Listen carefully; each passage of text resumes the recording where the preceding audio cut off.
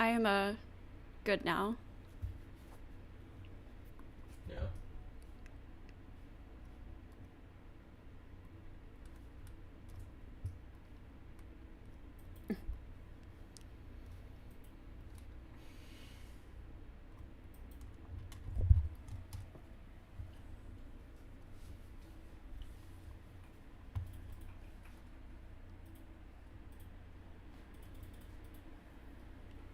Sure.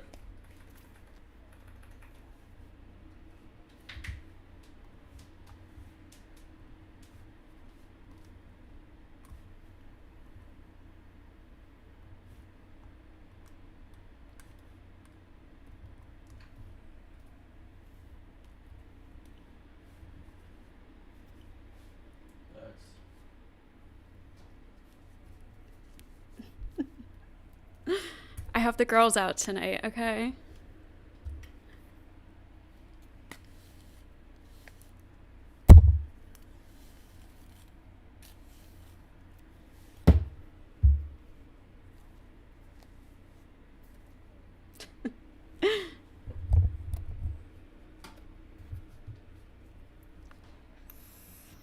That time we fought for it, but they just had better. Ooh.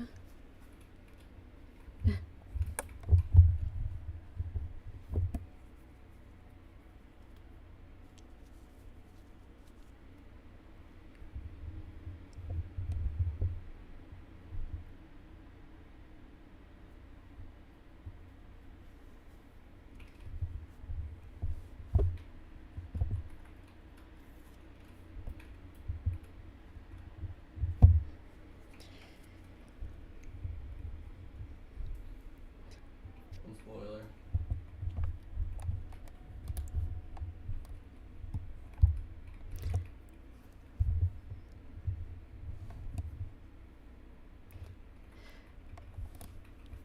Yeah, so I definitely come at this from both sides. I don't think it's beneficial for men to be forced to stay in a marriage or women to be forced to stay in a marriage. And there's lots of different reasons for this. First of all, a big misconception is that divorce will ruin kids forever. And there's lots of children, psychologists, and therapists who disagree with this. It's not the divorce that will ruin kids, it's how divorces are handled. Oh shit. Rotating neck. Okay. Thank you. Merry Christmas. But yeah, it's not divorces that mess up kids, it's how divorces are handled.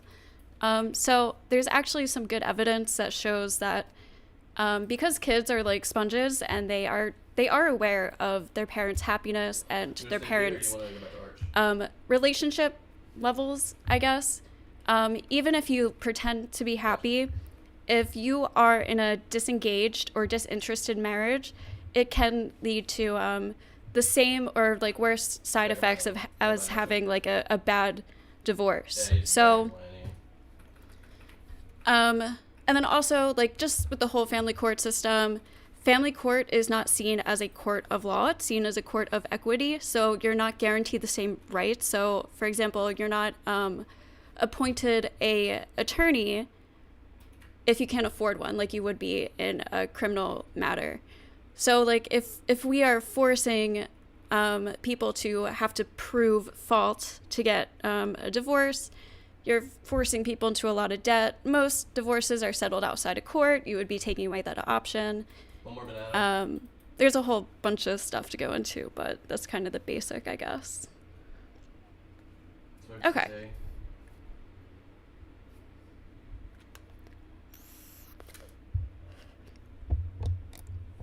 Yeah. Careful. They can lurk through that smoke to CC smoke.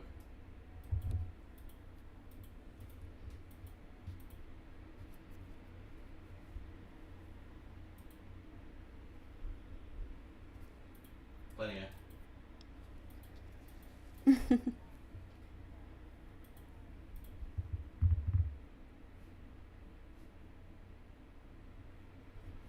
Get on Taylor.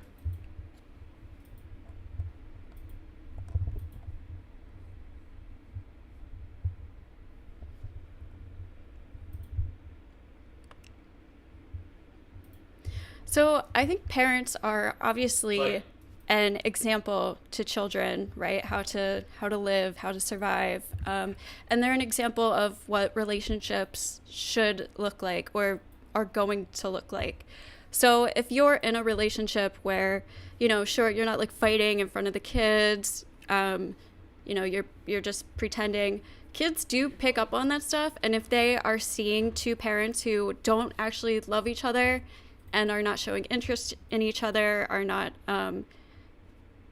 behaving in like a loving type of that's so relationship, they sad. will pick up on that behavior and then assume, We got to. that's kind of how relationships are, and then follow in those steps. And I did see research that it can lead to, I don't exactly know how, but it can lead to a lifelong fear of abandonment for some reason, even though the parents aren't actually abandoning them. I'm just trying to play too For some aggressive reason, right now. kids You're fucking pick up doing on it. that and are afraid of being left.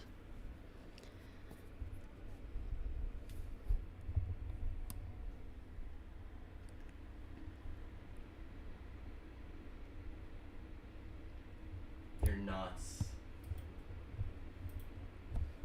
Um, Sorry, can you? I don't know if I understand.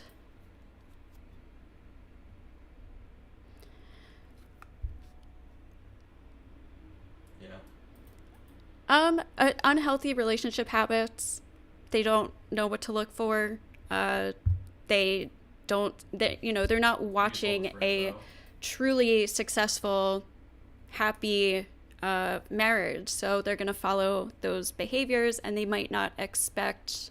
He's been out. Um, they're gonna have like expectations that aren't probably Nice. ideal for relationships in life.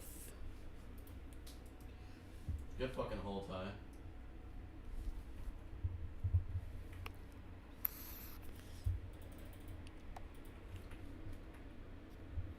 So divorces can have similar effects to that, but if they're handled the right way, they're usually minimal, or they're like short term lasting. A lot of times, the reason kids tend to get like messed up in divorces is because they're not communicated with properly. They don't actually understand what's going on. The parents might think that the kids understand when they really don't. There's a lot of changes and uncertainty. So they just need to be reassured that, yeah, their life Too. is going to be a little different, but mommy and daddy still both love them. Here are things that aren't going to change, blah, blah, blah, blah. And they will adjust. It's just a lot of parents, I think, maybe don't know how to properly like talk to their kids, and this is where like therapy is really good too, comes in handy, which is definitely more of a newer acceptable concept, I think. So with Yeah, that's fucking therapy and like stupid. just strategies on how to talk to your kids about divorce, I think it helps.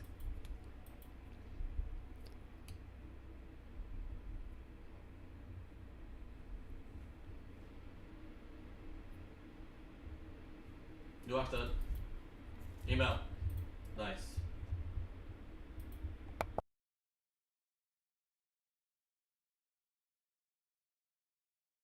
And prep children for that very concept. So, would you say that you can intervene on impact of divorce with children to ensure that going forward they're a little more reassured, they're more stabilized, they understand the concept? It's not your fault. Daddy and mommy love you very much. X, Y, Z, X, Y, Z. Whereas if you're in an unhappy home, right, there kind of is no plan for impact because you're just constantly maintaining the impact. There is no, if anything, would you say that maybe you know, maybe you don't know, um, would like would you for instance have to seek therapy or seek adjustment as an adult and not as because as a child growing up, that's just kind of all you know until you become an adult and you grow out and go into the real world and you realize, oh, the world really isn't like this.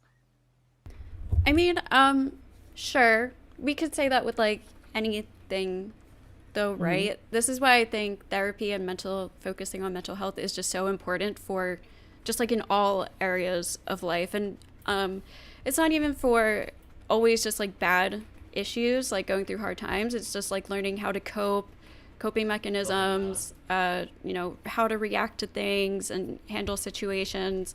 So kids, it's actually kind of funny. Well, I don't know if funny is the right word, but kids that in divorces, the kids that end up like the worst in divorces are between two parents that don't seem when it like comes out of nowhere.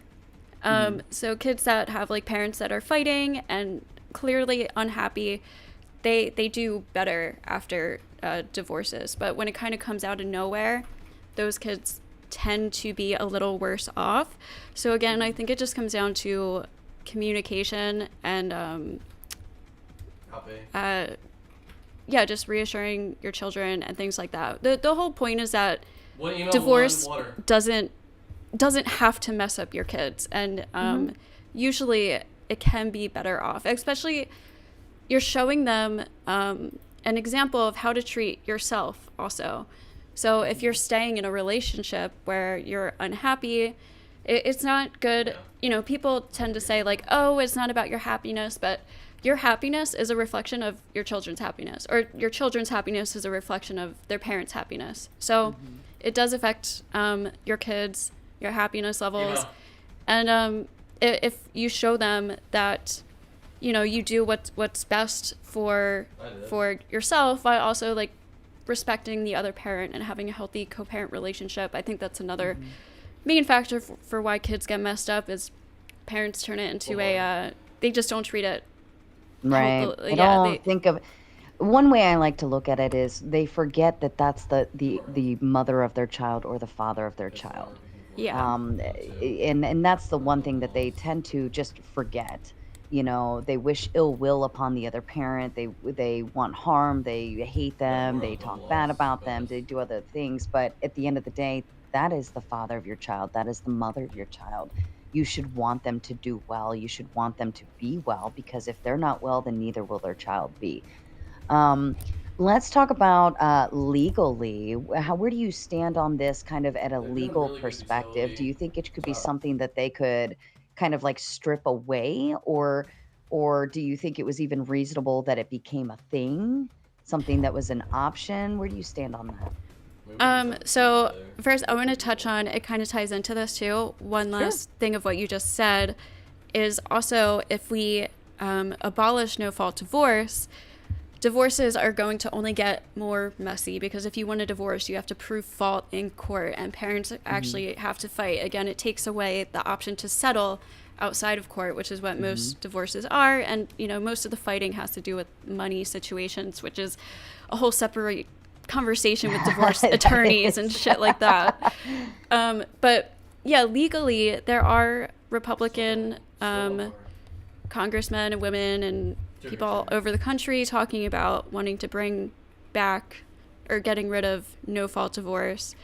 I don't know how likely this is, but no-fault divorce, it comes down to, so I think it's the two main things are adultery and cruelty, which usually means like abuse and stuff.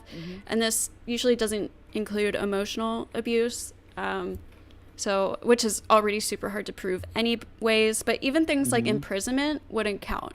So if I think addiction might be one. Again, it would probably come down to the states. They would all have to decide different things. I think if you like get like locked up, I know in Maryland it's adultery, it's abandoned, like if they leave and they're just gone, they disappear. Also, if you are put into like an asylum of some sort, or like mentally ill to a degree that you're no longer, and then abuse, obviously. So yeah, like I think all those four are the four things that you can definitely, you can file. If you show cause, you can just call it and be done. You don't even have a waiting period. Like you just go in, get out, and practically be done in like 90 days. Yeah. The Outside difficult of part is that, proving it, though, right? Like, right. Well, I mean, if they're locked up or they're put well, into like a yeah. mental institution, Facts. that's one thing. Abuse, 5-7. you have to have actual like solid hard proof, which Even could What cheating. the require fuck was amount of that? times. And then yeah, adultery, and even adultery, like in Maryland, Body it kill. can't Go, go, be go, it go. can't be I walked in on him. It can't be my best friend walked in on him. It has to be a private third party thing. Like you have to hire a PI to actually do this, and it has to be done in such a way where it's very restrictive on how it counts. But outside of that, they say, okay, if you don't have any of those things, well, you can separate for 1 full year. After you've separated, then we go into no contest, no fault. Or if you contest it, like you have to be willing to like do show cause and express your concerns as to why. That's if the other party obviously chooses like, hey, no, I don't want a divorce. But essentially by a year, you've already agreed, okay, they're not coming back. You hope. But Yeah. Um, I just think it's just weird to me, and this is just like a personal thing, but why would anybody want to stay in a relationship or marriage where the other person doesn't want to be in it anymore? And I right. often hear that like arguments against this is that women just like change their mind on the daily, and one day they just wake up and they don't want to be married anymore. And anybody who's lived in the real life like knows that that's just like not how it works. Divorce is Well, like, not only that, I yeah. think women, I think there was a study, I have no idea where this study came from or where I could find it, but I've heard several occasions, and Personally. I know from personal experience myself, anecdotally, um, you take a lot of time before you finally decide to leave as a female, at the very Yeah, least. so It's Yeah. a lot of emotional and mental strain that you go through before, and you like try and try and try, but then once you decide you're done, you've like already mentally checked out and you Yeah. emotionally the detach, and will of then the you push whiner. forward with the divorce. Yeah. But it takes a lot of That was time to good. get to that point. I know it that for a it, fact. it definitely does. And Play not whatever to game mention music women gets you into are the angle. more It likely really does. to or tend to be worse off financially after divorces. Like Hmm. there aren't many benefits to divorcing other than, personal well-being. Hmm. So and your family's well-being too in the long run. So I don't know, I just don't think women are like waking up and willy-nilly being like, I don't feel like being married to him anymore, which is often the Right. attitude I hear expressed. I discovered he washes his butt with my loofah. I'm done. Like, I don't know. Like, it takes. I mean, I'm not saying there aren't people out there that wake up Right. one day and just say, you know what, no more. But I don't think the percentage is high on that route. I think it's more along the lines of like it took years worth of reasons building up and building. And one small thing or one big thing can typically snowball and Yeah. snowball, and it becomes a lot of little things or a lot of big things or a mixture of the two. But I don't think it's necessarily like I just didn't want to be with him anymore. No, like there's stuff that builds up into that. And I don't know.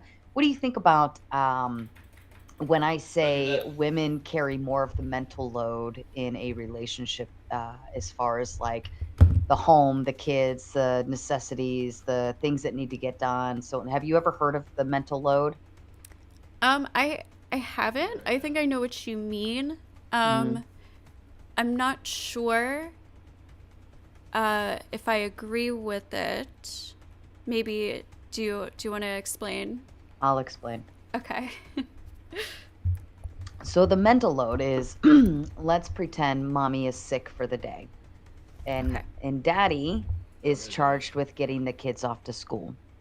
Now mommy has a set routine, Clutch. everything's like planned, like she makes the lunches, she packs them, she makes sure the book bags are like there's this scarf and those gloves, and this kid gets this hat and that kid gets that hat, and like all of these little things. Or mommy's making dinner and daddy comes home from work, and dishes need to be done, trash needs to be taken out, one kid's like got food all over their face or something, or the dog needs to be fed, and all of these things that dad just walks in and says, hey honey, how can I help? And it's like you have to transfer that load of information over to spouse when all they had to do is just look around the room and figure it out. But they need instant direction on everything. And this is a factor that a lot of women talk about, is that mental load. And eventually they get tired, because it's like having another child in the home, a grown adult child. And I'm not dismantling the good men out there, or men in all beings out there, but a big complaint is the mental load. And that's a piece that they carry, and that's the part that tires them out the most. It's Saturday morning and we've just woken up, and like, the husband says, what do we need to get done? Just make me a list. Like, why do I have to make you a list? You can literally look around the room and see all the things that I can see. Those clothes need to get put away. Those need to get put in the washer. These dishes need to get done. This trash needs to get taken out. The dog needs to go for a walk. Like, these things are just common sense things. And it's just kind of a concept as to why some women are kind of like losing their cool in their marriages. And it, like, again, that snowballs and snowballs and snowballs. And to me, like, especially from my anecdotal experience, it snowballs. Then when you add other stuff into there, like he did something wrong, like something hurtful, or something that was against our vows or things like that, now it becomes a problem, because now I have nothing to hold on to, because I am doing all of these things. Like, I might as well be a single mom, because I'm taking care of you the way that one would. And Yeah. Nephilim coming in with the big two, can mommy He's do coming, daddy's coming. jobs as well as daddy?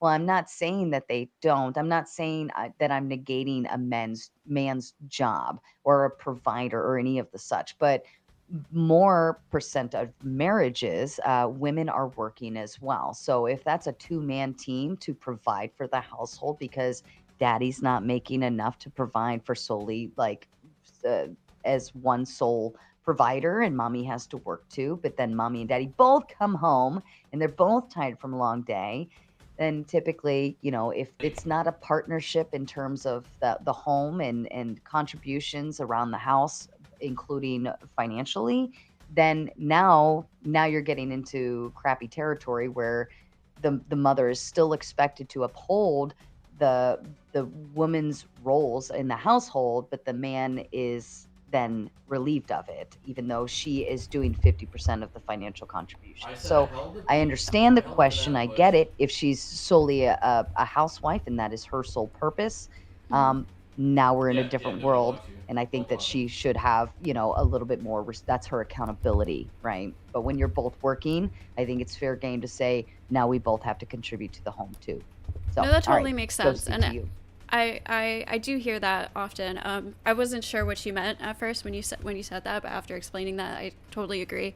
Mhm. And that's why I think, too, I don't think divorce is necessarily the issue. I think it's relationships in general, how Mhm. society conditions us to look at relationships, what we look for in relationships, and our expectations too, I Mhm. think, are just very unrealistic, like Mhm. from being raised as a child, Hallmark, what to look in. Disney. Right, we expect, like, someone perfect, our soulmate, and then you realize that nobody is perfect, and life isn't easy, life isn't fair. And I think it sets up a lot of people for disaster. I also think a lot of people see relationships very superficially, and they like love somebody, but they're also looking for what that person gives them, and not so Mhm. much like what they can also give back. So I think really the core issue, again, like, isn't divorces, it's relationships and why we're getting into them, and our expectations from them. So like you said, men and women have this idea of women take care of the household, blah blah blah blah. But now with women working, men are gonna have to share some of those roles too. Mhm. So just like learning how to adjust to these social situations, and what to look for in relationships. And also, like, one thing I like to think of in as like a healthy relationship is how you settle disagreements, like how you fight, not necessarily fight, but how you disagree and how you handle Mhm. those issues. I think is like a really big tell for a successful or healthy relationship versus maybe like a less successful, less healthy relationship. Hmm. A lot of people just don't know how to deal with those things, and they avoid them, or they, I don't know, they just don't handle them the best way. And it's a really good tell of a good relationship or not. No, you're right. That's That true. would make sense. So, with that being said, what would you think about more preliminary work on the front end before getting married? Would that be a possible solution? I mean, inevitably, we don't want people to get divorced, right? But should we just be allowing any and everybody to just run away to Vegas and get married, run an elope, Oh, we just met 3 months ago and we're getting married. Like, what would you think about a little bit more preliminary work before tying the knot and They're going for really peasant. understanding what those vows and that social contract, that legal contract means?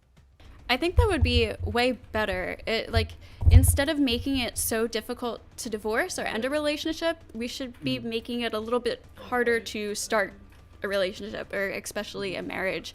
I don't know how to like enforce that legally. It's a little difficult because it's kind of meddling in people's like personal lives and stuff, which I don't typically always agree with.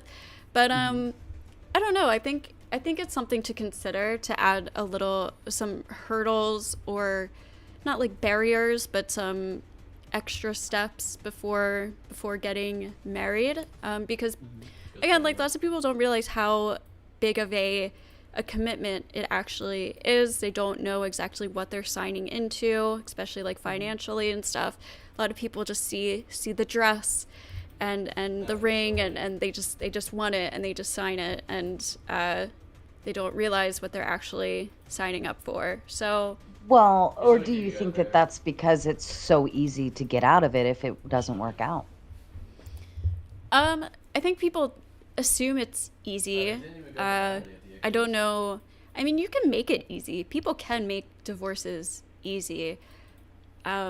And I think people who truly, I don't know, it's hard to say, but people who usually really do care about each other and then are uh, both deciding to end the relationship, they can have a pretty like easy divorce. But again, like a lot of these divorce lawyers like really uh, push people into fighting for more, getting more money, and Hmm. the kids at a whole different thing. So I really do think it's just we need to really change the way we look at relationships and marriages, and I think that would solve No the matter what. issue rather than like saying no fault, like getting rid of no fault No, no. divorce. You're forced to stay together. I don't think that will help Well, anything. what if on the preliminary, uh, what if before you sign and get married, right? What if the state enforced a what's that called? The one you do before you get a prenup. What if they enforced a prenup so that it's like, hey, before you get married, I want you to see how it's going to end. Plan the ending as if you're going to get there because it kind of puts a harsh reality and you agree to that. And in the end, let's say you want to get divorced, Boston you seems to already fall. know what you're agreeing to. There's no more lawyers involved in that. There's no fight. You've already, even if you don't have kids, you've already agreed on the concept of if we have kids, this will be our schedule. This will be what we do. This would be the child support based on whatever whoever's making, so on and so forth. So if that's the case, then wouldn't that be a kind of a smarter enforcement because now you Yeah, that's see all. the end and you're not fighting in the end. You're writing this stuff down when you're all happy and frilly-nilly and excited and there's no way out of it. It's hard locked in. What do you think of that? So, like agreeing to a, a separation contract Mhm. before you get married, is that kind of what you mean?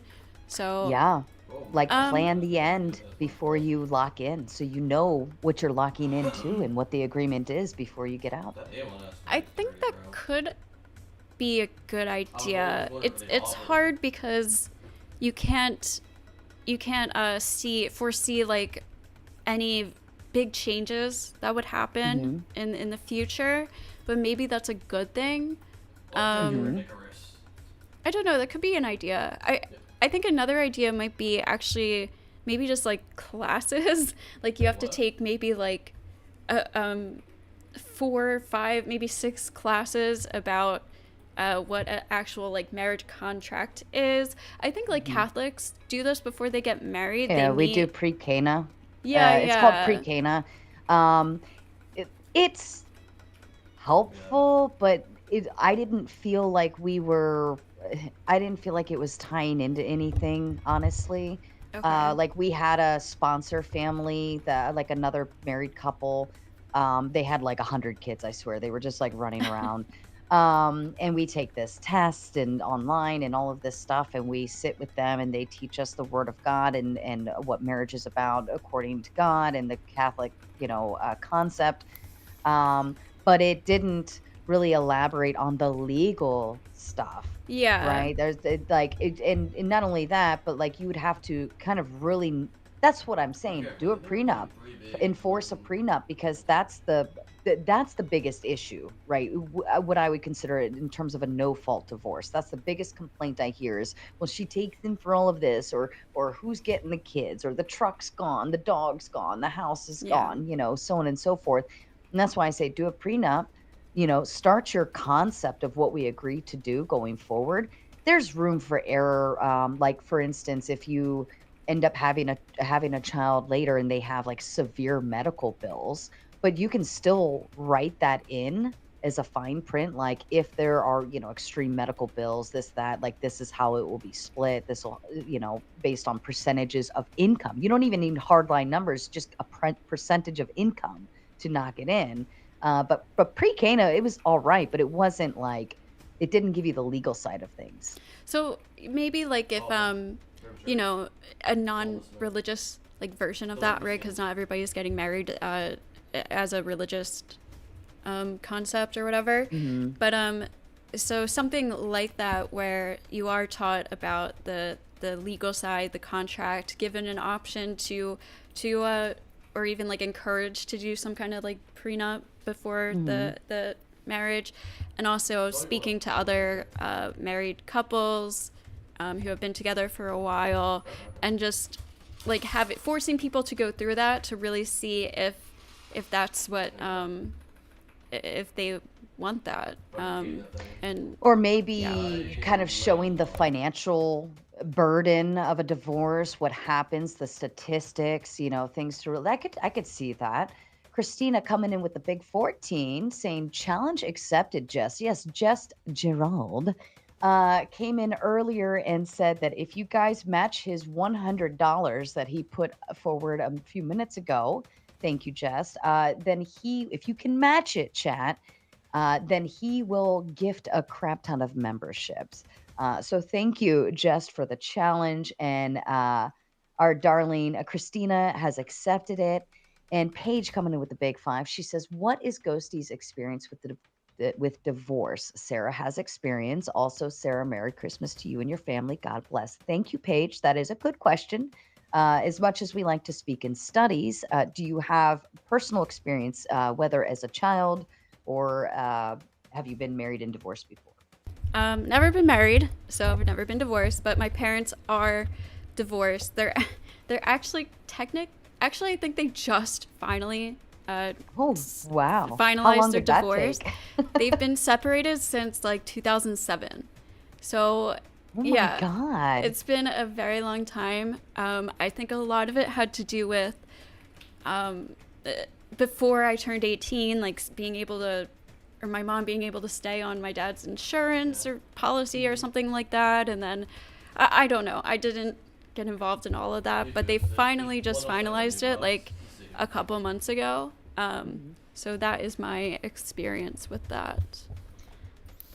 Anecdotally, would you highly recommend or like 5 stars across the board or say, no, no, no, this is terrible, don't do it? Um, As a coming from a child's perspective. yeah, so I was like 12 when my parents separated. Um, Personally, I feel like it didn't really affect me. I kind of like saw it coming. I honestly didn't really care. My my mom disagrees with that. She thinks it did affect me, and it probably still like did gonna have some minor I'm still gonna effects or acknowledge whatever, but father I wasn't figure. like super broken up about it personally. That's fair. But yeah. So would you say it was better that they did than didn't? If you In want to share that, you don't have Yeah, to. yeah. Sorry, In let me my just no, dive you're in. good. I don't Bring your care. childhood. I've talked about this before. In my specific case, yeah, it was definitely a good qualified divorce. That's fair. That's Yeah, fair. Yeah, I think there are some instances where it's like, no, everybody's better if they just go to their own corner, you know? yeah, And even sometimes it's still not even necessarily better if they go to their own corner, but it's Spoiler. quieter in each home. yeah, Their banter and fight is usually between them separately, where the like either text or email or whatever, or just the snarly looks when you're getting out of the car or whatever the case may be. But yeah. overall, the child is still in a quieter That mid home. And you're also Um, that like guy teaching hard. your child tolerance. So like mhm, if you grow up and you see one of your parents maybe being like disrespected or mistreated by the other parent, not even like physically, they might grow up and be like, oh, well, that's an acceptable behavior. That's a normal part of marriage. And they might become tolerant I'll to probably that keep him Molly. kind of behavior in their relationships. mhm. That makes a lot of sense, especially as a daughter, I would say. As a daughter, like they're viewing their father treating their mother a very specific way. And then now she, in turn, is going to turn and expect that men treat her that way. And now she's going to end up in the same terrible cycle. Whereas a son would watch his father treating a mother that way, and more likely, not guaranteed, but more likely, it can turn and treat women that way, and now he's gonna end up in prison Yeah. for like, because it's just gonna escalate from there. Again, I'm not saying that's for certain, but I'm saying that that chance is now increased because he's seeing it on the daily, and that's what makes me, sad that when situations end up that direction. It also works like Um vice mhm, versa too. Like if you see like a mother walking all over a father and mhm, kind of just like using him or Okay. treating him badly, like a son might expect that from women now, mhm. and the daughters might think she can treat men like that. So it does work both ways for sure. Yeah, no, I agree with that. I agree with that. And inevitably, I recognize that people get married when they're, they could be young and blissful and everything's in the honeymoon CJ. phase and beautiful. But as you grow up together, uh, people change. People can become mean. People can become, whether Flip that side. personality piece or whatever trait was there, whether they become an Nice. alcoholic or they do bad things or they hit you, harm you, or they just give up and they don't care anymore. People Yeah. change. Yeah. Uh, I think it's, I think it's a reasonable thing to say that people change. Definitely. I'm definitely not the same woman that I was 10 years ago. Certainly not even at age 18. I'm just far from it, a completely different person. Yeah. Growth and development leads you down that route. And, I want to hope and pray that I changed and developed for the better. But there are some people that can develop. Have you ever seen somebody who, like, from high school and you catch up with them a few years later and you like, I don't know, see them on a Facebook or maybe you meet them out in person, you run into them and they just, you're like, whoa, that's not even who You is don't like even they're like, oh recognize them. yeah, like they're Yeah. either like doped up or on the street, either a bum or they just are, or they lost a bunch of weight or they gained a bunch of weight or whatever the case may In be. Like jail. they're in jail and you're just like, dude, you were the valedictorian. What happened? Yeah. And I think it's reasonable to say that men and women both can go through drastic changes through life. I think it's fair to say that. I enjoy it. And Definitely. if the I'm gonna person you die. married is no longer the person, and I think there's a way you can grow apart. It's either one or the other. Either you like grow and push together, or you grow apart. And it's sad that that happens, but it's just I think the fine line comes down to your relationship, what you started with, your communication tactics, and how you, view each other. Are you viewing the other person as somebody I want to grow old with or somebody I just want to grow old with, like, I don't know, you'll do, you're a good partner, you're cool. So I think a lot of different things can happen. Yeah, definitely. Legally, so That's you the were thing talking I'm about it stuck earlier a with. little bit.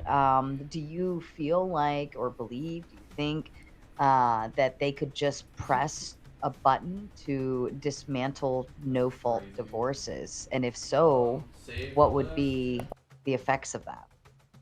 Um, so I don't know if they can just like press a button and do that. I guess like the president might have some authority to do that. Actually, no, they have to like pass legislation, right? Get It through would be everything. state, I think it would be state to state. I don't know Jesus if you could Christ. necessarily do that in executive level. Yeah, Because it's the state that recognizes the contract, and it's the state that recognizes the break of the contract. right.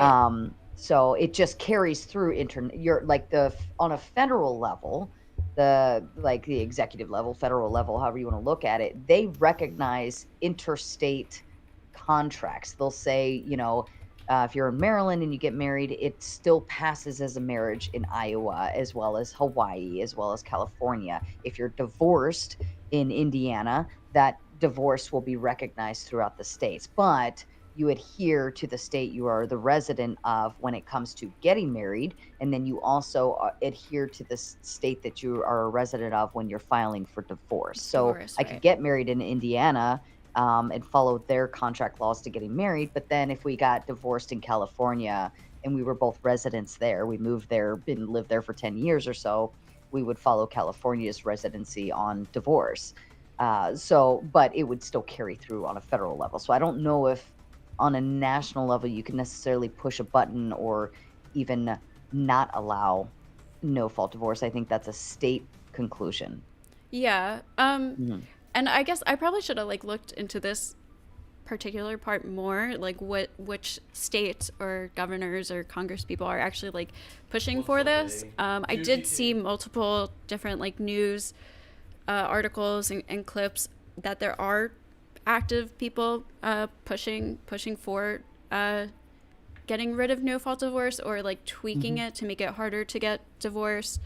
Um, and I think right now That's right. there are technically like I If forget I just exactly bring how up many Keith states, for but like 3 more there are seconds, a bro. good amount of states that aren't technically fully no fault divorce states. Some of them Mhm. you still have to, I don't know, it's not acted I'm just trying to. like do you get what I'm saying? Like there's Yeah, some you level go to through it, more but hoops.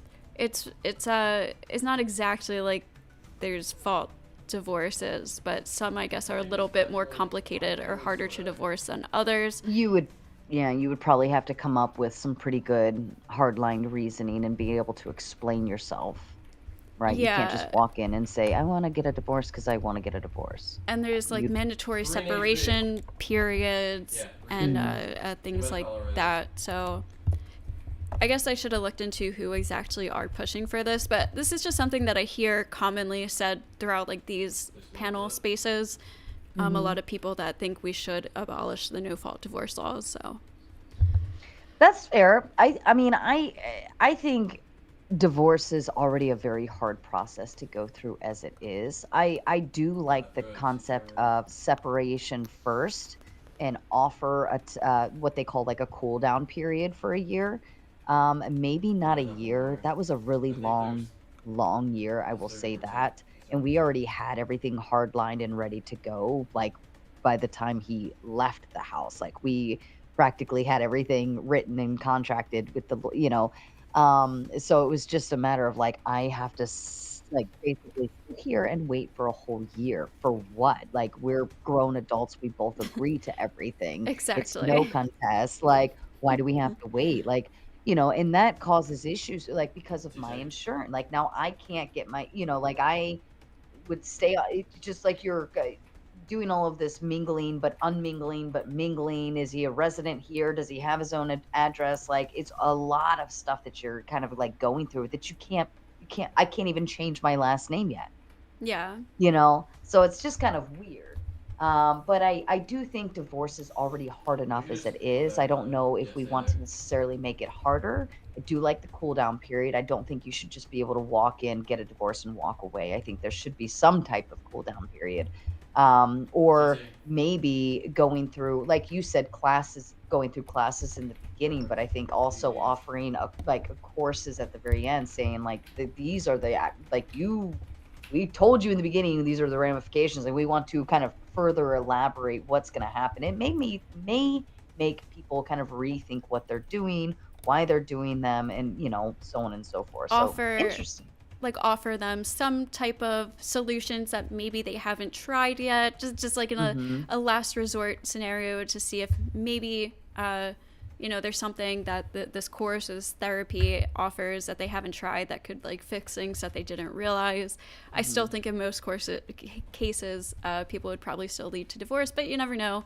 Hmm. It might help some people as a last ditch effort, so I'd be fine with like something like that. Yeah, um, that makes but yeah. sense. Shall we open up the panel and see what they have to say? Yeah, sure. All right, let's play Let's with do it. it. Let's see what they got here. What do you guys got? I have lost my voice today. I'm still not sure how that actually happened because I did a lot of talking, but not any yelling or anything like that. I don't get it, but my voice is like gone. Maybe I'm getting sick. I do kind of feel a little sick. The day Um, drinking might have the done that day too. drinking To might be have honest. amplified everything, maybe like dried me out or something. I don't know, but Yeah. and of course Melanie's Yeah. here. Hello, Mel. How are you? Of course, I'm here. I know. I expected you to be on this one. You seemed We pretty got excited none in of the us here chat. felt like playing that one, so Yeah, I did some research before this once I realized it was happening too. Oh, interesting. Ladies, if I can leave you for just a moment, I'm going to go refill my coffee. Yeah, of course. All right, engage. we did the third one. Great job, by the way, Ghosty. I think you got your points across pretty Decided. clearly. Thank you. Thank you for the help. Melanie sent me a whole bunch of resources and stuff like that for Not sure how preparation. timely it was. That's It was a okay. lot of information. That's on me. So, but what do you think so far? I had to go out for some of it. When I came back, I did want to point out Excited. that the groups that are pushing for this are like your typical like right-wing conservative groups, religious groups, and like men's groups, which is like always like to me like it always points back to like this trad conservatism. And here's the thing is like things that we decided to do 100 years ago, we probably didn't understand stuff very well, right? So it's okay to like start doing things differently. And in the case of like divorce, we're like taking for granted that humans are monogamous, which like some people are. In fact, you could say a lot of them are, but not all of them. And that's where like I might even consider saying like maybe marriage shouldn't grant you extra rights or anything, because what about the people who just will never get married because they're not monogamous? Yeah, I think a lot of people who are for like abolishing the no fault divorce, they value the like institution or the concept of marriage more than actual one's well-being. They value this idea so highly, probably like largely because of religion, I would say.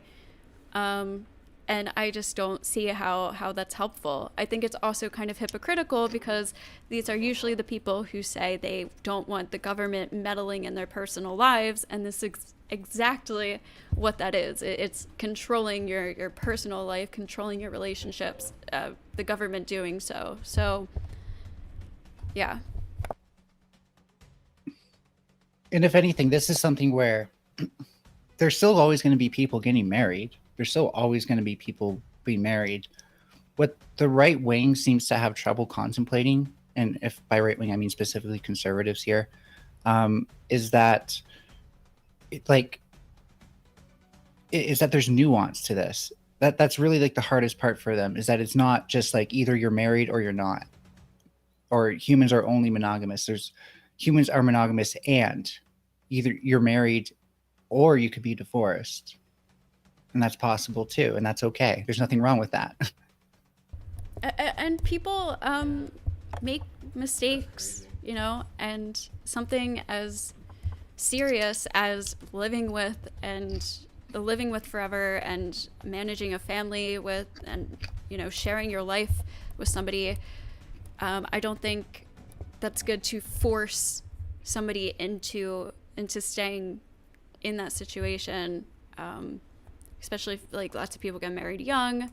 I don't know, people make mistakes, people change, so I just don't think it's realistic to make people stay. You know, maybe we can say it's irresponsible, but again, that's why I think we should be looking at why people are getting married and what relationships people are getting into, more so than focusing on the divorce aspect. Would you say that more people are choosing not to get married? Yeah. And I think that's why the divorce rates are, like, so low right now, is because less people are getting married, and they're getting married later in life. I think a big reason for that is probably, one, less people are religious anymore. So, you know, a big reason people got married was because, one, in order to, like, live with each other, they had to be married. So people would just, like, get married in order to live with their boyfriend or their girlfriend. It was also just so socially encouraged or, like, pressured onto people, like, that's the norm, that's what you do. And also people are realizing just the downfalls of what if it doesn't work out.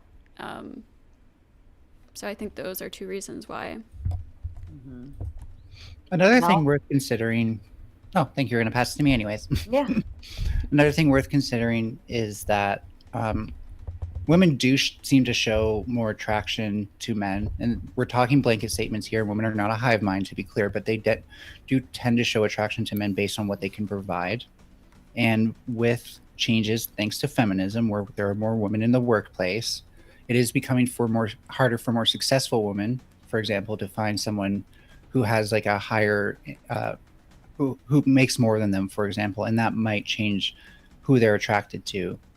They might become more selective, for example. And that can make it harder to marry, because if you're very selective, then, you know, it's a little bit, in my opinion, if you're more selective, then you're going to be going through, like, more dates, more people that you're not actually getting to know to the point where you might marry them. So I think this can be easily explained, and we don't have to, like, go back to the way things were when we didn't know it was wrong. We can put together responses to these things, much like what Ghostie's been talking about, having proper programs in place, so that way, you know, the whole family has things like counseling and resources available throughout the process. Having a better understanding of how, like, for example, when you use, like, a technical jargon here, there's certain typologies of different people and how they communicate in a divorce. And all that's saying is, like, there's different types of people who communicate at varying degrees. Some people will communicate through texting, phone calling, trying to show up, like, all at once, all the time. And some people are more just like, I'll just text you when we absolutely need to. Some people will just email. And there's all these different kinds of groups. And I think one of the things, what that paper was talking about that was interesting, is that a lot of times there's, like, emotional stuff going on with the people who are, like, really trying to communicate a lot. And you often see, like, in a relationship like that, that's broken down, often, not always, that one person wants to communicate a lot and the other person doesn't want to communicate at all.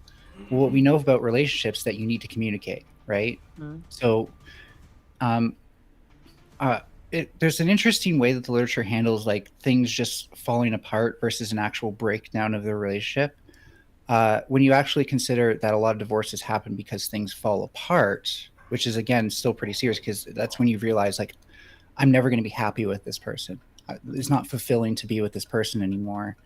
Then we still need to listen to those people, because I guarantee you, like, nobody's a good parent when they feel stuck in a relationship and just, like, hopeless about their future. Right.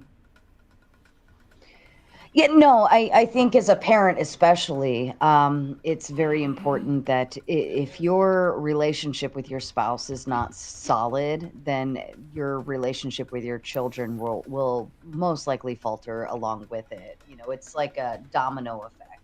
That's why I say again, you know, with divorce, if the parents recognize the other parent as, oh, that is the father of my child, that's the mother of my child, you know, I want to do everything I can to ensure they're on stable ground and ensure the best for them. If everybody like walks with that kind of step in mind, then the children will be more fruitful, I think. Whereas if nobody's happy, everybody's arguing, everybody's upset, or even through divorce, mom hates dad, dad hates mom, they talk crap about each other, yada yada yada. Like everybody fails. Everybody's going to fail because that's all you're teaching is hatred, you know. And if there's no respect for the other parent, Yeah. then there's not going to be any respect amongst the children either. Yeah, no, Yeah. I've talked to fathers, or one father in particular. I've heard this from multiple people, but there was one father I talked to who, and he's like a very red pill, like conservative guy, and he has multiple children, and he put off getting divorced from his wife for a very long time, and until they finally just like had to do it.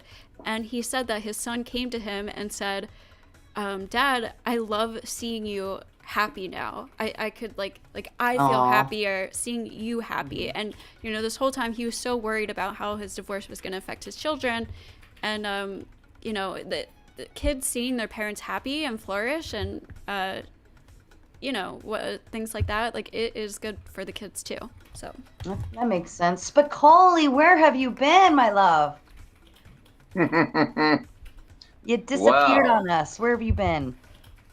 Just I took a little break from the world. Internet.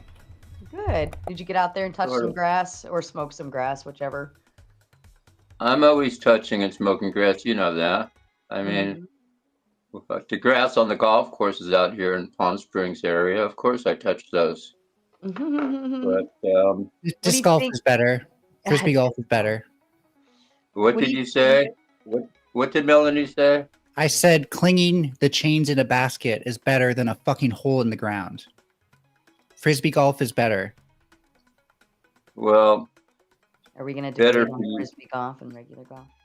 better for you, but not for me. Did you want to debate me on that, or should we debate on? I would love to debate you, Melanie, on my favorite subject, but No. it's not appropriate now. You know what my favorite subject is, don't you? Yeah, I don't want to be verbally molested by you again, thanks. Yeah, let's not do that. Yeah. I want to hear.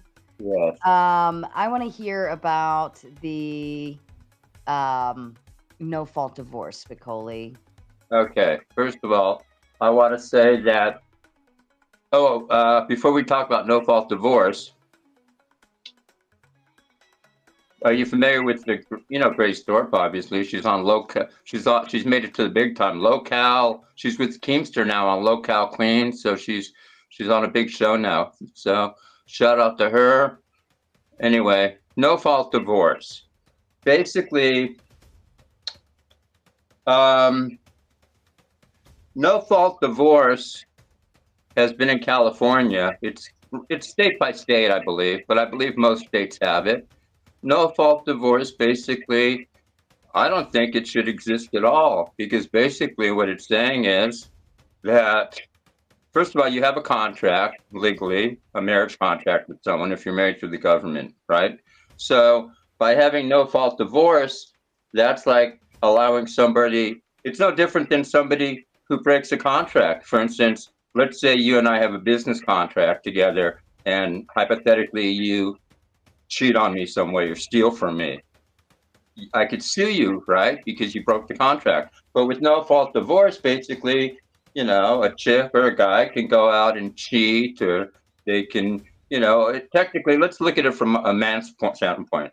I could be married to somebody, they could go out and, cheat on me, screw around on me, take money from me, charge up all kinds of shit on my credit cards, and then divorce me and say it's irreconcilable differences, Or she can even say, if she cheated on me, it doesn't matter. It's no fault divorce. So even if a woman or a man cheats, steals, or is cheating in a marriage, basically they can get out of the marriage, and no fault divorce means they're still entitled to half the shit of mine or whatever. And basically there's no penalty for that. So what it does is it encourages bad behavior. It rewards bad behavior in a sense. My attitude is, if a woman cheats on me, she shouldn't be allowed shit from me because she cheated on me. You know what I'm saying? I think there should be some limitations to it. I believe we should bring back fault divorce, where if somebody cheats on. Let me just voice confirm with Paige real quick. Paige, is that you, my darling?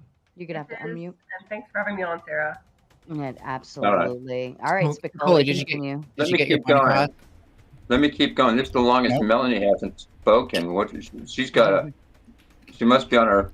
She's definitely on her estrogen hormones. Well, if you need this long to get your point across, it's taking you. No, Melanie, Okay, believe so me, you're saying, so. Let me stick to this. I understand it. Go ahead, land the plane, Spicoli. Okay, well, let me just say that basically, it really, well, first of all, we have so few people getting married now. It just discourages guys from even wanting to tie the knot and get married more, knowing that their wife could cheat on them. And I mean, it doesn't make any sense that you could be, now granted, in situations where your wife has good reason to cheat on you because you're cheating on her, that's different. But in a situation where you're just a normal dude minding your own business and your wife decides to have an affair on you, she could literally take half your goddamn money and half your shit by no fault of yours. You didn't do anything at all, just because she decided to bang some other dude and leave you for another guy.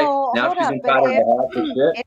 If she chooses to cheat on you, then that would be a fault divorce, and through fault divorce, then you can determine, like, well, they did something wrong, so they don't deserve this. So, but we don't have. But most states do not have fault divorce. Most states, since the 60s or 70s, have no fault divorce. Can you tell me a state that doesn't have no fault divorce? I can't think of any. We just talked about Maryland. Maryland has adultery. If you're incarcerated, you're like put into. How many people? Yeah, but how many people live in? Well, what's the population of Maryland? 5 million max? 10 million? I don't know, but what I'm saying is it's not there. It's there for whatever states adhere to it. Yeah, this Spicoli, do you really think a woman wants to stay with you long term? Do I really think a woman wants to? First of all, that's a loaded question. Second of all, that's your delusional opinion. Third of all, let me make a statement. Before you open your mouth, I'm going to make a statement about Melanie. It's got nothing to do with gender or sex. For somebody in your late 20s, who's never really had a legitimate, be quiet, who's never had a legitimate job, who's never really worked a job for a long period of time, who's never gone to college that I know of, even an accredited one.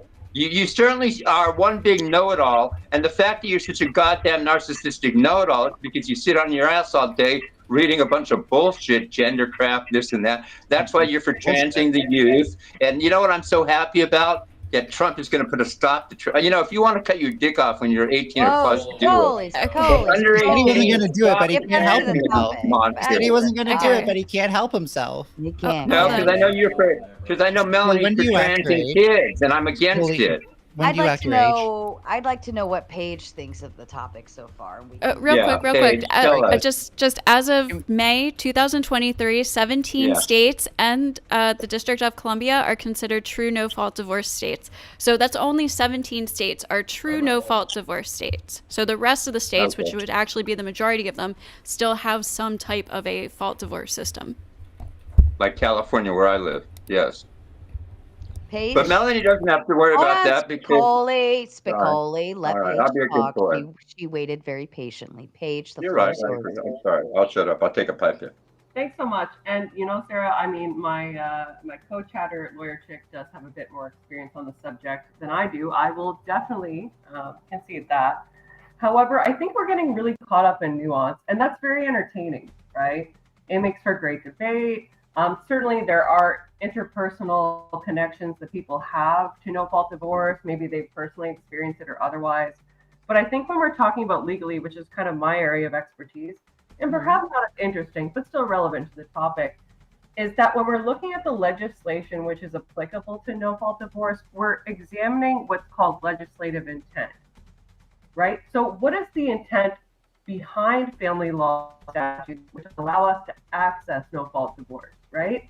Now, if I was examining it from a non-family law perspective, I would think that it would be to allow people to access divorce without undue hardship, right? Or personal loss that is associated with an otherwise unreasonable situation, be that by abuse that's not actually defined, be that by a difference of opinion that results in the breakdown of the relationship, much like a legal contract, or be it just that the individuals have needs which result in a diversification from that relationship that is no longer tangible.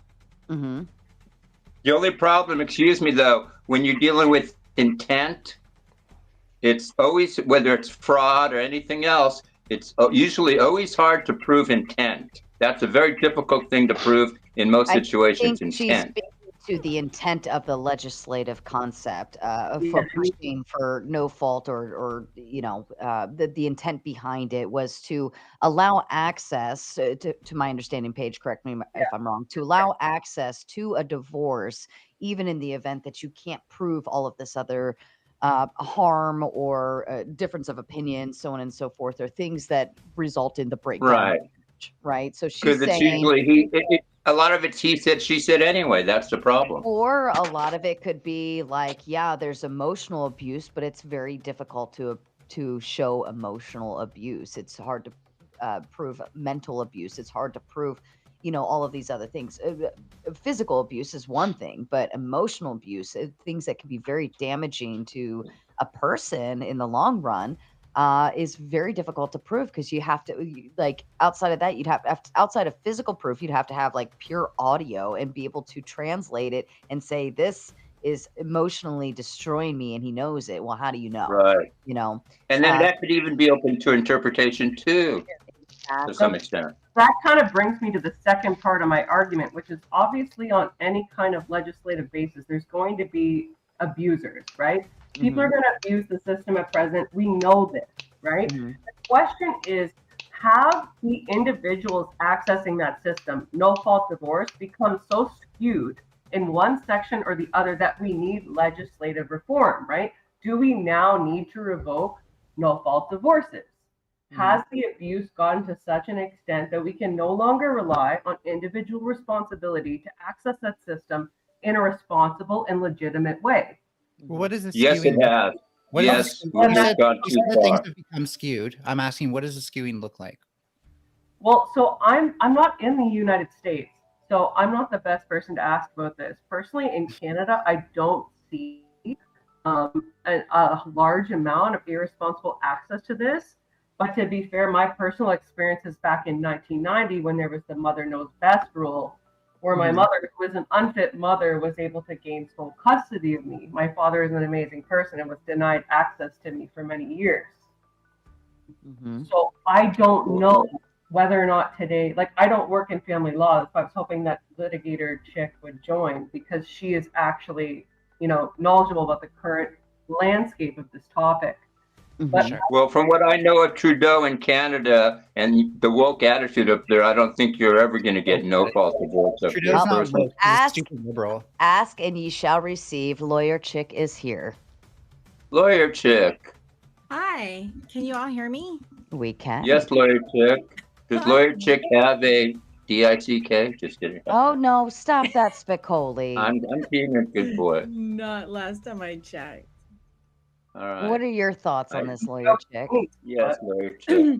I mean, I can just speak from my experience. I am an attorney. I'm a civil attorney. I do basic divorces and lots of consultations, mostly for friends, because family lawyers are expensive and they gouge people, like all these things you're saying. In my experience, right, I think family lawyers can be wonderful. I have a few I refer to. They charge by the hour.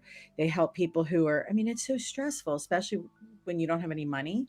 There's a lot of litigation abuse in divorce, right, where and child custody as well, where lawyers will just convince somebody, if you just pay me, we'll stick it to him, you know. But As soon as you hire a lawyer, it's a conflict of interest Would in a you sense because let you're being her paid by the hour. finish? Would you well, let her the go? last thing I'll say is, in my experience, is more, and it's just easier and easier to get a divorce these days Mhm. because judges and courts don't want to. Can I cuss on your show, Sarah? You say whatever the fuck you Okay, want. so yeah, they don't want to fuck with it. They don't want to clog the courts with all Mhm. these divorces. And many states, like I do, you know, I am in Maryland, and it's in the past couple of years they've liberalized divorce a lot, so that if like two people agree now, you can be in court in a month and divorced. But you have Mhm. to agree, and you have to have something called a mutual consent agreement. You have to Mhm. agree on the Right. property, the children, but you could like do it yourself. Like there's forms online you can fill Yeah. out. It's Fill like in literally Or you the plug and blank. or play. you both agree to Yes. use an arbitrator. Yes. Both can Now agree to an Virginia, arbitrator. it's like more, you know, like there is fault divorce in Virginia. Where, you know, but I have a friend here who was ready to go to trial for 3 days on a cheating case. She had plain stubs and pictures, and during opening statements the judge just told her, I don't care about cheating. He said, everybody cheats and everybody uses drugs. Give me something else. Wow. And she was ready for a 3-day trial. So that's my contribution to this. It really depends, right?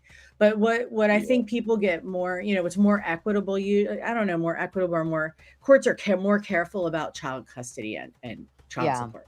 Yeah, I Exactly. find that all of the emotional stuff, the judges don't want to hear it. They don't care about it. Like, get All over it. day. Like if All you're sitting day. there, well, they did this one time, and then Mhm. they text me that the judge is just like, no, give me give me the hard facts. I need Yeah. to know. I don't care about how your feelings feel Yeah. at this Can I point. just Like, say that I'm not surprised that the lawyer chick advocates for divorce. I don't think I advocated for it. I'm just telling you my experience with it. You're asking a whole other You want to advocate for divorce? Oh, am I an I mean, the way advocate? you were describing how easy it is now and how Yeah, it's easy. I mean, that's just the reality. Am I an advocate for it? I think if people can work it out, stay married. If you want to get a divorce, get a divorce. Divorce to me is a contract. It's a contract. I don't talk about Are my you personal married? life. I don't talk Lawyer about my Chick, personal life on YouTube. What's she the just benefit gave of you an answer, making Spicoli. Shut up. what's the benefit ahead. of making divorce super hard? I agree. I mean, So you're I don't telling know. me you guys all agree with no fault divorce? No one here is arguing against no fault divorce? Well, Minar, what do you think? Everyone What's wants the difference? If somebody's like at fault, do they get more equity or more assets? Yeah. Is that what you see as No, I'm being? talking about no fault divorce. Like the girl and the guy Yeah. have children and decided that for some reason there are Yeah. irreconcilable differences. Literally, the majority of all divorces. I don't know why we're arguing for like minorities. We're talking about the majority of all divorces where it's irreconcilable differences. Yeah. I do not advocate for that at all. I'm completely against that. I think we should actually create a litmus test for divorce. Yeah. Yeah. Absolutely, yes, I do advocate. Let me give you But another reason. what if before I there's go. no I can't children? ever- But what if there's no Can I- children involved? I Even mean, if there's no children, yes. Oh, But okay. if there's Let me make an children, it's a example. bigger threshold. yeah. So much The Trib one coming in with the big 5. Sarah looks good, but this isn't why I'm donoing. The point of divorce is separation, meaning a party or both don't want to be in the relationship. So Good one, thank you. Manor reports, let me ask you this. Do you, if you got married and she completely changed almost overnight, you got married, she was all fine, fun and dandy, and then after you got married and it's been 3 months and then she started just being a total bitch to you and hated You got you better stuff. and We're all of talking these about every sports single one of my or- bosses. what's that? You're literally describing every single boss I've ever had. Like the first 3 weeks. Boss? Yeah, like the first 3 weeks Okay. they're great, and then they become pieces of shit, Did and I you- have to did deal you- with them. I have to struggle. I have to actually take it in the chin and keep striving and actually Well- produce more results. And maybe one day I will be rewarded, and I actually do get rewarded. Well, I don't Nice. think you should tolerate a terrible boss, actually. I think you should be And forced to also- work there. Actually, Where's your boss? I do have a. I do want to May I ask- contend against please, the I've no been fault super deferred. patient and not talking. Menard, do you think Well, that I'm you should leaving. be Can allowed? I make a Yeah. statement before I leave? No, I no one have to cares. leave. Can I Wait, make no one one cares. statement? Yeah, I want to no make one a statement cares, too. Okay, Yes, here's but what we're Menard. gonna do. One statement. Stop. Spicoli, you are going to make a very fast plane landing, and then you're going to exit the panel. Okay, I'm leaving. Thanks, everybody.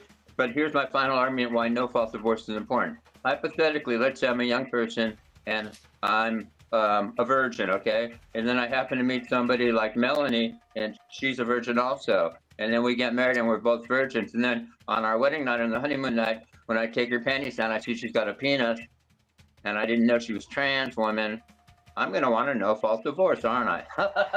Have you talked to her parents before you married her? Thanks, guys. I mean, what kind of guy marries a person without talking to their parents? That was really he stupid. was literally arguing against no fault divorce like 10 minutes ago, so just ignore I don't him. think he realized he was Okay, even. but So Menard, I have a question for you. Do you think you should be able to All put right, let me. I want to see if you guys want to. Stop. Let me read the super chats. Then I'm going to hand the floor over to Mel, and then we're going to work our way around. Okay. The Trib one coming in with the big 5. So why would we need the process to be arduous? The belongings, kids included, are the only things that would need to be figured out. Why would it need to be arduous? The belongings, kids included, are the only things. Well, it becomes okay. If you've never gone through a divorce, while you're going through it, it's very emotional. I'll say that just from anecdotal experience, but it's very emotional when you're splitting things or you're looking at what you agree on, what you don't agree on, and you're more emotional because you're suffering you're grieving your marriage, the death of your marriage per se, while trying to work through. That's why I say get a prenup, work all that out in the beginning when you're happy and frou-frou. All right. Because all of these things, kids included, would already be worked out. You've already agreed to it. So all you have to do is pull that out of the woodworks. It's already signed, sealed, delivered. Hand it to your lawyer. Say, here, we already agreed on this beforehand. This is what we're going to do. No ifs, you can't get out of it. It is what it is, unless there's some kind of crazy material change. But outside of that, you're done. You just sign and you move on. And then you can work through the emotional part separately. Plumpy coming in with the big 10. All right, funk it. Let the sex bots commence. Oh, my Lord of mercy. Mercy. And Naomi coming in with the big 5. Mel should be muted. Spicoli is a legend. That's fair. Spicoli has a special place in my heart and on my panel. It's very short-lived for very solid purposes. Okay, so Melanie, did you go yet, or did I? Am I muted now? No, you're not muted. Oh, I thought you did the $5 dono thing. Oh, did they? Actually, Oh. funnily enough, Spicoli gave me a springboard there to launch off of, where most people actually start marriages pretty young, and there's probably a good chance that a lot of divorces also happen because people realize as they get older that their expectations from a relationship aren't what they thought it was when they were before they were 25. So that's where something worth pointing out is that, like, sometimes people's, like, they change over time too, and we have to remember that. Menard, you said that, like, you have to put up with your boss and stuff like that.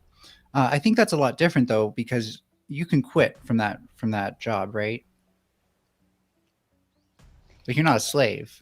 And can I quit? let me ask you this, Mel. I'm gonna let him finish answering, but you're getting the 5 minute. You are getting the 5 timeout. So I'm just gonna put you backstage for 5.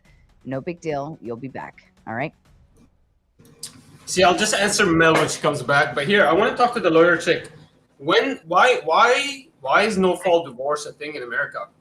How did the secular procedures? Can you tell us a little bit about the history of the actual no fault divorce? Because I want to understand why does anyone advocate for this besides like the feminist movement? Well, I mean, I don't think it even goes to feminism, Menard. I think it goes to judicial economy and the fact that courts don't want to be tied up with divorces all day long. And that's why some states like California require mediation before a divorce. And other states probably do too. I know California does. So they'll require you to try and work it out. But Yeah, the only reason.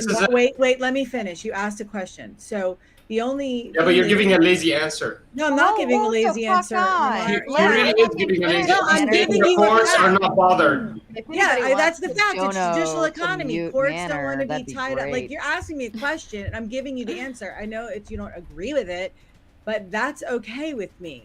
So I'm telling you, they Why don't can't want the to tie it courts up. just And open Shut another? up and let her It's- fucking finish, bro. It's expensive to be in court all day, and so that's what I said earlier. Divorce lawyers will keep you in court and tie it up as long as you care to. But that's why, and that's what I think. I know it makes you mad. I don't know if you're married. I'm sorry if you've been married and divorced or hurt or not married. Maybe you just think, have this idea of it. I have no idea. I don't. It does concern me.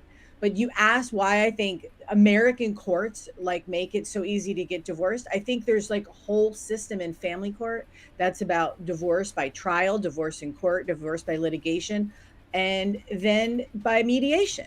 So that's a fact. I don't know why you're like upset about it, but that's So what the it is. reason why no-fault divorce became popular in America is because it's easier for the courts to deal with marriage. Judicial economy. It's not about being easier. It's that it's more efficient. Can I ask you a question? Why can't the court create a Why do division they do plea specifically bargains? for divorce? Why do you think and they do put some funds bargains? there? They do have courts, especially for divorce, and they have. That means your answer is not sufficient. That means your answer is a bad answer. Manor, can I ask you a question? Would you want the court system completely involved in your personal life and your marriage and how it ended and why it ended and all of you want the courts in that? Like yes, a if random the court judge? is tied You to want my, some- if hold the on, church let is me- tied to the state. Let me the establish government- a little bit more. You want some random dude sitting in a row behind a Or chair a to be woman, all or a involved in your sex life. Maybe your dick doesn't work good enough. He anymore. Maybe references you the worked hard. moral- Maybe you cheated on your wife. Maybe you're an asshole. And you want him getting all of that in a courtroom, tied up, and you have to lay it all out there. Well, she didn't suck my dick. You want to lay all of that out in front of some weird ass dude who you've never met before, and you want You mean a him. judge? You want him to make a decision on your relationship and what works best to split it up and what works best and how it needs to split and why it should split. And you want him to make all of those decisions for you. You need a daddy, young man. Yeah. You Okay. need a So as fucking long daddy. as long as the church is tied to the state, and as long as the actual judicial system is an enforcement arm, Guess what? We have a separation of church. church. Then I accept that my arbiter creates a precedent based on the traditional scripture that we follow. Let me and stop comes there. up with an arbitration, yes, I'm instead of this hold on. precedent of a new law No. every day. What you're saying is actually you want daddy priest, father, daddy, whatever at church Strawman. to sit down with you. No, you're saying like church and state should be together and bound by some weird reason. Then that means if you're acknowledging the church's marital rights and all of those things, then before you get a fucking divorce, you need to see your priest, young man. Name me one guy that believes in religion that actually believes in separation of church and state. Name me one guy. Every single religious person would love that his church No, that's not has, true. Rule over federal law and takes precedent over every other judicial law, or any other state law. That is not Absolutely. Why true. not? First of all, the founding fucking Yeah, I'm not- fathers, they were all very religious men, and they're the Yeah. ones who came up with Yeah. this idea. Yeah, that's true. Right. But Yeah, I'll I say was one gonna more actually thing, give a little just one more pushback thing, because Minar, and I do have to hop off in a few, but Minar, it's the same principle as like the plea bargain. Like plea bargains are horrific. It's a total denial of due process. You don't get a jury of your peers. You literally waive. If you've ever heard somebody take a plea bargain, they waive so many rights. When they take the plea, they have to waive like right to a speedy trial, right to a jury of your peers, right to confront witnesses, and they do. So it's the same principle. You might not like it, but it's like they just don't want courts to be all tied up, and they give people the opportunity. That's all. I'm gonna stay on for a few more minutes. This is cool. Well, to respond to you, I actually believe that that's an injustice. It's an injustice to try to hurry up and kind of create a judgment that could change and alter people's lives, especially when there's children involved. At least create a threshold, at least create a limitation at least create a test that they have to do when there's children involved. That's the problem with me. Okay, okay, you are so inexperienced, it's retarded.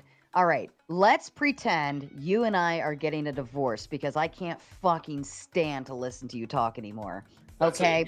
And let's pretend we have 3 young children. And you and I, we go through litigation, but we start with mediation. We agree. We're like, you know what? It is our best interest. We've determined, like, the kids are with you Monday, Tuesday, Wednesday. They're with me Thursday, Friday, Saturday. We do the swap on Sunday.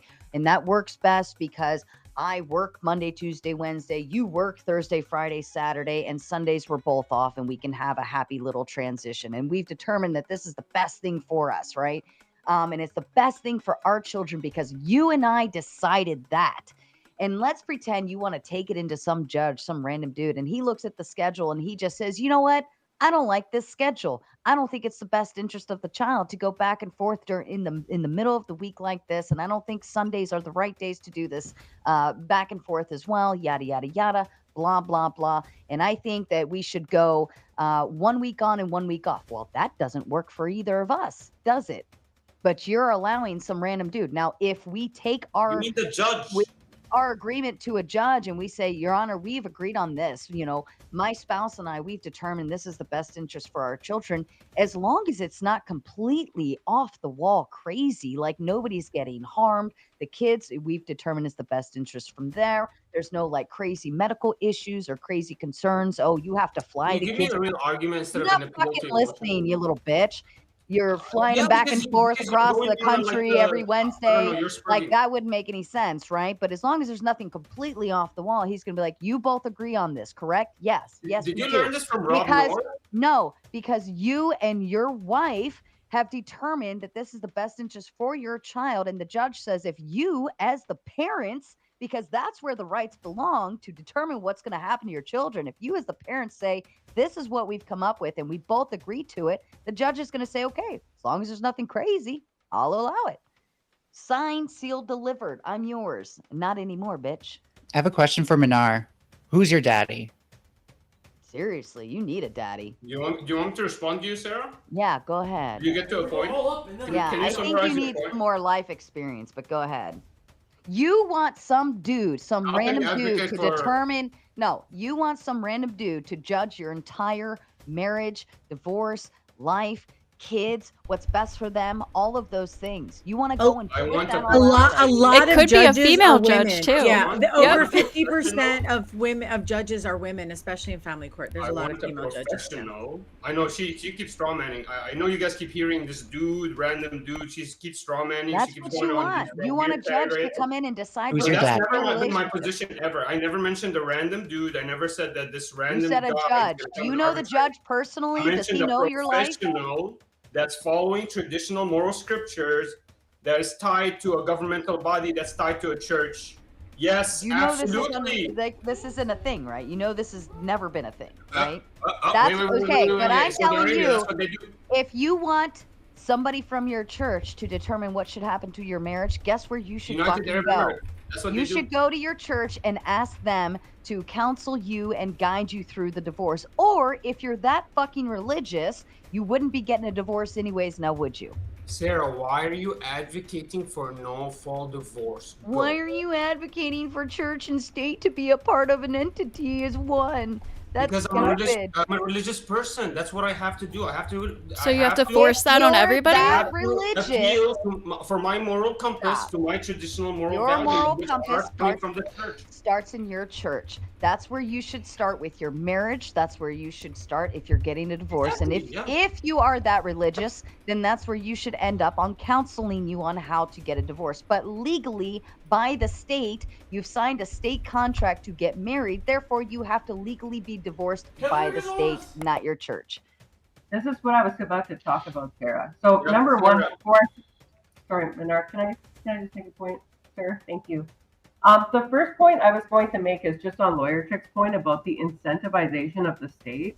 There is actually taxes payable, to my understanding, to the IRS on a divorce settlement. So there's a huge federal initiative to utilize divorces.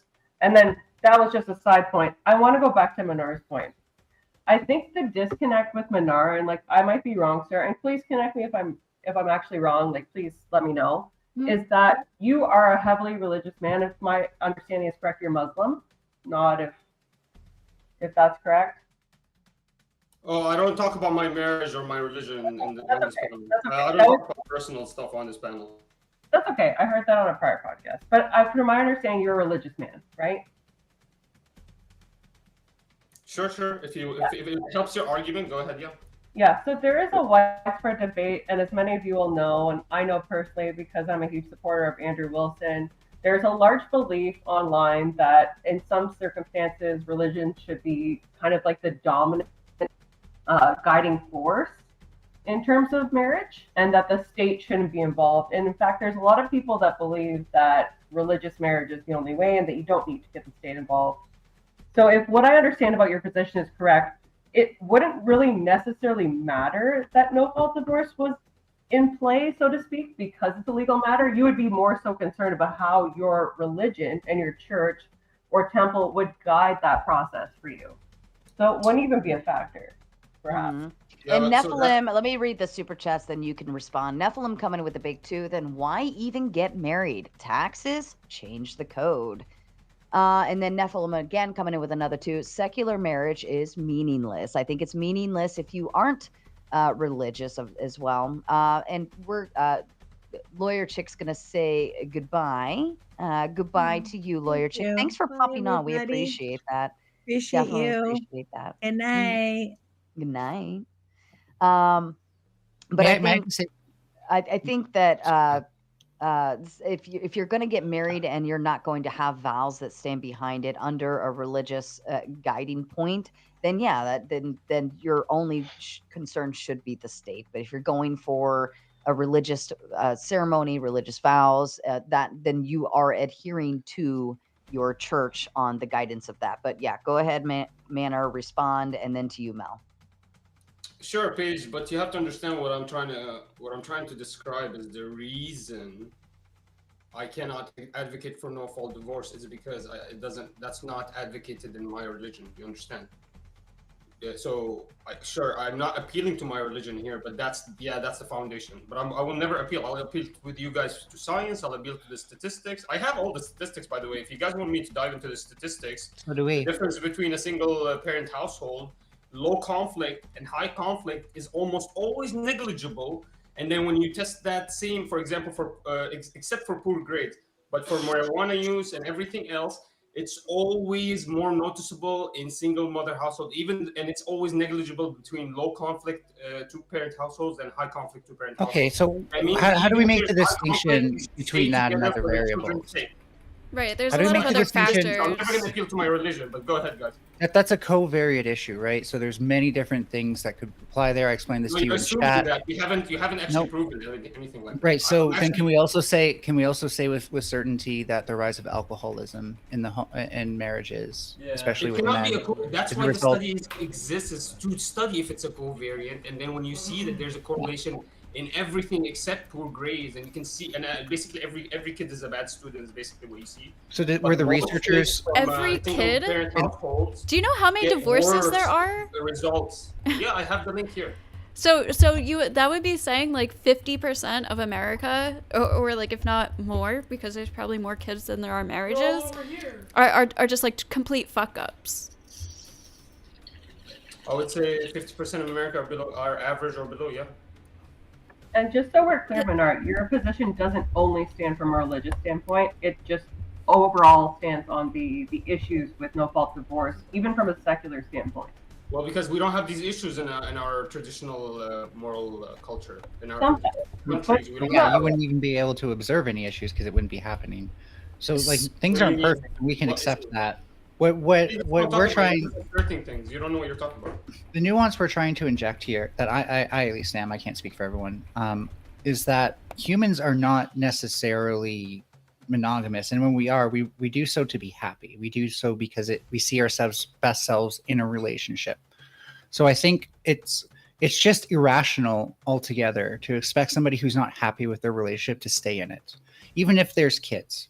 Look, if you want to talk about how we can guarantee the benefit of the kids without having to go back into the past again when we didn't know it was wrong, then I'm totally here for that. But we can't just say, well, let's give up on something that's actually helped a lot of women escape emotionally abusive relationships, for example, where they couldn't easily prove that it was abusive, but they knew that they had to get out.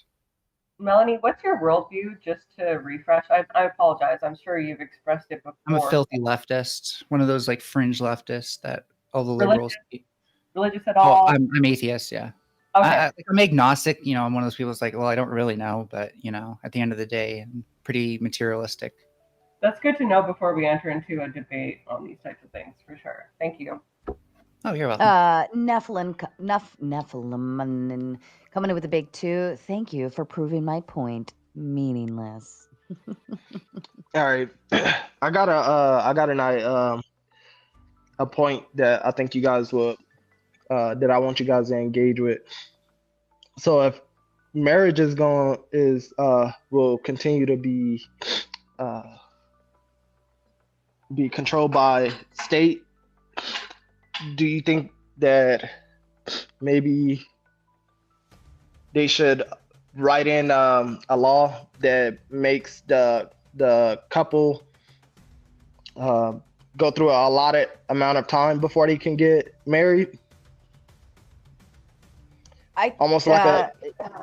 Yeah, I think we kind of discussed that a little bit earlier, but I think it's reasonable to maybe have some guidelines put in there or some type of premarital something to help you understand what a marriage entails. It's a contract, you know, in terms of the state. It's a legal contract, and you are guided by the laws of your state at that time, and the repercussions or consequences of a divorce and what this can lead. I think that would be very helpful. I don't necessarily think it has to be mandatory, but I think it would be incredibly helpful to at least offer that as an option.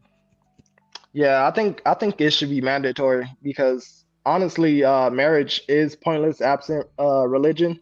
Because if you don't have anything higher to answer to, then you obviously will get married with the first person that you connect with, and then if something goes awry during that relationship, you guys have already made that contractual bond, then now you have to fight over things. I want to address this secular marriage argument. Oh, you haven't super chat. Let me do this one, and then it's to you. Nephilim coming in with the big 2. Government shouldn't be involved.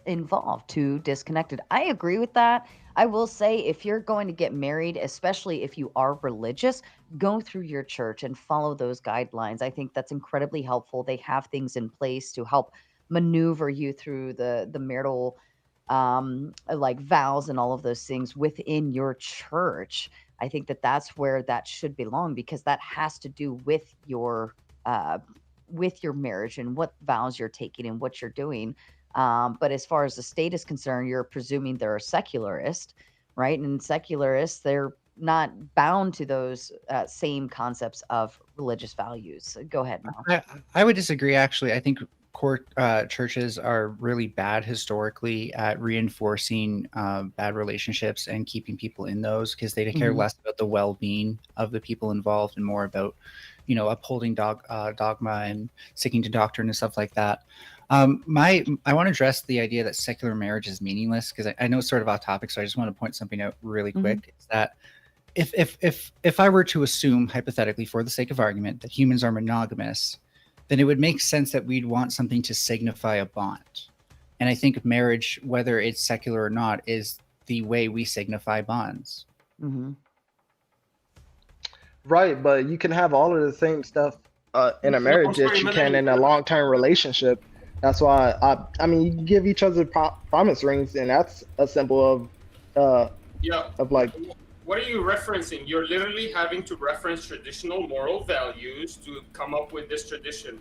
You didn't have this tradition. You stole it from us. So why don't you just... I wasn't speaking morally. I was saying that this is natural human behavior. It's not necessarily...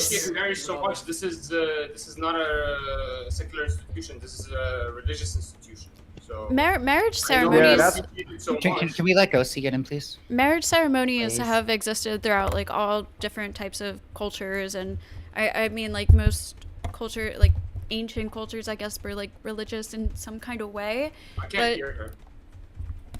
I can Oh, yeah, turn turn you up yourself- some more. Hello? I'll turn you up. Is this better?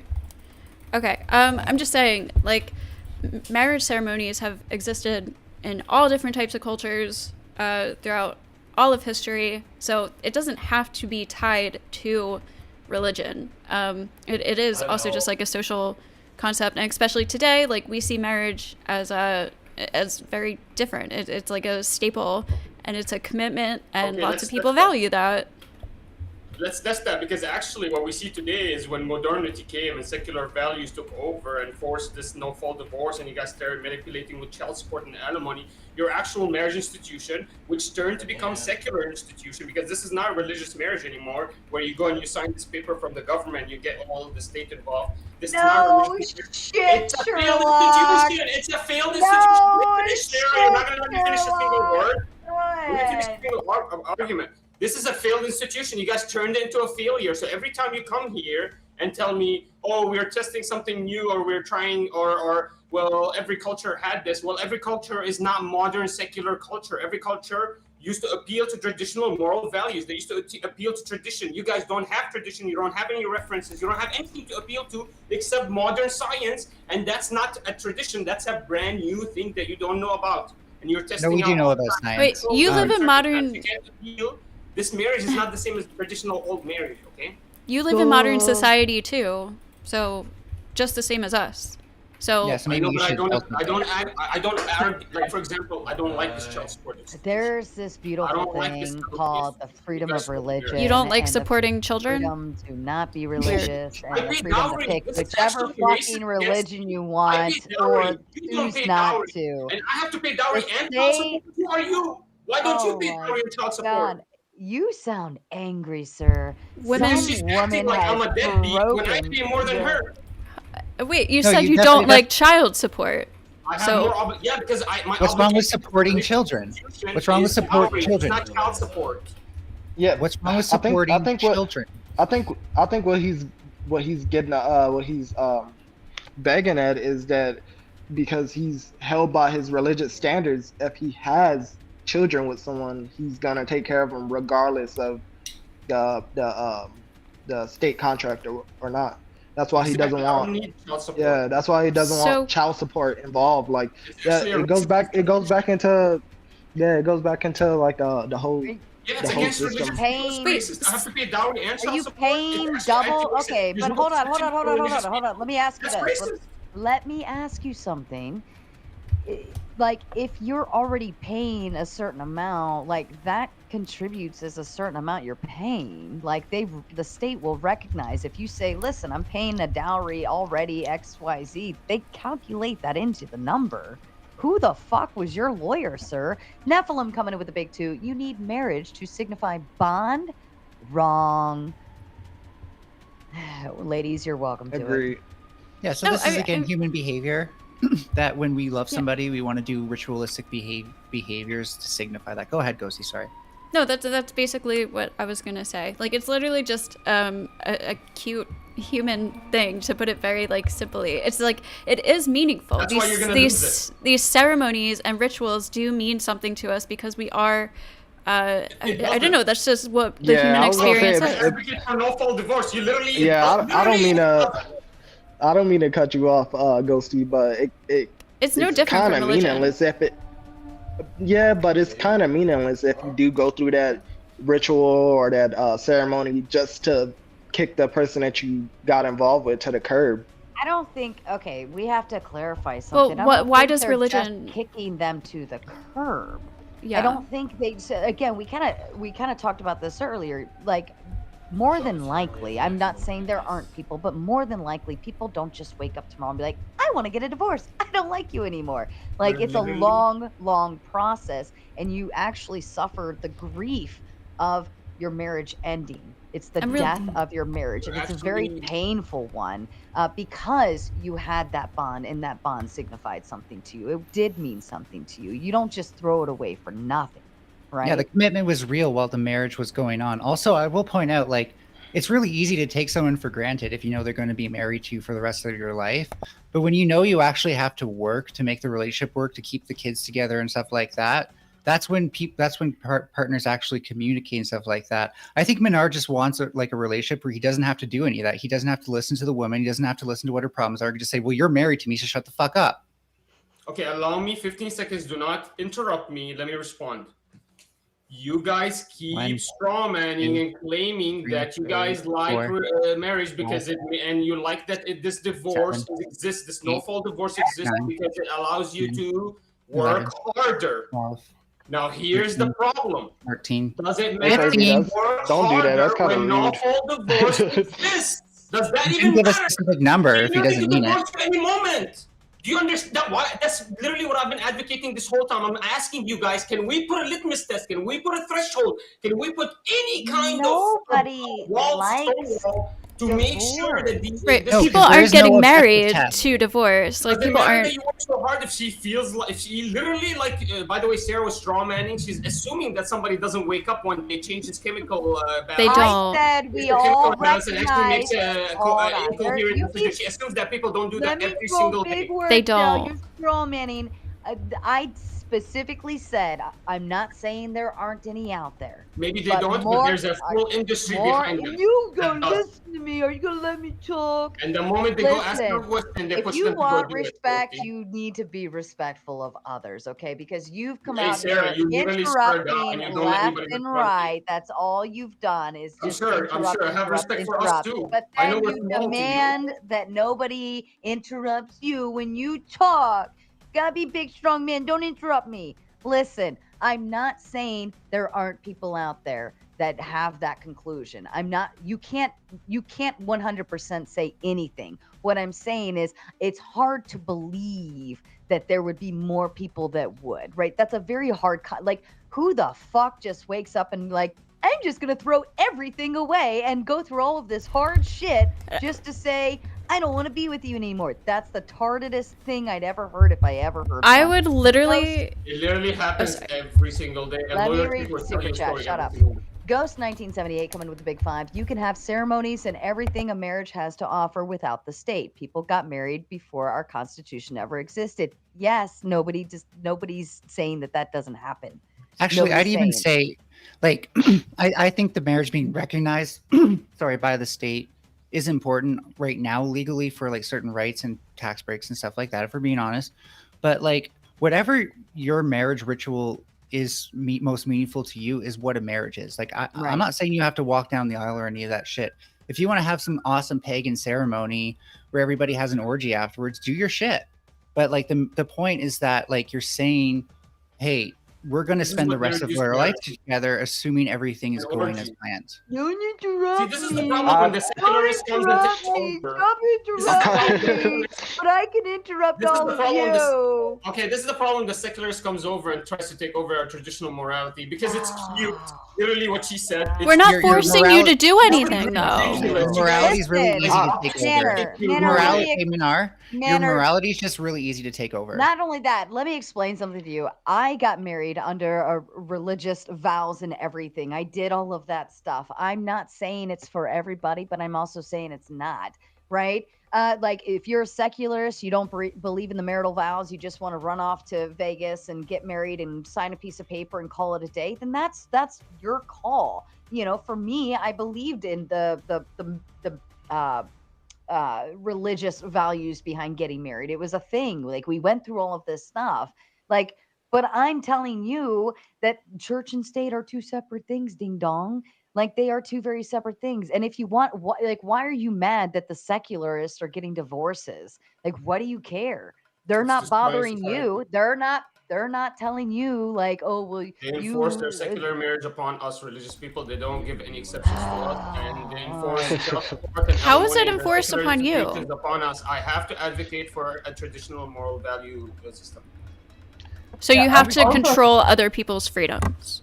Oh no, you can control me on child support and alimony. Okay? Nobody's controlling you. What are you appealing to? Can I ask you what are you appealing to? Freedom, personal well-being, You literally Damn were right. arguing for cutesy traditional moral values. Get out of here, man. Cutesy. I really, You know what? I think your values are immoral, so I could be saying that you're Beautiful advocating for institution. immoral values. And you guys advocating for destruction of the institution. It's a beautiful institution. That's You what guys you're destroy it doing. for you. That's what you're Where doing. does no-fault divorce exist in this Christian institution? Do the Catholics believe in no-fault divorce? Hey, Renard, like you can say that No. like these institutions are beautiful, but like a lot of them also formed these beliefs before we had any way to test any of these beliefs, right? Like we just kind of took a lot of these things for granted, and now we have ways to test if these beliefs are true. And now we're finding out.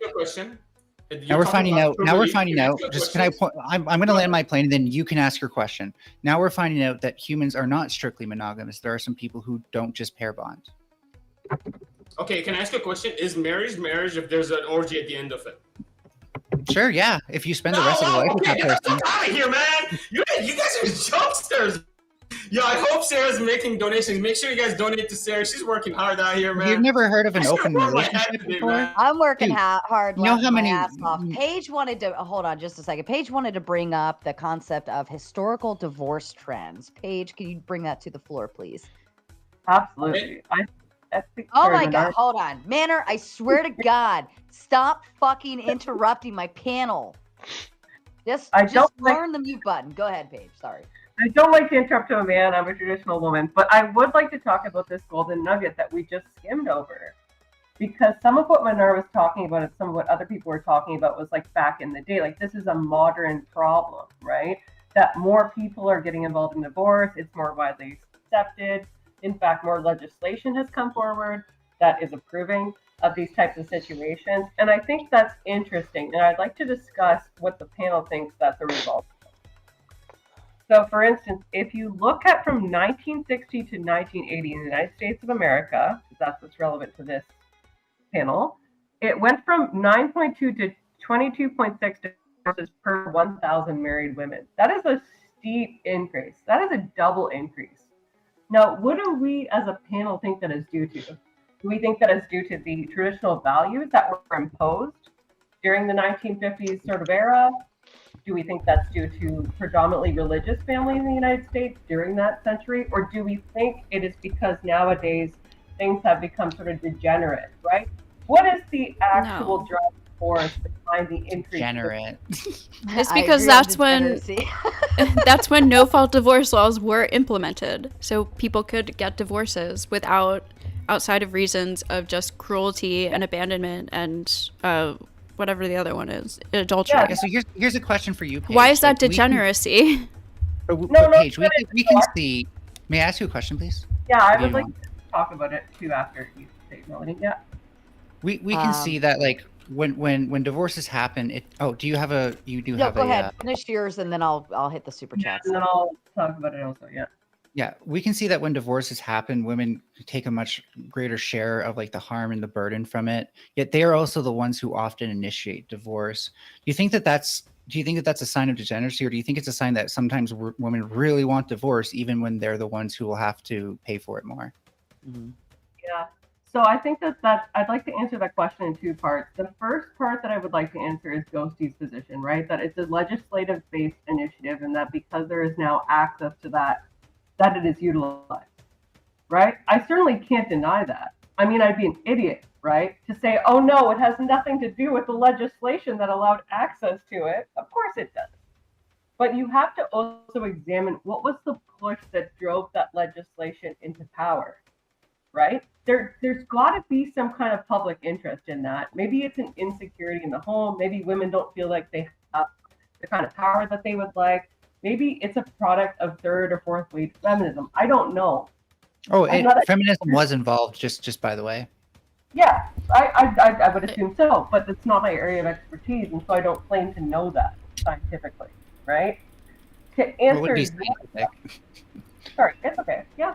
To answer your question, Melanie, in terms of like what I think women would want that, I think generally it goes back to the nature of the home. Like statistically, women are more likely to get abortions. We're more likely to leave relationships. We do. I thought women were the only ones who can get abortions. Don't make me discuss that on YouTube.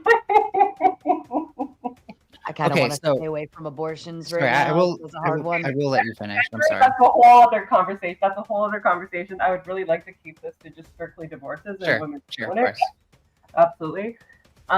So I think there is also a desire on the part of men. But the fact is that the law, when it was imposed, was equally accessible to men and women. The only contingency, at least in Canada, that I understand is that specifically in the period of the 1990s, there was a predisposition to go towards the woman as the sole custodial person as opposed to the man. True. Yeah. There wasn't There's a certain name for that doctrine. I always forget. Mother knows best. There's a specific name. I think it was named after somebody. Yeah, so there would have been a perceived understanding, at least in women that talked to each other or understood the law, that they would have a better chance of success at that divorce and custody. That would be my... It doesn't really pan out when we look at the data. It turns out like men, it's what really holds men back is how much they apply themselves in the legal process. Yeah, but generally don't men make on average more money than women? Oh, for sure. Yeah. So isn't this going like back to the point that we had about like 4 debates ago where like there's a financial incentive for women to engage in divorce in the United States? No, This women is are... This is why also prenups are a thing, right? To say like, here's prenup. No, but women are almost always like it just very typically way worse off financially after divorces than men are. I agree with that. And when they're go ahead. Yeah, just real quick, when they're not, like women also pay alimony and child support now too, thanks to feminism, by the way, because women work now and shit. So, yeah. Yeah. If she makes more, it's just calculated in. That's all it is. It's just a calculation. It's not like, oh, I want him to give me this much money a month. Heartbender coming in with the big 5. Win Page L. Womaner. Sorry, Womaner. You failed. Wrongful Rage coming in with the big 5. My mother. Oh, that's sad. Oh, this is sad. I'm so sorry. This is.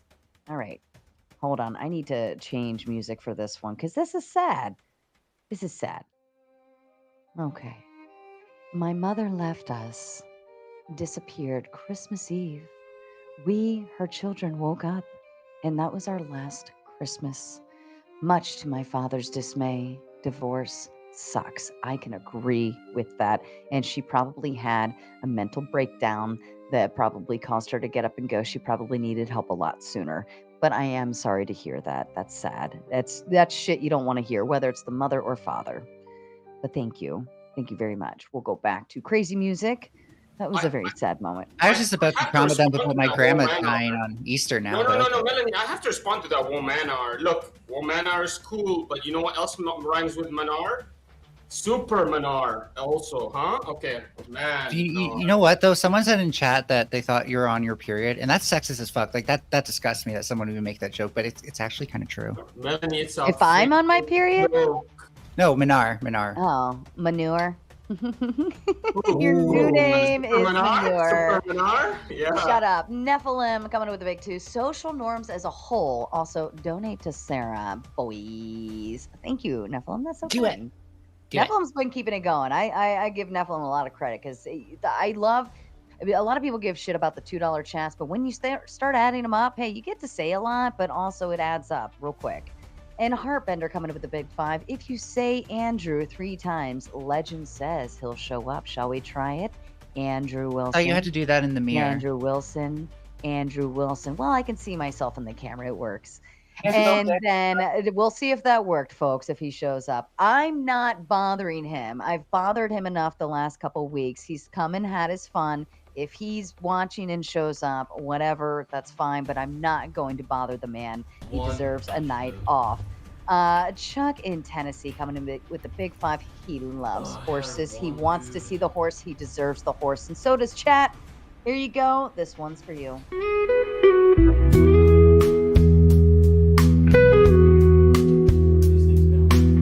This message is sponsored in part by... There you go, Chuck. That one's just for you. And then Christina coming in with the big 14 again. Go, Paige. Paige is tearing it up. I love how you're still kind of like teetering on both sides and maintaining almost a neutrality, but not really. You're still saying it, but you're not saying it. And Gesterald coming with the big 50 Raging Tomato.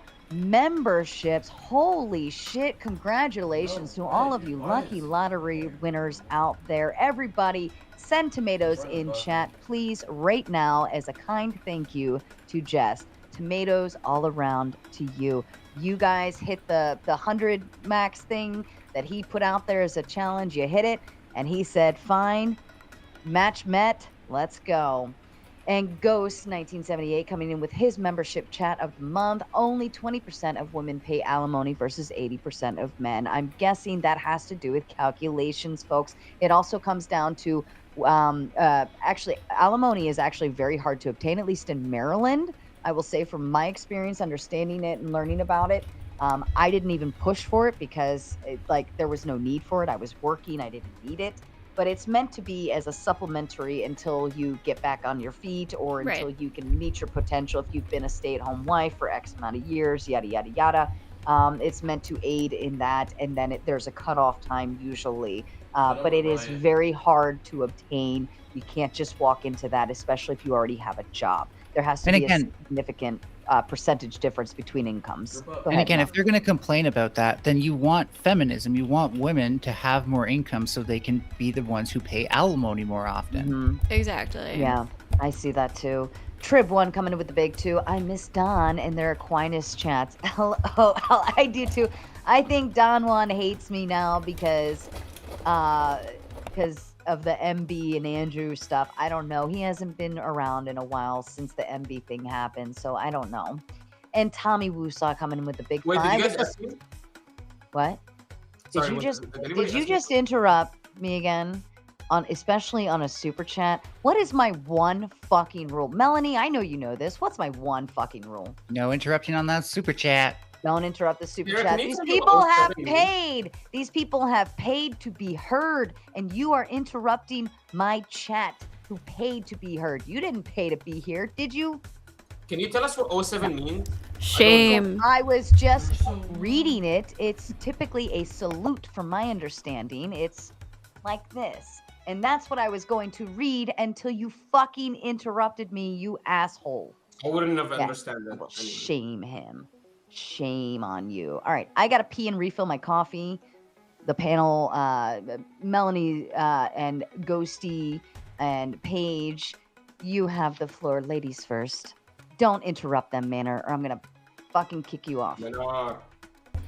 So what if for Manor, what if your wife turned atheist and started teaching your children to hate God? Would you want a divorce? Sure, yeah. I'll play the game. Yeah, I want a divorce. That's not a fault, though. You would actually be forced to stay with her. Well, how do you know it's not a fault? Whose music? Is that her music? Oh, how do you know it's not a fault divorce? Her switching her complete moral compass and going anti my fundamental values that we agreed upon when we got into marriage is and teaching my children the same, to do the same, to go anti-Manar. Manar, of course. It's not anti-Manar. That's not illegal. That's not a legal fault. What is a legal fault? It might be religious, like in the eyes of the church or the temple, it might be a fault, right? Because it's a patriarchal society. Yeah, of course, I'm going to appeal to my own traditional laws. I'm not going to appeal to your secular laws. Of course, maybe to your secular precedent system that needs somebody else to do it for Okay, us. so if you get married through the church, then why aren't you just fine with that? And then like why would you advocate for, like, if you're not getting married through the state, then why do you care about the laws for people who do get married through the state? Because you guys destroyed the marriage and created a secular institution, then you forced it upon me and you don't create any exemptions for me. Yes, that's what happened. No, but you just said you're getting married through the church, so why does it matter? America, where can I get married through the church and I not have to get a... No, dude, she's like so...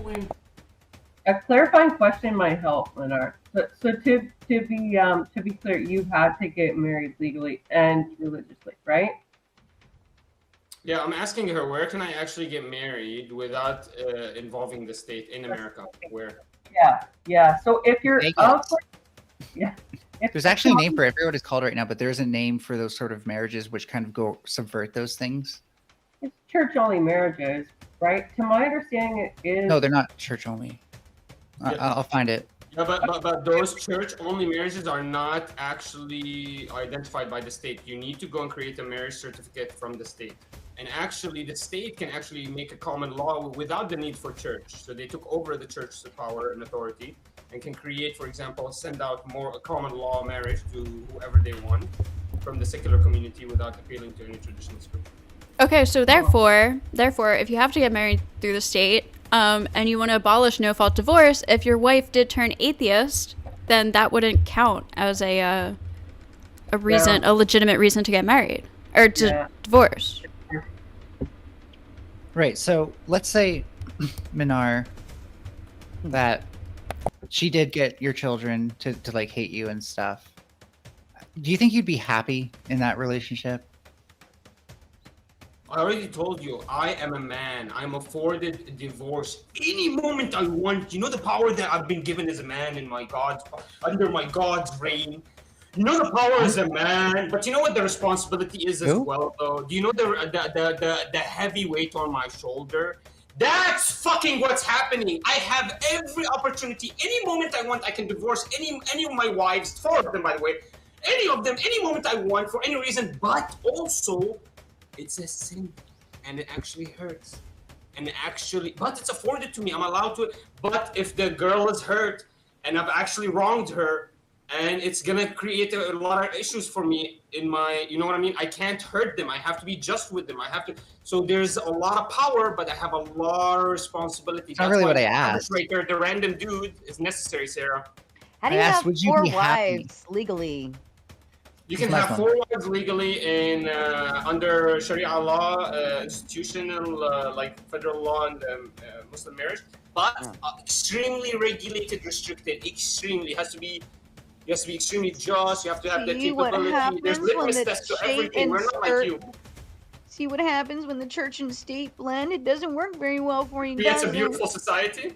So again, Minar, I want you to answer. Minar, I actually want you to answer my question. A world country that has, like, show me a Jewish or Muslim or Christian country that has high, like suicide rates or mental health issues. Oh, you're just terrible at tracking it. There's only one Jewish country, so. Yeah, and okay, Minar, let me get you to answer my question this time, please. Would you be unhappy if your wives turned your children against you with the relationship? Sure, I'll be very unhappy. Do you think people want to stay in relationships that they're unhappy with, just naturally, not even because of religion? Do you think they want to? Do you think I like to go to work? But you can quit your job. Yeah, but you can quit your job, right? So I have to go to work, or I do it for fun. What do you think I do? Why do I'm not saying you do it for fun. Why do you think I do anything in my life? Do you think I do it because I only do it for because appreciate the pleasure of the moment, or is it because you don't quit because of preference that I have bestowed upon me by the Creator and by my family and by other people that I have responsibility upon? Go ahead. So if it takes 2 people to agree to a contract, like when you go to work, you're agreeing that you want to keep that job and you're not going to quit. So if it takes 2 people to have a contract, when 2 people stop agreeing to that contract, why not give them a way out of the contract? What do you mean? I'm trying to understand what is the argument? So marriage, I've heard pretty much everyone here almost unanimously agree marriage is some sort of contract, at least as it stands right now. I think that's pretty fair. In contract law, ideally both people agree to it. No, that depends on like if you put like a term in there or something.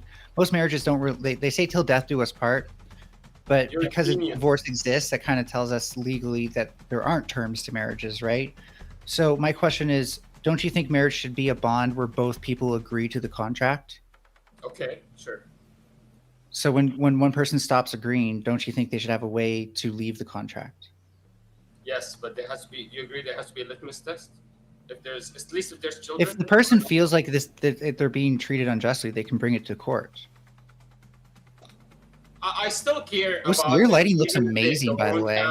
Even if they don't have children, I still care, but if they have children, where's the litmus test? Do you have a litmus test in your secular moral laws? No, again, like if you feel like you're undergoing an injustice through the process, like you already have to go through family court, I believe, if you're divorcing. Sure.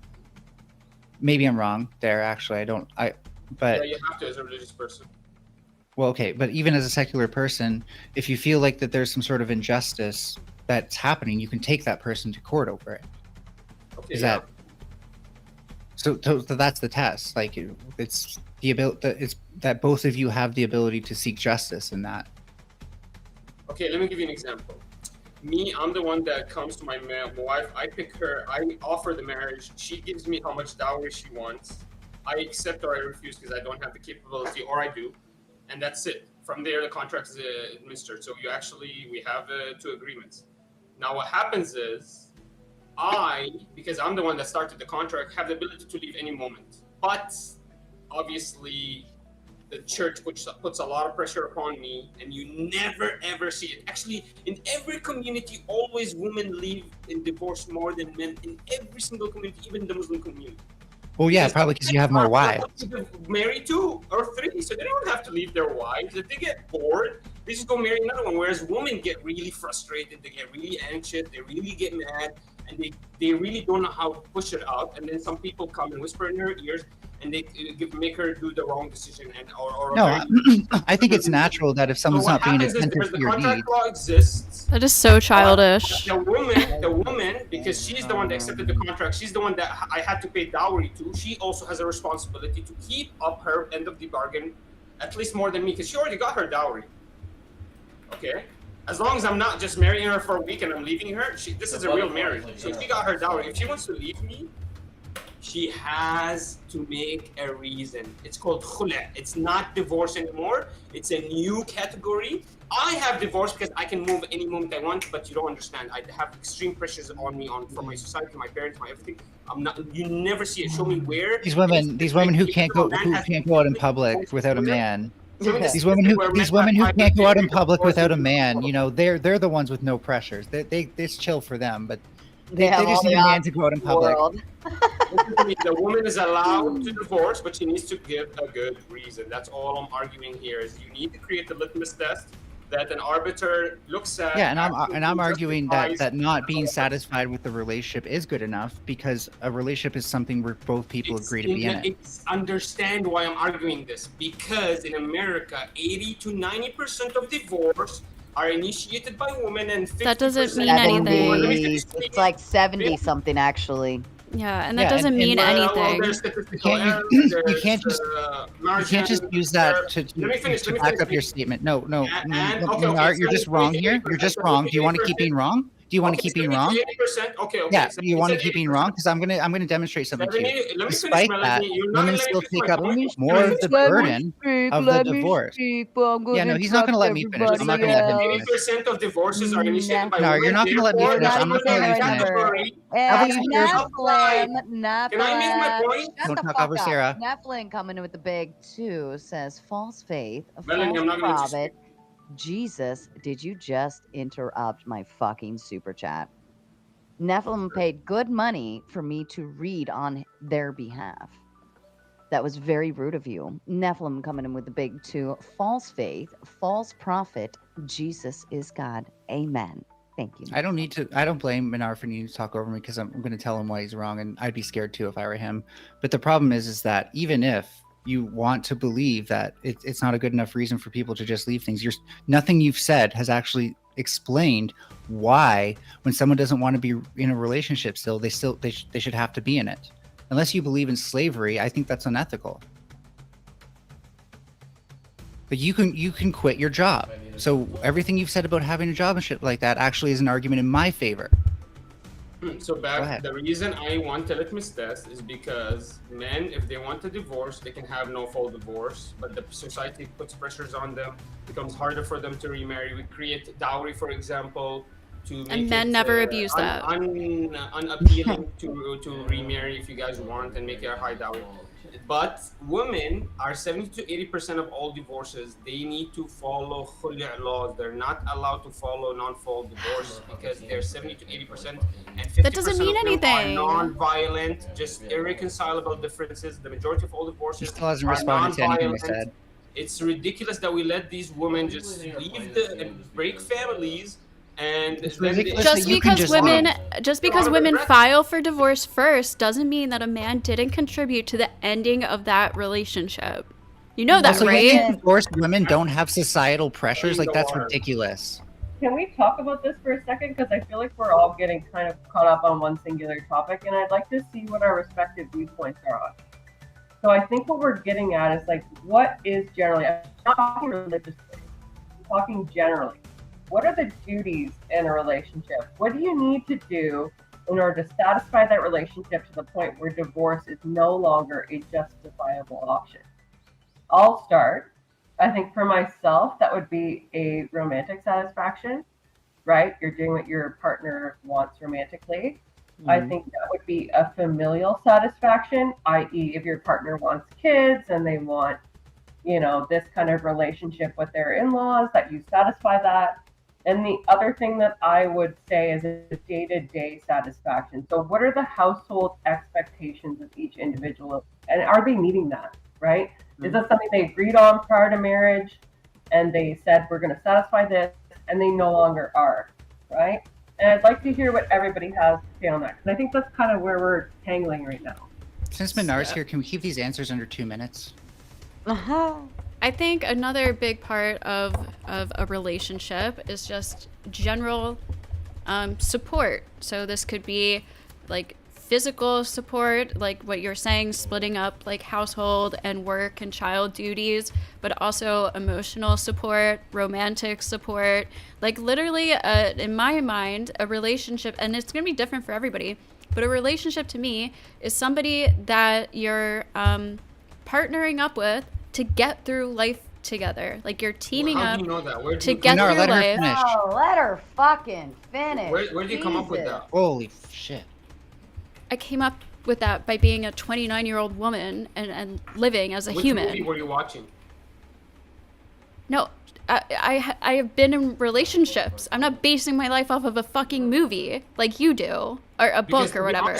What are you basing this actual structure on? How people actually relationships, are you human basing this relationships. marriage structure What kind on? of relationships do you have? You have 4 women, and then one of them gets a dowry, and you're trying to divorce her or some shit. You base yours off of an ancient textbook or something? Like I've lived So if life. I reference my moral, if I reference my scripture as my arbiter of morality, is that enough for you? Can you reference anything? That's fine for you. That's fine. Which movie are you gonna reference? I don't reference fucking movies. Let me finish this argument. Gosi is capable of deriving her morals from what she observes. Melanie, where do you around derive your her. morals from? What book? What movie? Same. Did I'm you the watch same. that? I look at the world around me and I learn what? about it, Oh, you and just then look at the world? I derive my Nanner, morals. what exactly You is look at the world wrong? and- Can I ask you a question? No, can I ask you a question? Let me ask you a question. What is wrong with what I said? What about Because you don't have a fundamental reference to fall back on. For example, if I ask you, is marriage between man and woman acceptable? You don't have a book. That's to go irrelevant. back to. That's Let me finish irrelevant. the answer, please. It's irrelevant, but go ahead. I'm just going to re-ask the question when you're done. And read here and open and scholarly work that says, hey, according to what we read here through the scripture, based on this evidence from this study, based on this scholar, and reference and have consensus by these peer-reviewed papers that no, marriage between man and woman is not acceptable now. That's not even what we're talking about. That's not even what we're talking about. I want you to... expressing a religious viewpoint. She's admittedly said she's secularist and all of those things. So the thing that she's speaking from is her experience, and that's what she has to go off of. You can't devalue that just because you demand it has to come from a fucking book. Like, and what kind of experience do you have other than speaking tard to everyone? I just seriously want to know what exactly about what I said, like with the words I said, what is wrong with that? What is wrong with the relationship? You didn't get it from a book. Because that you had to figure it out. You, what movie did you get this love? And let me ask you: is marriage between man and woman acceptable in your society, and why? Okay, so you're deflecting. You're going to a totally different topic now. Josie, just finish what you were saying. Pretend like he's not even there. Why is this important to you? Now you know why. Because Once you answer my question, I will answer yours. What was your question again, so I can actually answer a good question? I don't strawman you. What is wrong with my description of a relationship other than it's not a religious thing? Just based on what I said, what is wrong with that? With what I said? It's not a real image. Marriage supporting is not a two people between supporting each people other that throughout love life. each other and just sit there lovey-dovey and only. That's not what I things are said. rough, maybe they have the option to leave each This other. doesn't Maybe they believe in- don't. You're But just making up it's things in your between- head. Marriage is It's a hard. contract you sign when you're ready, and you're gonna go through life together. You're gonna go die together. What movie did you reference to come up with this picture of marriage? I don't know why you keep Can I saying just that. try to contextualize? You're the it? one. What You're the movie one did you who watch? references What best movie you fictional text and fucking literature for your. Yeah, I want us to have a moment to really grasp what's going on here. A man who needs a book to tell him that the do no harm principle is wrong or is like basic morality. He needs a book to tell him that. When we all learned that growing up as kids, he's the one who tells us where we should get morals from. Transferred through books. You don't know Oh how my to- God. No, you can learn that in other ways. You can learn that Well, through observations. why are you negating what she's saying and just Because saying she's- she's getting, well, shut the he's fuck afraid up of her for a minute. answer. You're really getting on my nerves. Why are you negating her answer? We were asked what our opinions. Do you know what opinions That's are? not real marriage. You know what a fucking opinion is? She's not saying she's married. What the fuck do you care? But She's her talking about idea her of concept. marriage is Oh, skewed. Ghosty, In your ideas opinion. are wrong. Oh my God. Wow, and I might think Actually, his are wrong. It Oh comes wow. from a skewed view of marriage that you found from So do you. an immoral reference, from a bad reference that we can't actually test. We've never done any scholarly work to test. You don't. Okay, you can't so reference this. I'm going to try to You answer know how Paige's many? question. Yeah, wait, your wait, wait. scholarly Can I- work is can I working out interrupt so for Just a well. moment. Do you know how many like relationship books are actually out there? like Many, yeah. scholarly That's why relationships in the West is failing. Oh, There's journals. There's Yeah. literally academic but journals you're on it. referring to a book that you believe is fact, right? And she's taking a secularist approach. She specifically has stated she's not valuing the religious concept. So it would make sense from experience or maybe a book she read on love languages and yada, yada, yada. Like, are you not grasping this? We asked for her opinion. She's giving it, and you're just shitting all over it, just saying, you're wrong, you're wrong, you're wrong, because Needs your to mansplain. morals and values don't come from my morals. She needs to call it something Yeah, else. no fucking shit. You have 4 goddamn wives, you tard. We She don't. needs That's to why call- they call this spreading. definitely don't sit. She in needs the to call it same- anything They actually else. call this spreading in debate, by the way, what he's doing, like She unironically. can't call it Hey, marriage. Minar, I want to answer Can't call Paige's it question too at some point. Thanks. Oh Jesus, Ghosty, would you like to finish your? I just want to bubble? say, I just want to say one very last thing. I just think if, in my opinion, if a relationship isn't literally about two people forming a bond in order to support each other throughout life, if that's not what you can have religion involved in that or not, if that's not what a relationship is, then your idea of a relationship is literally not the definition of what a relationship is. It's based on something complete. It's based on a concept or an idea and not actual two people living life. That's my opinion. Go ahead. Okay, I'm just gonna take 2 minutes to get through this. If Minar can shut the fuck up. So, I think being in a relationship it's a two-way street. You give and you take. It's not always equal. Like if you're in a relationship with someone who's disabled, you might have to do more work than they do. But at the end of the day, it's about you care about each other's well-being. It takes two to tango. It takes two to tango, not one. It's not just about you. It's about you and your partner, just as much as it is about you and them for them as well. You both share burdens, as Ghosty was saying. And this is why, I think Minar's a perfect example of why we need relationships where there is something at stake, where that bitch can leave your ass, because when you don't understand that it takes two to tango, that you have to communicate, that you have to be attentive to your partner's needs, then guess what? Yeah, they do start whispering behind your back saying, this guy's a dick. Why am I with him? Why am I with this guy who won't even give me the time of day because he's got this new precious thing that he has now? Or vice versa. Why they start chattering because because it's a monogamous thing too. Because technically, by the way, Minar, what you do is polyandry, not monogamy. So if you don't understand that it takes two to tango in a relationship, then you're probably not even cut out for marriage, because whether it's religious or not, it is a two-way street. And that's my Amen to that. Tommy Woosaw coming in with the big two. Someone call Manure's elders. Yes, call this man's daddy. He needs a hard spanking in life and how to shut the fuck up sometimes. Just a Gerald, you've been quiet. Why don't you give your thoughts on it? Oh, and thank you so much for that super chat. I think Sarah really needed that, and seeing the smile it put on her face made me smile. Happy to repeat the question, by the way, JG. Oh, don't worry about me right now. You guys keep on hitting each other. I'm eating a salad. Enjoy your salad. Wait, what kind of salad and how good is it? All right, Rated so on a first scale of one, 1 to 10. Melanie, your wife's here. Wait. We need to know about Jess's salad. Grid raid. Welcome, Grid One crew. Thank you for Grid? the raid to you, Grid. Paige, what are your thoughts so far? Well, so I asked the question, and if I recall correctly, I don't think Minar has completely executed his position. I'm kind of curious before I rebut, but correct me if I'm wrong. All right, Manure. Yeah, so I wanted to respond to Melanie. She said attractive. She went on this tirade about being attractive to your partner. Can I ask you a question? I went on a tirade? In your Jesus. secular Can you just community, give in your your secular thought moral first? community. Hey, Can I finish the dumbass. sentence? Paige asked a question. Answer her question. The initial question that everybody on this fucking panel was answering. Paige, Okay, maybe I you will need to answer ask it Paige again. After I respond to Melanie.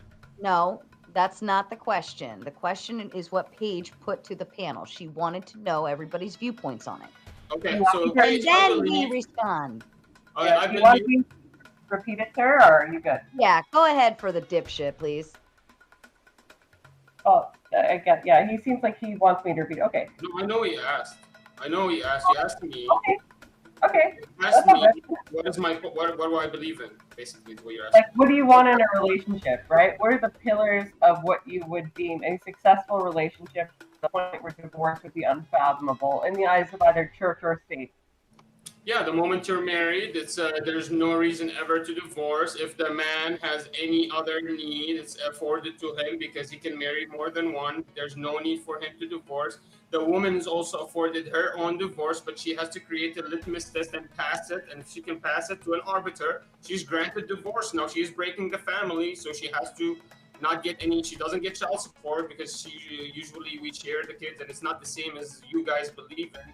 It becomes the arbiter, and he's gonna go and reference my moral scriptures to come up with the actual dissolution of all the assets and everything like that. And usually it goes much smoother, and it's not a business like you guys have it.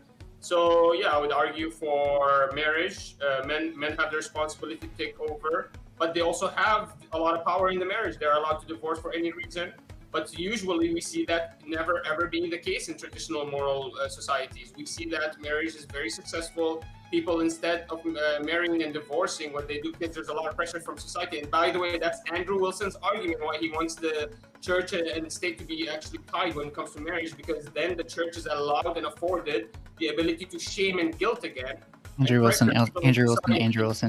It wouldn't be your church. Yeah, you're fighting for something that doesn't even make sense. Like, you're literally married to 4 wives, and you want that to be an ability. But if I want to, right? Like your morals and values don't line up with the whole concept here. With whose like morals you're off the mark. You're just. So for somebody who wants the ability to be married, shut the fuck up and let me ask the question. For somebody who wants to be married to 4 wives, that's a little ridiculous to think that you don't want divorce. Like it's, you got to pick one or the other. So was Abraham immoral? When he picked Sarah and Hagar? Sorry, can I interject? Because I think Sarah, when he married Sarah, no, Paige, Go for it, Paige. You don't tell me what to do. This is my Sarah, channel. can you answer one question? When Abraham married Sarah and then she gave him Hagar, her maid. I don't know what you got right. Go ahead. Why were you talking over Sarah? Stop talking over Sarah. You're lost, by the way. Paige, you're You'll welcome understand. I was going to say I'm actually kind of at a midpoint here. So I'm a Christian woman. I also follow Andrew Wilson. Although I don't think that his word is correct on everything, I do value a lot of that.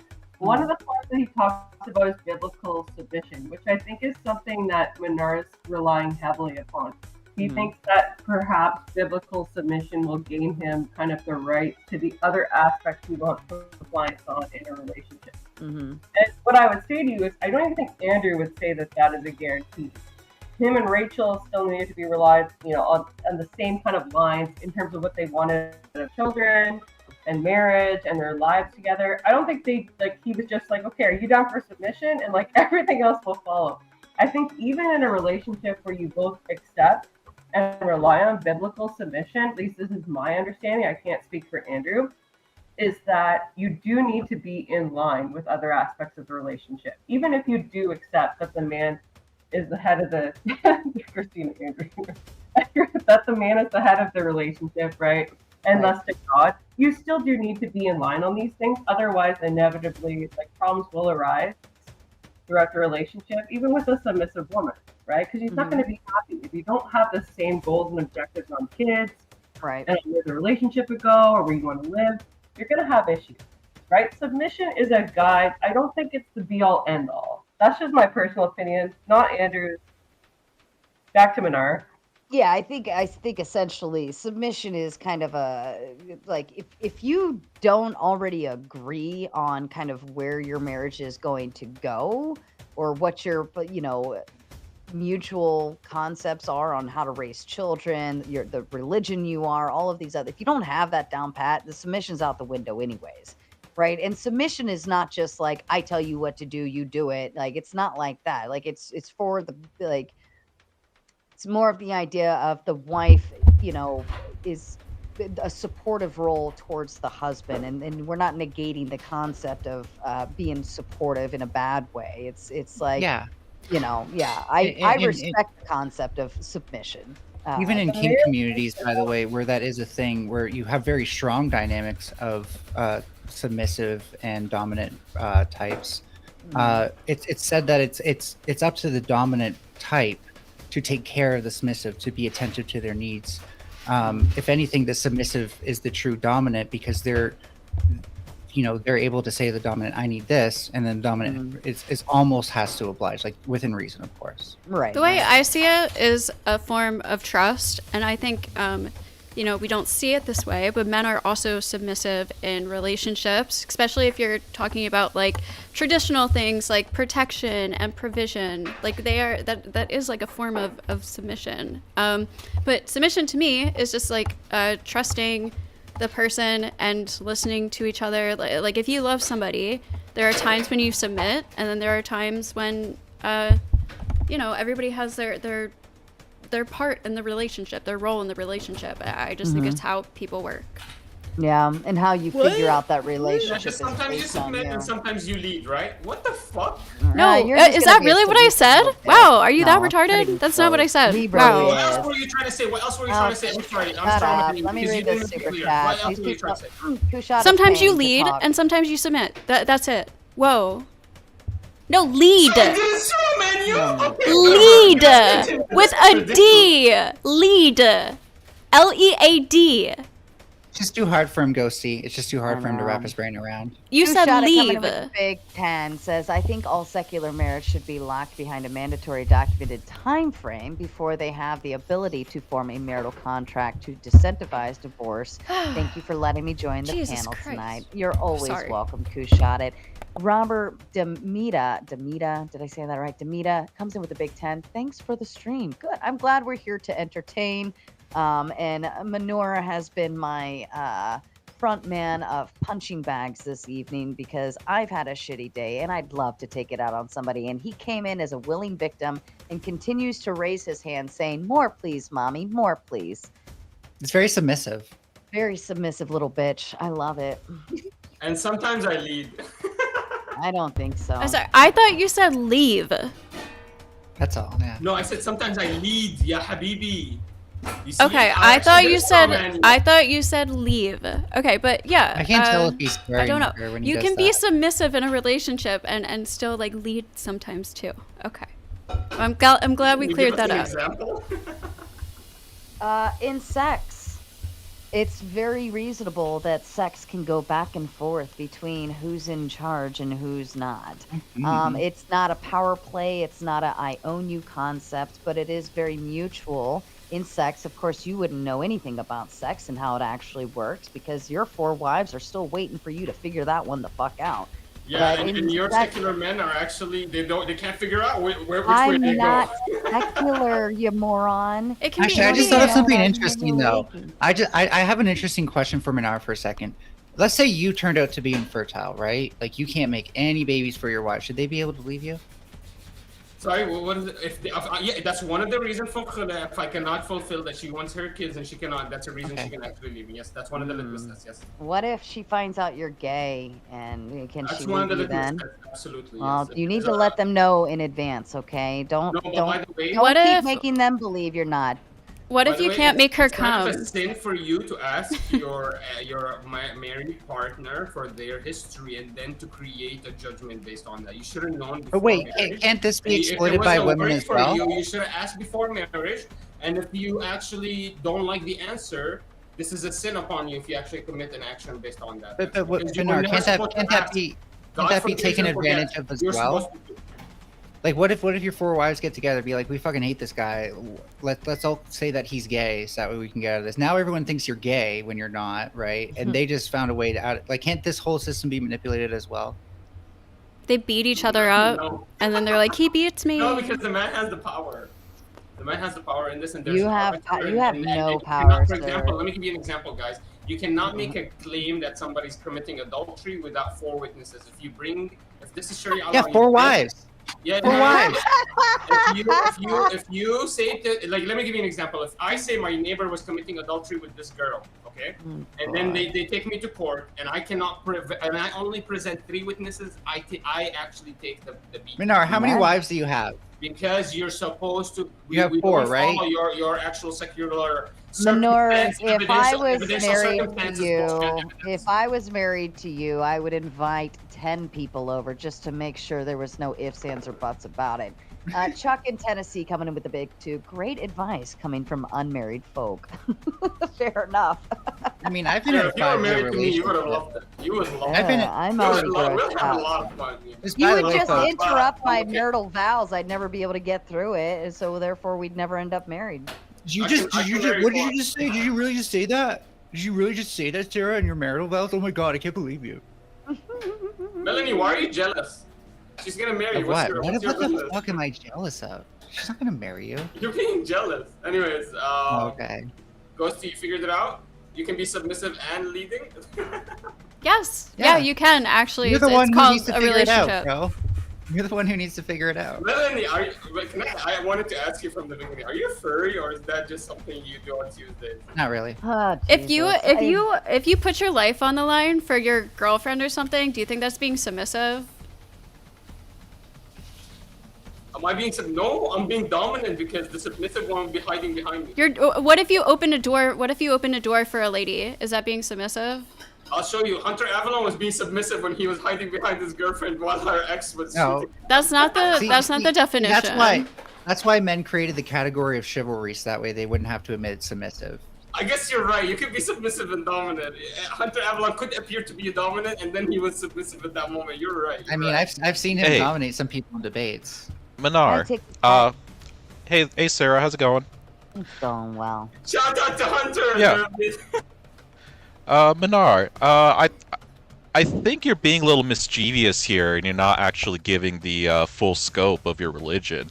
Isn't it true that women really don't have much authority, and it always requires a man to speak for them, even when it comes to these decisions of, like, if you're infertile, that the woman can't present that, a man has to present that you're infertile to remove your wives?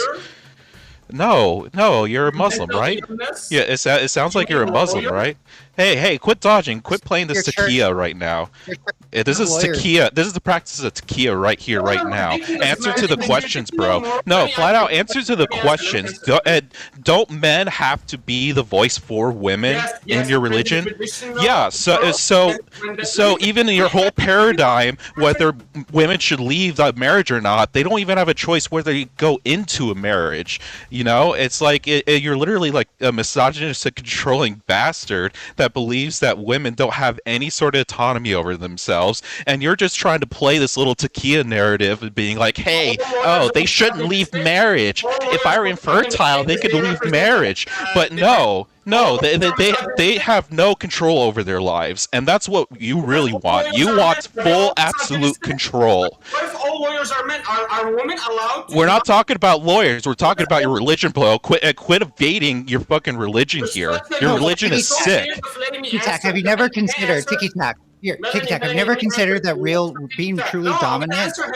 Have you never considered that being truly dominant is making sure you have all the control, right? And not giving women any control because you're too afraid of them having any power. I'm not giving you any questions. I'm calling out your bullshit about your religion. His picture is the dog. I'm not saying hey, he's a bitch. I'm calling the bitch in his TickyTacky picture. Hey, bitch, his listen. Dog, bro. Listen here. Listen, let me talk. Don't ever talk shit about dogs on this show. That dog could fuck you up. All right. That's not a little dog. All right. I'll clear the panel. Yeah, go ahead, Manor. What's up? Don't run, Tiki. Go ahead. What's up? Go ahead. Get your donations ready for Sarah. It's gonna be a hot one. All right, here's the deal. TickyTack, you just said that every woman in traditional moral Nope. You're straw manning. I haven't given any positions on anything. Yeah, I'm talking about your position right now. I steel manned your positions. I don't straw man me into this. Okay, give me your position. I don't want to straw man. You steel man your position. Go ahead, and I'm gonna respond exactly to that. He literally already steelman your like. Okay, but then when I respond, I think it's fair that he's asking that. I think it's fair that he's asking that TickyTack should be able to reframe his argument. It's not too much to ask. Personally, I think that the idea of marriage, if the women couldn't leave it, people would be a little bit more responsible on who they actually marry. But the thing is that you wouldn't even allow them to have the choice on who they would marry. You know, it wouldn't be a consensual thing; it would be an arranged thing. So I'm coming from a paradigm in where I want to facilitate more families. So if women know that they can't leave the marriage, then they'll be a little bit more wise on who exactly they're going to marry, and it's also going to be the same commitment on the men as well. The men could never just flat out leave the marriage. So you said you made a claim. I don't allow women to pick who they want to marry. No, I just gave my position. I wasn't making your claims. He said that. No, I said it was my position. He said that you would speak for the woman in the case that they had evidence that you were gay. You would be the one who has to present the evidence. I don't allow women to pick and choose who they want to marry. He never said that. He said specifically that you would be the one who presents evidence. That believes that women don't have Who's any got sort of autonomy over themselves. I think he's not talking close enough to his mic. No, he's just repeating. Yeah, he's playing it back. Well, anyways, I was gonna try to say it for you, Minar, so you didn't really need. He did say the thing about arranged marriages, right? Oh, if he did, I missed that. Yeah, the Muslim religion is typical in arranged marriages, and generally it's the men who have to speak for the women at all accounts. It's not the woman coming in and saying I want to marry that guy. It's the man presenting to the woman. It's like, do you want to marry that guy? Yeah, I want you to marry that guy. It's always the man's decision on how. Stop crying. Okay. Crying. I'm just saying what your religion does. Okay. It's like, is this crying? Is making descriptors of your position crying? Really? No, you wanted the steel person of what his take was. This is the steel person. Okay, he said that I didn't know his steel person was. He said that I did not say that, or he did not say I don't allow women to pick who they want to marry. I just went and rewatched the tape, and you actually did say. Okay, no, that was something I said mistakenly. Yeah, that's something I said mistakenly. What TickyTack's take is, and here's what we're responding to, is that women do not have a voice to say in any part of it. Would you shut up and let her talk? What TickyTack is trying to say is that women do not have a say in any part of this, whether it's getting into the marriage or being able to divorce. It's up to the man to do it. That's not true. You guys are strong men. Do you know what khula is? Does anybody know what khula is? Go for it. Describe it. I'm sure most of us don't know Arab. That's what I've been talking about this whole time. Divorce is Okay. divorce for the man. Khulur is divorce for the woman. It becomes a different category. She's not allowed the same freedoms. She has to create. There's more litmus tests upon her because she accepted the dowry. She's the one that has more pressure upon her to deliver for the contract because you basically just paid and she's not allowed to just ditch you, except for a really good reason. So she has to come up with a really good litmus test, and that's all I'm advocating for. So you're actually strawmanning me saying there's no way for Okay. the woman to leave. She literally has a full category. I'll of accept divorce. that. Is this I'll still- accept that. Can I address it? I'll accept it. And now can I address it with a follow-up So question? you're saying you've never heard the word khulur before, but Okay, then let you- him- no, he- I just No, accepted none your of us I just give out accepted your religion. position. I just accepted your position. But you have to Your come- position is You never valid. I heard the accepted word your khulur position. Your before. position is valid. I accepted your You position. never heard the word Can I khulur ask a before. question? TickyTack. Can I ask a question? Can I Okay. ask a question? You've asked a question. I- Can I ask you a question? Have No, you ever heard the word- no. I accepted your position. Okay. Now this is a cross-examination, being just one single question. Okay, so if the wife does come in with presentable language of why they should get divorced, is it a man that's ultimately deciding whether that should go ahead or not? You mean a judge? It could be a judge, yeah, but it's not going to be a woman judge under your worldview. It's going to be a man. The point I was trying to mention is It's never going to be a woman judge. It's a yes or no question. It is a yes. a judge, yes. An Yeah, arbitrator. and the judge is always going to be a man. It's never going to be a woman. It's because in traditional The judge is always going to be a man. It's never going to be a woman, correct? There was judges. The that judge were is always going to be a man. It's never going to be a woman. Is So I that can't correct? answer you, so I can't answer But- you. No, you're not answering it. It's a yes or no Okay. question. Would you It's a allow yes or me- no question. It's a Yeah, yes or no you question. It's a have to yes give or him no some question. space. So the judge will always be a man. It'll never be a woman, Where correct? was the woman judge? The judge will 1400 always be years a man and never be a woman. Yes or Where no? was He's- the woman he's answering judge no right now. 1400 This is- years ago? All right, let me mute Well, him then for you a just have to say second. no and then elaborate on it. Hold on, TickyTack. Is it a no? Coming with the big two. He says, "Don't get a divorce. Manure would save your marriage." Thank you, Trib. We love you. But back to you, TickyTack, and you are welcome to unmute yourself now. So Yes. where 1400 years ago when this ruling came out, where was women judges? How prevalent were they? Go ahead, explain to me. Where were they? We're interrogating your religion right now. You understand that when my I'm religion- interrogating your when my religion. I'm religion- interrogating your religion. Under your paradigm of Muslims, can Can I women be respond? judges? I'm Can testing women? your logic. I need to test if you're actually a genius or a dumbass. When my But the religion thing is, says- you're the one My being religion cross-examined says- right now. You haven't even heard a single position, and you're trying to make points off of it. Calm down, Tiki. You're gonna have to stay within your paradigm and defend your paradigm. You're gonna have to. Okay, you crazy Arab. No, not everybody knows Arab. No. Roll over, doggy. Play dead. Okay. Play So, dead. Tiki-taki. Under the Muslim paradigm, can judges be men? Can judges be women?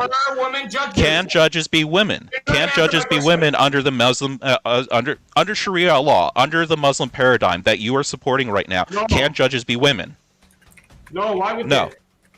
There you go. That's all I wanted to get to. So it's always the man that's deciding the scenario. It's always a man. The man is always speaking for the woman. No, That's no. my point. Okay. How necessary were women judges 1400 years ago? It doesn't matter. I just got you to concede that men is always going to make the decisions for By the women. way, they could be judges, by the way, if they wanted to. By the way, they could be judges if they wanted to. Not under your Muslim law. You just conceded to that. There's You just not- conceded that there's going to be no women judges. You just conceded to Well, that. we have women judges. We have women judges. But you conceded that under a Muslim world that you would support women would not be judges. You're the one who just conceded into it. Quit trying to run away from your position. Support your position. Support your position. Don't run away from it. Okay, I misunderstood your question. In Islam, you're allowed to be a judge. You're allowed to be a teacher. You're allowed to be anything you A want. woman. A woman. Yes, a woman. Yes, she can help. She can hold parliament. Yes. The first university, like she created the university, was a woman because she was teaching other women. But what happens is you restrict it. It becomes she goes and judges for other women. You dumb fuck. Okay, but ultimately there's always going to be a man at the end that's going to decide whether yes or no on the divorce courts. So who cares? Why do you care? Isn't it? Who cares? Oh, so is that a concession? Is that a yes? Is that a yes? Is that a yes? Why be Was that a sexist? yes? Was that a yes? Okay. See, this is what you Muslims do, is that you always try to manipulate things, but ultimately the men are the ones who have authority over the women no matter what. It just doesn't matter. I think any religious type tends to do You won't it. let me speak. You're acting No, like it's Muslims are on another deeper level. I'll tell you that, Melanie. You are letting him play the victim card right now that he's not allowed to speak. We should give him. Because I have absolutely no respect for Muslims, literally. I literally have no respect for them. Plain and simple, whether you're a secularist, a Christian, or a Jew, they believe that you should either be killed or you should be enslaved as long, or if you actually pay taxes, then maybe they'll give you a little bit of leeway. But you'll never actually be an equal to a Muslim. Never. I mean, that sounds like Christian Never. nationalism too. Yeah, but this is just Muslim in general. This is in their religion, flat out. You know, there are plenty of Christians can Muslims get that aren't married in like other them. countries, in Muslim countries. I've met plenty of Muslims that aren't like. They're not hive minds. Yeah, they definitely are. They definitely are. No, because like you have radical fundamentalists, but not all Muslims are radical fundamentalists, right? TickyTack. It depends. No. It depends. If you really argue with them long enough, no, because I am not going to let a person defend for a Muslim. I absolutely hate them. I don't care about I Muslims. hate all religions, and I absolutely hate all religions. All I'm saying is that you have to measure them on a personal level to how strictly they adhere to their dogma. Wouldn't he not even be here on this panel? About what? He was adhering to his dogma? Yeah, this is a women's panel, and he's being charged by a female. He doesn't have a reference to anything. Here, I have a He just banana is too, and I'm getting gonna out go of eat his it. They're healthy. Shout out to Tommy Wusa. Apologies on the full mouth. Coming in with a big two. What does Islam say about Bakabazi? I don't know what that is. Bakhabazi. Bachabazi. Is that Persian? I don't know what it is. I'm assuming you would if it's being asked or something. But I guess right. It's from Afghanistan, so it's Persian. It's Farsi. I guess they're right. It's not Arabic. Perhaps, like, Ticky, you're Christian too, right? Yeah. Yeah, you're a fellow Crucible member. You're a lot more intense than I am, but that's cookie crumbles. Oh yeah, by the way, the Bakhabazi, which is basically, I looked it up into Wikipedia. Hey, made by Jim. Welcome, me! Where are you, baby? All right. My only question is, Why don't you stop by? Why don't you stop by, man? Yeah, why is Come on, Shinbab Jim running Bob. from me? Why is Shinbab always like he never All comes right. up on By the way, I panels looked it anymore? up. Bakhibaz is a horrible practice of basically taking adolescent children. Not condoned whatsoever. Totally against any Islamic ruling. This is disgusting. I don't know why he's asking me this question. Yeah, both So, sides. so like, then, pretty much- but the thing is at what line do you see all of these like horrific things that come from the Quran and say that maybe it's just kind of a bullshit religion?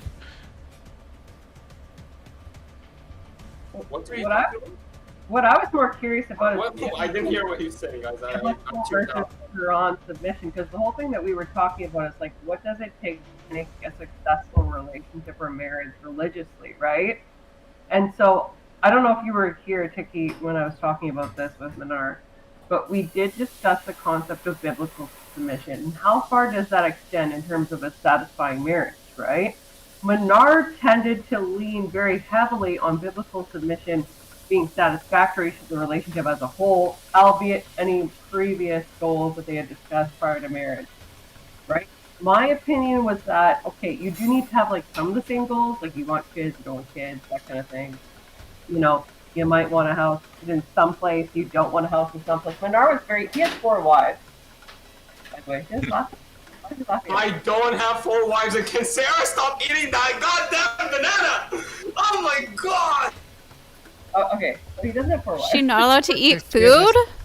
Yeah, there's 3 of us eating bananas. Fucking now. hungry. I'm coming down from my intoxication today. like 'cause this. You're a Sorry for fucking being loud, degen, Sarah. Manor. Why are you sexualizing shit, you degenerate? The Like, fuck is trying wrong to with see you? He Yeah. literally has a booty break. Shut the hell up. But wait, can we get back to like biblical submission and compatibility? Like, Tiki, do you think it's reasonable that, like, if Menard's original position was correct, that he relies heavily on biblical submission to be, or Quran submission, to allow for successful relationship. Is that, like, reasonable, or what do you think on that? So I think there is a reasonable level when it comes to a biblical sense that there should be the submission from the wife and the leadership from the man. It's but I probably wouldn't go to a rate where I would say that the wife is forced into the relationship by like some legal means. Like a arranged marriage or something like that. Yeah. Yeah. Isn't that something that Andrew Wilson like pushes for though? Like arranged marriages in a way, like parents basically picking their daughter's husbands? Well, I don't think so, but I'll say that it's not necessarily a bad practice, but I still think that the woman should have a choice whether that arrangement should go follow through or not. Yeah. I don't think Andrew's ever said outright that he like believes that that's a good way. I think he has like talked about it to some extent, like, okay, maybe this is like, you know, that might work out for some people, but it's not necessarily going to be the God-given rule. Like there could be situations where the parents may actually know better for their children, and that's why they set up for arranged marriages. But I don't think it should be like a strictly imposed policy that they must do that if that is the direction of their religious culture. Yeah, like ideally as a religious, like I'm a Lutheran by baptized and confirmation virtue, but I believe that like you should be met with an individual that has the same goals, at least in some aspect, right? Like the last thing that we want to do is to jeopardize the sacred covenant that you make with God when you are married to an individual. So, yeah. Does Menard, do you have any experience with arranged marriage? Do I have anything about arranged marriage? Yeah, we absolutely agree with it. So, for example, I'll give you what happened with my sister. It was a Facebook post. One guy said he's a doctor, sent a Facebook post looking for a nurse, make sure that she's closed up, never had a relationship before, and he's gonna give her the world. My sister's 23, just graduated, and from a Facebook post, they met each other, talked online, and now she's in Florida with the guy. She just left a couple of weeks ago. And therefore, 100% an advocate of arranged marriage. And she seems to be much more mature than I remember her. Immediately, she matured up very quickly. She's already, there's obligations upon us. We don't love everything we do, but we tolerate it. We go through it, and that's what life is all about. The beatings will do that, eh, Manar? Sorry? The beatings will do that, eh? Help them mature quite quickly. Is that arranged marriage?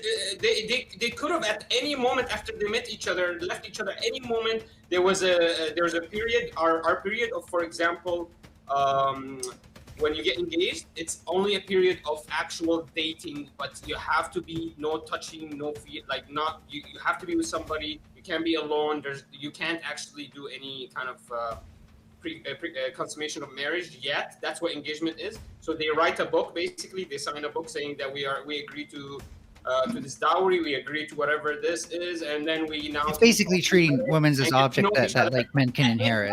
Usually it's a week to 2 weeks. They can go 3 months if they want to. They can do, but usually it's very fast. They get to know each other. It's basically treating women as women. It's basically I'm just wondering when this changed. Men can trade. Thank you, Ticky, for letting me finish. I'm actually going to finish. Nephilim coming in with a big 2. Manure, did you do MMA or military service? He actually said Manar. Sarah, are you drunk right now? I hear Manure. Unfortunately, I'm not. I'm sober now. And I actually kind of wish I was drunk for this one because you're really fucking obnoxious. I wish you were too. I wish you were too. You would have been a little bit more fun. And maybe you would have taken the hat off. Okay, but hey, listen, where the hell did he get the banana from? God, everyone's got a banana. Are you going to answer the question or not? Answer my question. I've been talking for an hour. What do you guys want? The question on the fucking super military. No military service. Although a lot of people think I'm a shit. I would never have actually I look like military. Somebody that obnoxious who can't take one fucking instruction. Couldn't hear you, but it looks good. No longer interrupt somebody Oh, Jesus Christ. Yeah, of course you can't. Ghost 1978 with the $5. Sausage. Ask Manure what the youngest age is that his religion allows girls to get married. So we don't have a per se arbitrary age. We look at biological indicators because that's the only thing that was afforded to us throughout all of our.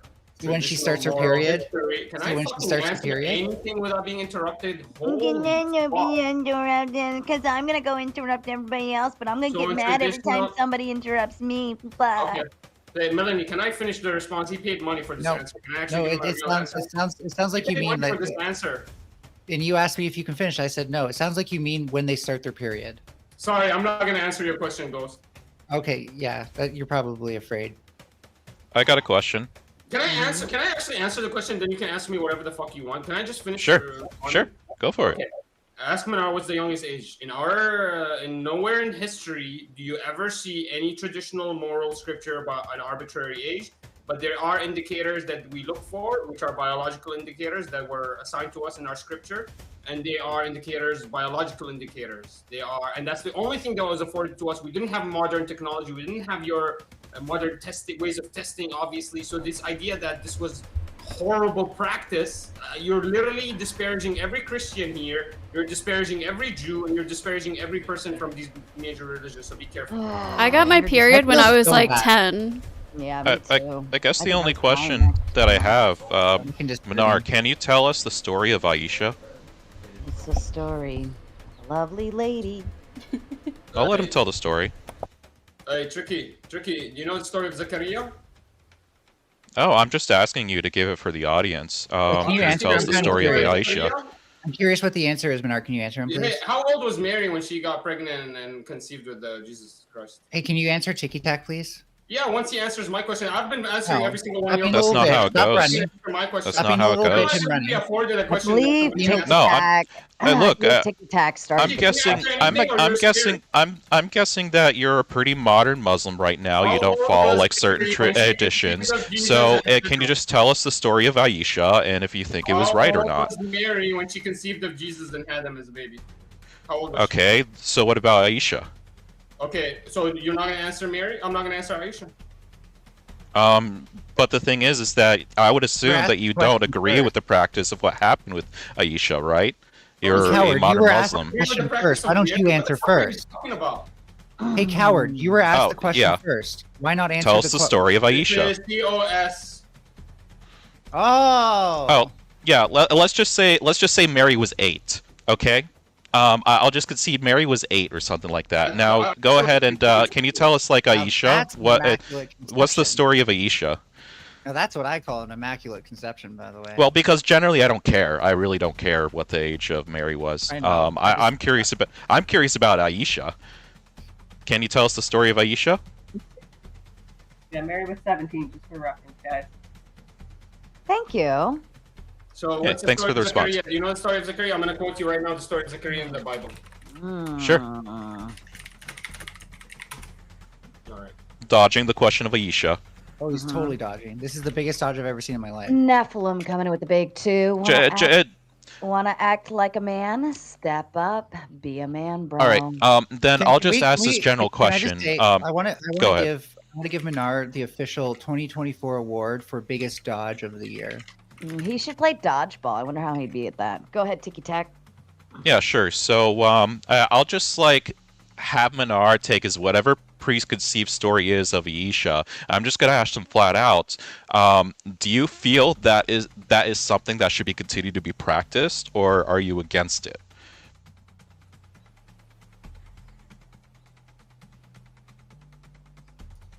No Was response. Rebecca the 3-year-old that Isaac took? Wait. I need to look into this once. He's just dodging, man. He doesn't care to answer.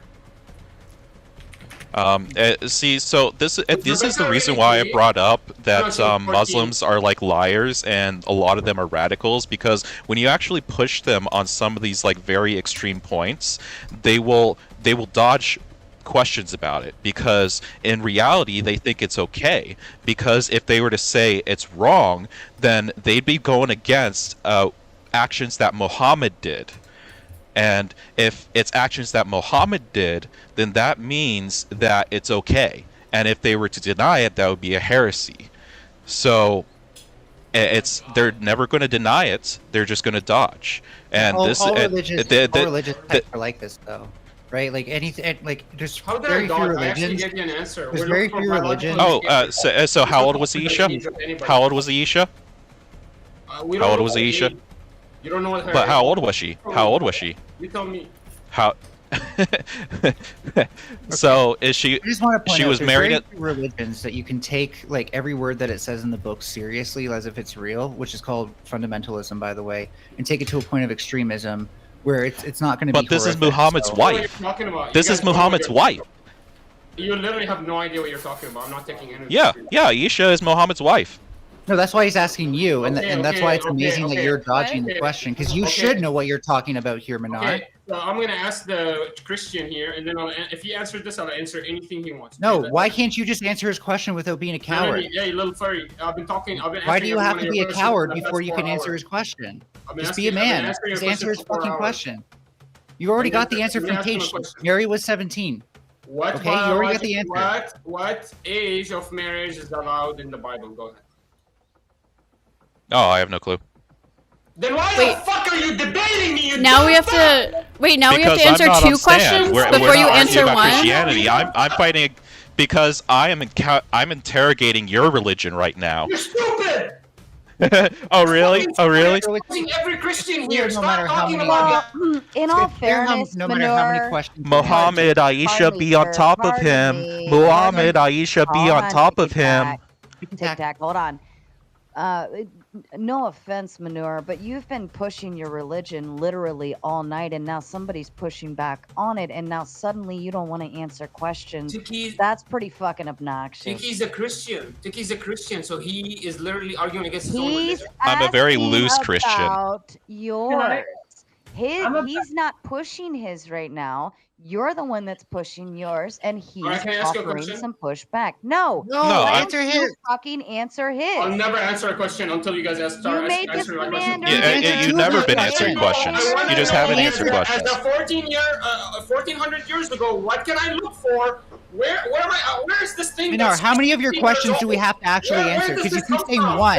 That You're tell us, lying. Yeah. tell us You're the lying story when of you say you Aisha. I literally just didn't say anything about it. I made no presuppositions. I literally just asked you, tell us the story of Aisha, so you could clear up all of the confusion that this entire world has right now. But you refuse to because you know the truth is disgusting. I'll give you the story. The story is. Yeah, go fuck yourself. Go fuck yourself. Seriously. Can I respond? Answer now. I'll give you the story. Hey, can No, I explain I'm the just story? done. I think I I'm made my gonna point tell at the this. story. I think I made my point. Here's the story. Here's the story of Aisha. Abu Bakr Siddiq. Abu Bakr, the honest one. Paige, let me answer him. He thinks I'm dodging or I'm scared of something. I'm not scared of nothing. He doesn't actually know what the fuck He's he's not the only arguing. one who He's thinks literally that, bro. arguing that we shouldn't be looking at biological indicators. We should look at this arbitrary number. He's mentally ill. Listen, he doesn't have any reference to actually follow from 1400 years ago. He doesn't know what he's talking about. Listen, this is the doesn't story sound of like a Aisha. story. 1400 years ago, when we were living in the middle of a desert where it takes 6 months to a year to go down to Syria, which is only 2 days now by car and 3 hours by plane. It So used what's to the take story? 6 months to a year, and you were living in the desert with no running water, where bandits can come in and take over your house. Get it. It was really bad. Get to the story. I have a Oh, so question. Muhammad's 72 wives wasn't enough? Literally 72 wives was not enough? He had to have a 6-year-old to come in and I play have a with question. him? Literally? I have a 72 wives question. wasn't enough? He needed the 6-year-old too? I have a What's question. your question? Is it okay to marry? Menard, let her ask her Is it question. is it okay to marry a 6-year-old if she has all the biological indicators? So is it okay for me to promise my daughter to you? Answer the Can you question. When answer? she's older? Can I Can't talk answer. about this from a Christian Is it okay for me? Can somebody answer anything? Is it okay Yeah. for me to You're ask not- my daughter you're and not- give her to Yeah. you and say she's I'm gonna promise my daughter to you because you're my best friend and I trust you and you take care of everything and she's gonna be your. Is it cool with you or what the fuck what do you want from me? If my daughter's 6 years old, no. I just wanted to be honest. She was promised at 6, but they consummated at a different age. You don't know what you're talking about. Minar, her question Look, was... just bite the bullet and go for it. This is your religion. You think it's moral, so why the fuck are you having such a hard time telling us the story of Isha? Isaac's story is he literally possibly married? I don't care. You're the one. You're the one on the stand right now. We're talking about Muslim religion. Everyone in the Christian faith was marrying from 8 to 12. What are you talking about? They were having kids. Okay, so then here, I'm now an atheist. I believe that Christianity is bullshit. I renounce Jesus. Now your religion as a Muslim. Now your religion as a Muslim. Tell us the story of Aisha. I must be proud of you.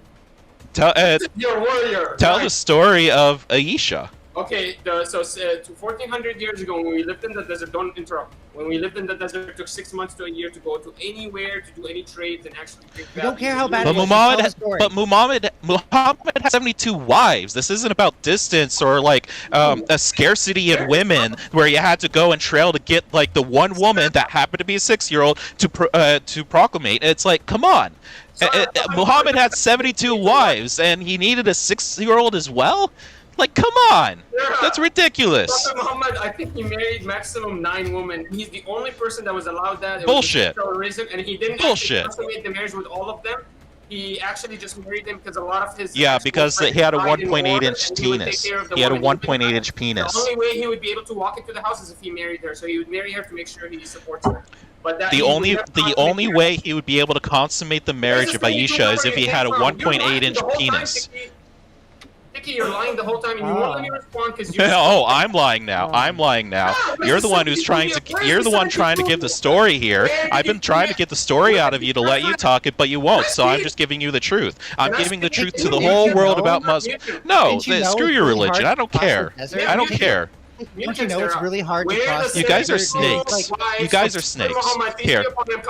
That's cool. Pardon me for just a moment. I'll drop off. I think at this point I'm just being a loudmouth, so I got what I wanted. I like it. I know, but you guys can handle it at this point. You've exposed yourself. A good time for you to leave. Minar, stop. I want to thank you for the conversation. This is a very interesting my chat conversation. says you're a disgusting freak. And you're That's fine. Disgusting freak. You really are. I enjoyed our conversation. I enjoyed our conversation. Have a good day, Minar. Have a good day. Have a good day. Your little dog. Shut up, bitch. The Trib one coming in with the big 2. When religious people disagree, you get this. Absolutely. I couldn't agree more, and it's quite fun. Trib also coming in with the big 5. Aisha, like Mary, was old enough, which is nasty. Religion is a tool, marriage as well. Humans act accordingly. We have no fault because humans are humans. Trib one bringing it back around. And Paige, I believe you wanted to throw something in here. I would love to, because like I'm a religious person. Ticky's a bit more to the cement than I am. I like to hear out people's positions, and I'm not against it. You know, everybody has a right to their own religion. Doesn't mean that I need to, I necessarily agree with it or agree to the specific confines of it, but I would like to express the Christian position because I feel like there was a bit of lacking on this, especially in terms of the emotional maturity or sexual maturity of the individual being married, right? So if we look at the book of Mark, right, 5:41 to 42, there is a woman identified. She is 12 years old, and it is acknowledged biblically that she is a little girl and obviously not ready for marriage. I will concede that there are looser confines as to what Christian-wise is like considered an actual marriageable woman. I don't think it's as young though as the Muslim religion. I'm not saying that like I think that's wrong in their view. I personally disagree with that. Give me a reference from the Bible. How young is it? You don't know. Hold on just a second. I need to do a voice confirmation since you've been so rudely interrupted, Paige. I figure I might as well make my in. Howdy. Can you voice confirm with me, please? Yeah, can you hear me? We can hear you. You're not going to do any weird shit, are you? No. Are you a weird person?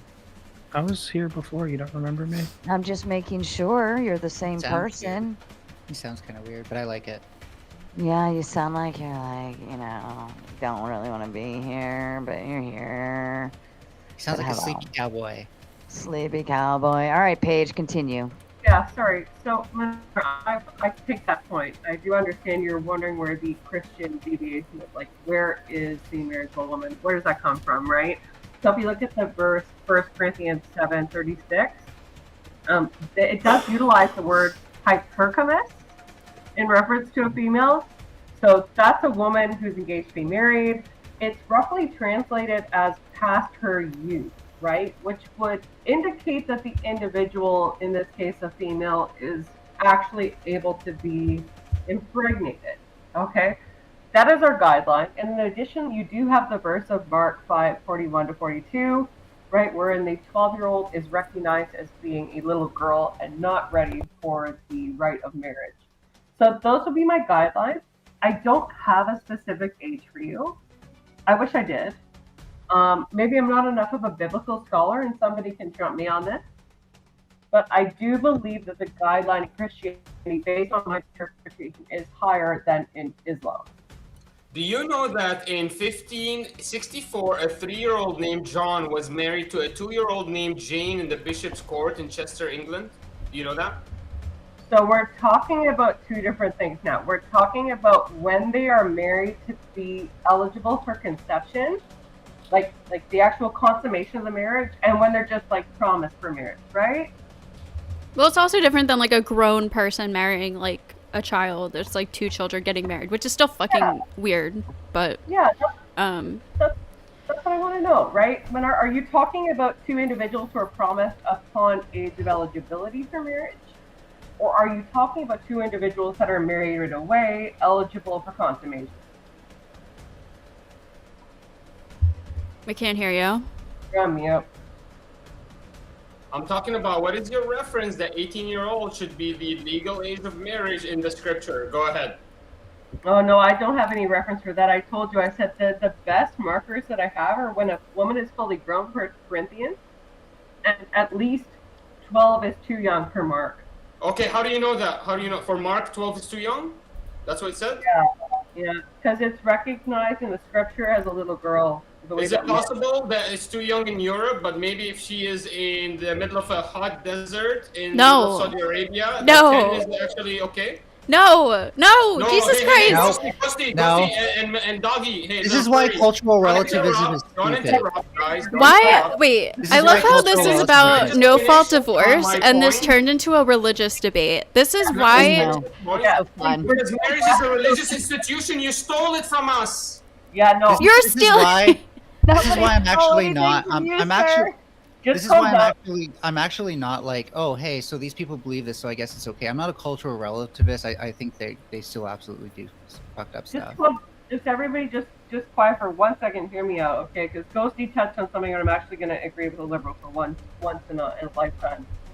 She's talking about what is generally accepted, i.e., what should be legally enforced, right?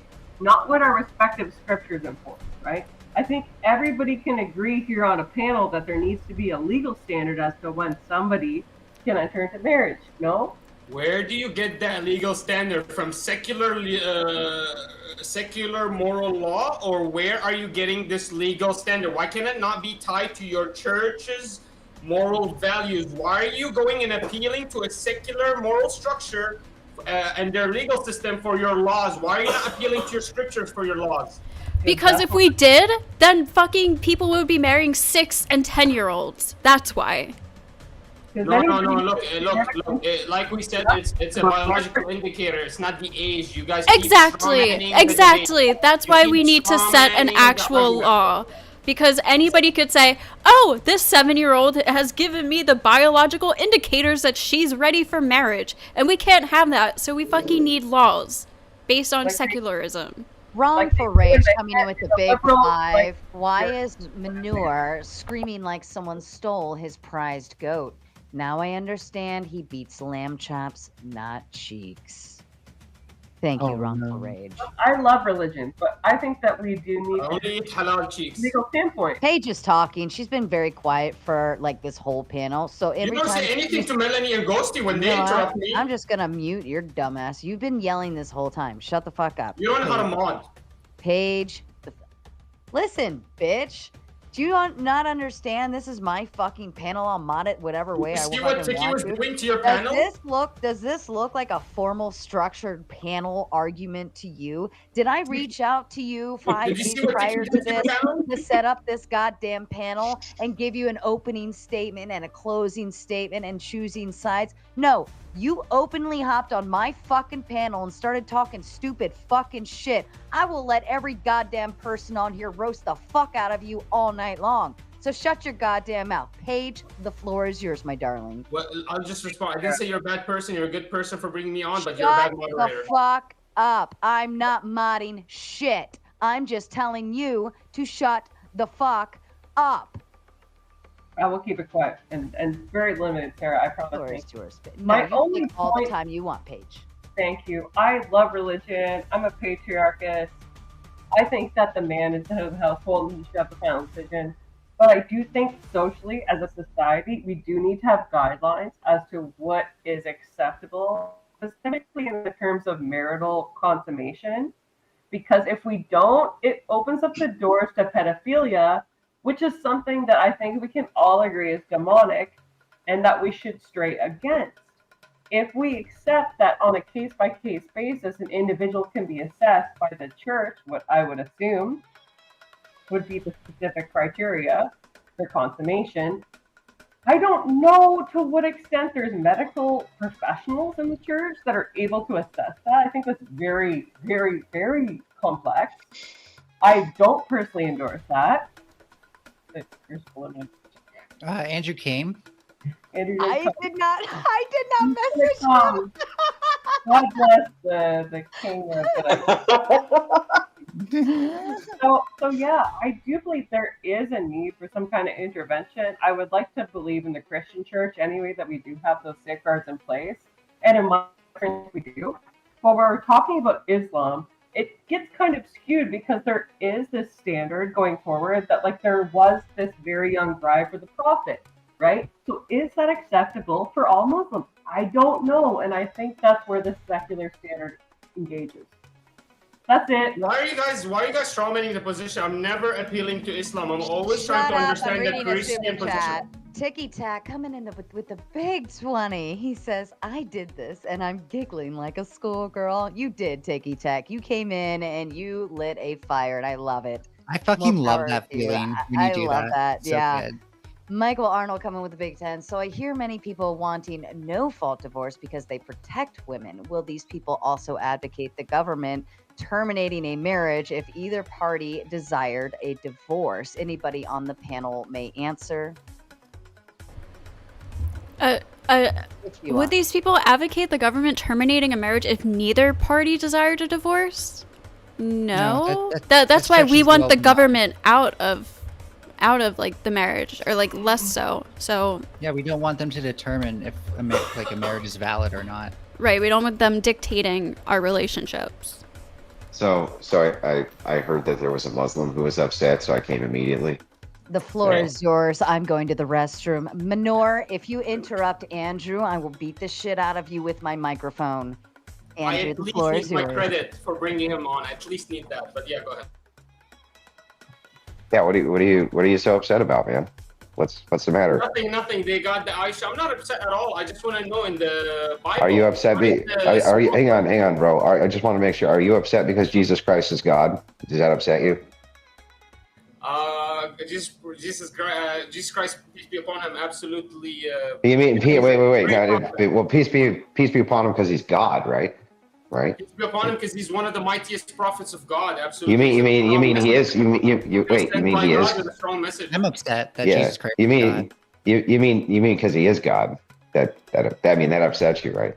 Can you explain what that means? Like, why would I be upset that Jesus Christ peace be upon him is like your God? Like, what do you mean by that? You mean he's the God?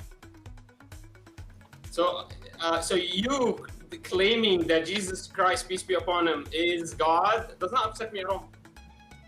No, Not at doesn't all. upset you. Not at all. I mean, what do you want me to say? I don't understand this, Andrew. I'm supposed to get angry because you have religious convictions. You have the ability to actually practice your religious, moral framework as long as it doesn't break. Bro, I can't understand you. You need to take the sand out of your mouth, bro. I can't understand what you're saying. You're allowed to practice your Christianity. You can believe whatever the hell you want to believe, as long as you don't break and start, for example, going against the threshold, which is the Sharia law, the federal church law, that tells you cannot, for example, sacrifice your kids for religious rituals because it's against. Well, can I? That's fair. Can I just ask you a question? Under Sharia law, could you marry a 9-year-old? Today's age, things have changed. So we would look at the biological indicator. It seems like all the biological indicators show that sexual activity starts from 13 on to 16. Yeah, but let's just say hypothetically, hang on. Let's just say hypothetically, a 9-year-old had gone through puberty. Could you marry her? Yeah, but like you're saying about me, like let's say she's my daughter. Hang on. I just want to get this super clarification on this. Can I give you an example where I actually? I just want to make sure. Hey, bro, before you start spurging out, I just want to get clarification here that the answer to this question is yes, and then the qualifier, right? If she she's finalized. That's not. Hang on, bro. Before you give me the qualifier, is the answer yes or no? How can I give you an answer of yes without giving you the qualifier? You can give me the qualifier after I get the answer. Well, 9 years old, she needs. So is it yes or no? Yeah, hang on. Yes. I don't care about yes or you fucking evasive tube of toothpaste lying sack of fucking dog shit. Yes or no?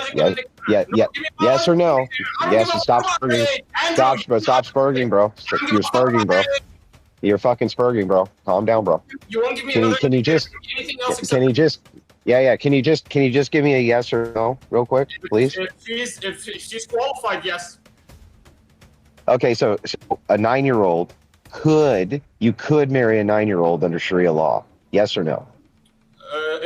For example, if I'm in the middle of a desert and I have a necessity for it, middle of a desert. As long as it's afforded to me, as long as she has actually hit her biological indicator. The age You have to does not spend 40 matter. years in the Age does not desert matter. first. Hello.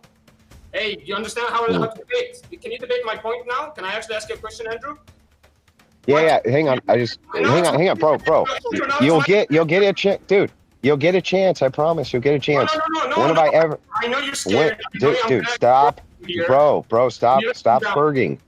Okay. Stop spurging. No.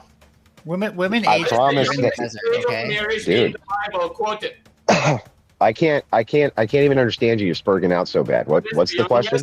Age of marriage in the Bible, quote it. Quote the evidence for it. Well, I mean, don't you guys like to say 6 or 7, right? Because you misinterpret the text.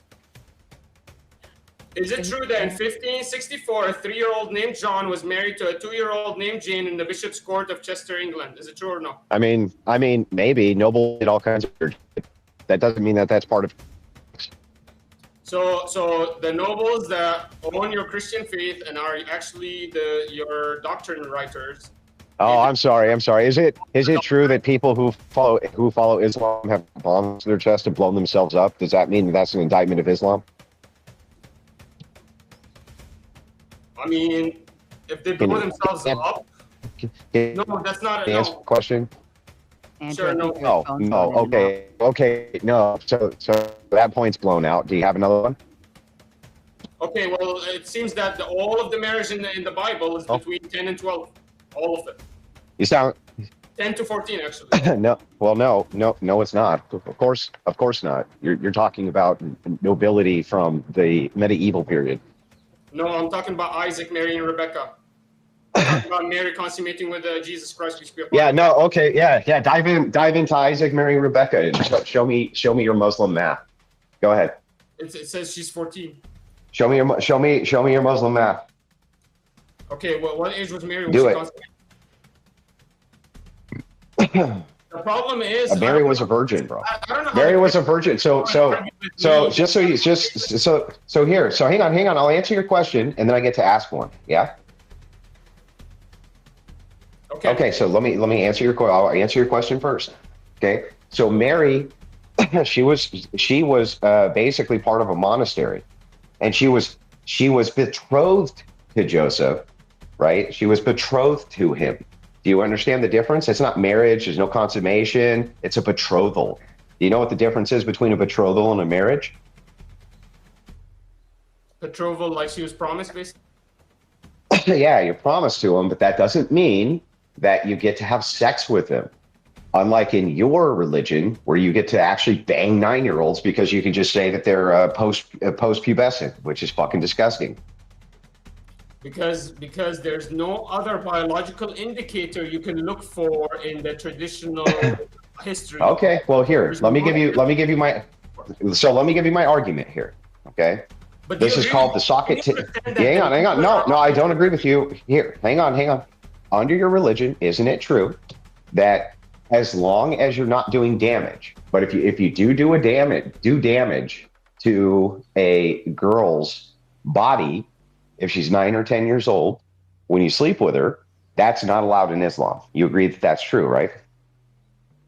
You don't know what you're talking about, Andrew. You don't know what you're talking about. I don't. Wait. So wait a second. I just want to make sure. I just want to make sure. Because I could have sworn I've got it here. In fact, I can pull it up. From you, that means she's not ready for you. Yeah, exactly. So she's not ready for you, right? Because you could do damage to her, right? Sure. Yeah. Okay. Great. So just so you know, this is called the socket tape measure argument, patented by Andrew Wilson. So the thing is that if we are to look at Aisha, for instance, okay, at 9 years old, in order for the vaginal canal to have been developed enough to have taken on Muhammad's penis could only have been 1.4 inches in order to not do damage. Do you agree that Muhammad's penis was only 1.4 inches? So that means Isaac, when he went and met Rebecca, he had to make sure. Okay, I'm not. Yeah. This is a whataboutism, bro. I want to know about Muhammad. Is Muhammad's name Muhammad, or is it something else? Muhammad, peace be upon him. Yeah. Yeah. Okay. His name is Muhammad. So I'm asking about Muhammad. Isn't it true Muhammad's penis could only have been about 1.4 inches if he wasn't going to do damage to 9-year-old Aisha? I literally can show you the vaginal canal in women does not develop until they're about 18 years old to be able to take a 5 or 6 inch penis. At 9 years old, the general science shows the vaginal canal of a girl, right, is extremely shallow. Where did the study was made? What year was the study made? Do you agree with me that throughout? This is modern science. I've shown it on stream before. Muhammad's, in order for your religion to be true, and for Aisha not to have been damaged by Muhammad's penis, it could only have been about 1.4 inches. Do you agree with that? No. Or do you think he was packing? Do you think he was packing a monster and Aisha was? I'll show you the fact. Hey, why the fuck won't you shut the fuck up for a minute, damn? What the fuck, man? You're just gonna speak out the whole time? No, sir. Look, I'm gonna show you that there's a fallacy in your argument. Get ready. I'm gonna tell Get ready, you Sarah. something, little bit. Hang on, let him go. Let him go, Sarah. Let him go. This is great. Let him go. He's using modern studies to try to show that traditional customs were wrong. This is a fallacy, fallacious, appealing to modernity. Wouldn't God know that? Wait, hang on. I'm not appealing to modernity. I'm just appealing to human physiology. It's from the old times, then. Go ahead, show me. Well, hang on. Hey, are you saying? Are you saying the canal was in the old time? That's what you're saying right now. Yeah. So Are you? The fallacious argument? Bro, are you saying that 9-year-old? You don't know what the canal was 1,400 years ago. Yeah. Okay, so I just want to make sure you think that fallacious argumentator. Yeah, you think that 1,400 years ago, 9-year-old vaginal canals were deeper? Well, you have to tell me. Show me the study. Show me the study that shows that it's 1.4 inch. Show me. You see how you appeal to modernity and you're a failure. You failed here. Well, it's not. It's not an appeal. You made it yourself. It's not an appeal to modernity. Have you considered Allah? Okay. Then, all you have to do, Andrew, is show me that you have proof to know what 1,400 years ago the canal of a woman looked like. Go ahead, show me the proof. Are you sure Allah? Are you sure Allah Well- couldn't have stretched it? Like, how do we know Allah didn't get in there? And Well, and- so okay, bro. That's great. I'm sorry, bro. I'm sorry, bro. You seem very upset. You seem very upset. Why does this have to do with modernity? Wouldn't God know like women's vaginal canal sizes, like no matter what year it was? Okay, show me proof you have any knowledge on it. Show me the study. Yes. God, yeah, God okay, doesn't so- need proof though, right? Like God So hang already on. knows. I do have the proof. Okay, I've shown it on stream. I showed it with Muslim Lantern. I explained in depth the research on human physiology. So 9 years old, if you don't want to do damage to a girl, right? If you don't want to do damage to her, your penis could only be 1.4 inches. So Muhammad married a 9-year-old, consummated it with her. Therefore, his penis must only have been 1.4 inches long. Is that correct or incorrect? Appealing to your modern studies, I would have to say it's incorrect because you're not accounting to 1400 years of history. So, like 1,400 years ago, 9-year-old vaginas were different, or what, bro? What? Hey, Andrew, Yeah, do you no, that's know not the gonna fallacy change. of appealing to bad studies? Andrew, do you know the fallacy of appealing to bad studies? You You know can't, what the- right? You can't okay. appeal to bad studies, right? Yeah, but you don't know that it's studies. You're just assuming it is because that would be Okay, where advantageous for does it your have a argument. study that shows how deep the canal of a woman was 9 You don't years think ago? that like medical science has like a And by the need way, for you like could have figuring this out? Aisha, You don't think not medic- actually any woman. But You don't an think- average would be nice. An average would be, I would accept an average. You don't think gynecologists would already know this? Yeah, Like, but any but wait a second, journalist- That is an average. That is an average. And the thing is, unless you are claiming that you think that female physiology has changed since 1,400 years ago, which would be insane, by the way, it would be fucking insane. I'm going off of the average. Hang on. Let me make the argument that he can spur. Okay. I'm going off the average of what a Muslim's penis is. Well, this would be an Arab man's penis, and then the average of what the vaginal canal would be for a child. And guess what, bro?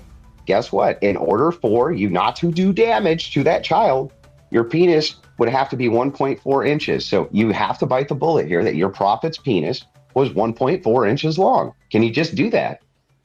Man, I never knew so much about some guy's penis from that long ago. Yeah, I just want to make sure that you can do that, bro. That you can say Muhammad pissed me upon him when he was raping this 9-year-old. He didn't do any damage because his penis was only 1.4 inches long. That's all. And Okay, go ahead, link us the study. I want to see how deep the vaginal canal is actually at 9 years old. And actually, this is a good argument for why we should not accept this. We don't actually accept it right now. And we actually, basically what happened was, even in like the average in Islam has changed. It's actually moved up. The average age of Islam moved up over the years. Can you agree on that or no? Or you're not going to agree? Well, I think that there's a lot of political pressure which has been put on Arabs to stop raping children. Yes, I think that that's true. But the thing is you just said under Sharia that hey, if you're in the desert and your need was great, that 9-year-old, oh man, you're gonna boogie with her. If I'm in the desert and I have a daughter and I gotta go to Damascus and it's gonna take me 6 months to a year to get there on a caravan of 6 camels, and I'm gonna leave my daughter all alone in the middle of the desert with no running water, yes, I would like to promise my best friend her, and then at a certain age when she's ready, I would absolutely send her off immediately because I need her taken care of. I'm so worried about her. Yeah, but when do you how do you know when she's ready though, bro? She goes through a whole biological change. Right. So there's the thing. So wait. So if she goes through this whole biological change, then you would have to admit that you can't do damage to her. The reason she has to go through the biological change so that you don't do any damage to her. Andrew, what are you appealing to? Are you appealing to secular studies and law, or are you appealing to No. Christian? Well, I no. think he's dude, calling right. you I think he's saying your prophet was a PDF. I want to understand what he's appealing to. Is he acting as a Christian right now, or is he secularist? Because he mentioned Muslim. Well, what do you mean? I'm always acting as a Christian. Do you think, for instance, that philosophy? Wait. Do you? Bro, it's not arbitrary. It's not arbitrary. Do you realize that when I do an internal critique of your religion, It has nothing to do with Christianity. Nothing. Zero. Nothing to do with it. Okay, but the problem is every time you create an internal critique of my religion, you're exposing Judaism, you're exposing your religion, you're exposing your own prophets for the Yeah, same. no, those are all pointing to what about these other things? I'm not talking about the other things. I'm just talking about Islam right now. Can we just focus on Islam or? It's a general. Okay, I'll focus on Islam, but I need to know, as a Christian, are you arguing against the biological indicator for marriage? Well, I don't know what that. Well, wait a second. We have church ecclesiastical authority, and the church ecclesiastical authority says that you can't get married to a woman, right, unless she's at least 16 years old, and that's in the dark parts of the world.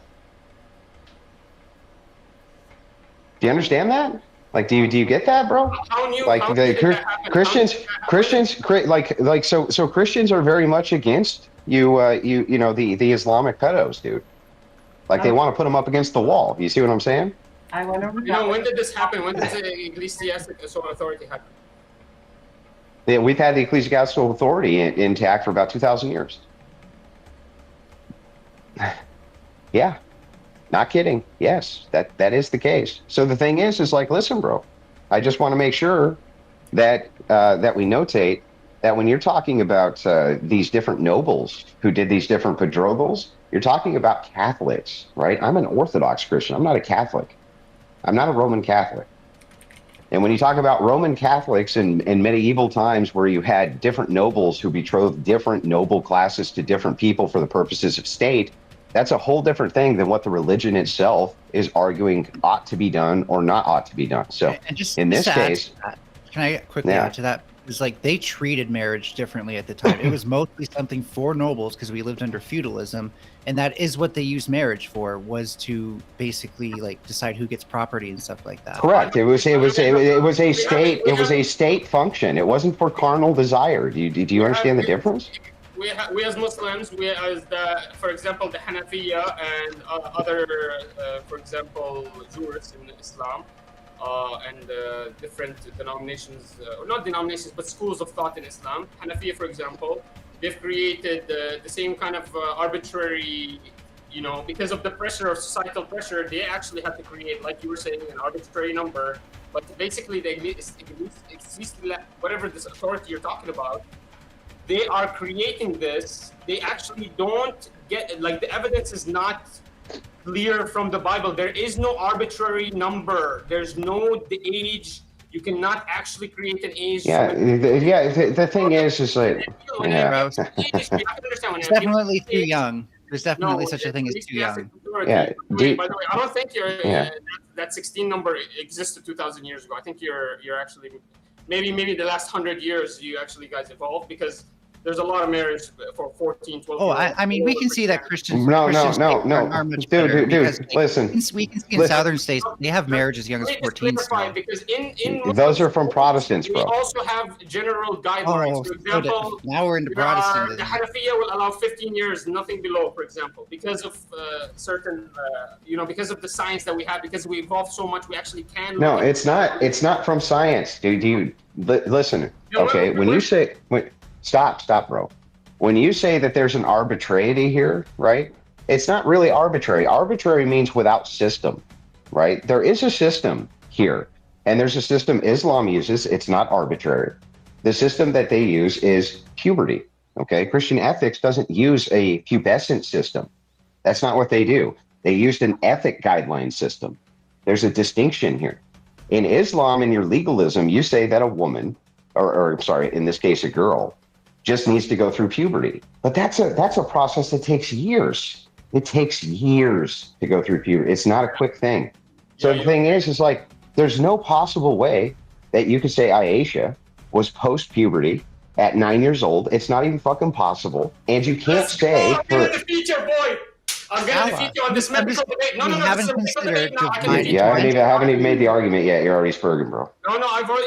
Wait. You didn't already make it? You just... I was in the middle. Well, I was in the middle of it, and then you started like fucking Allahu Akbaring on me. You need to fucking calm down, bro.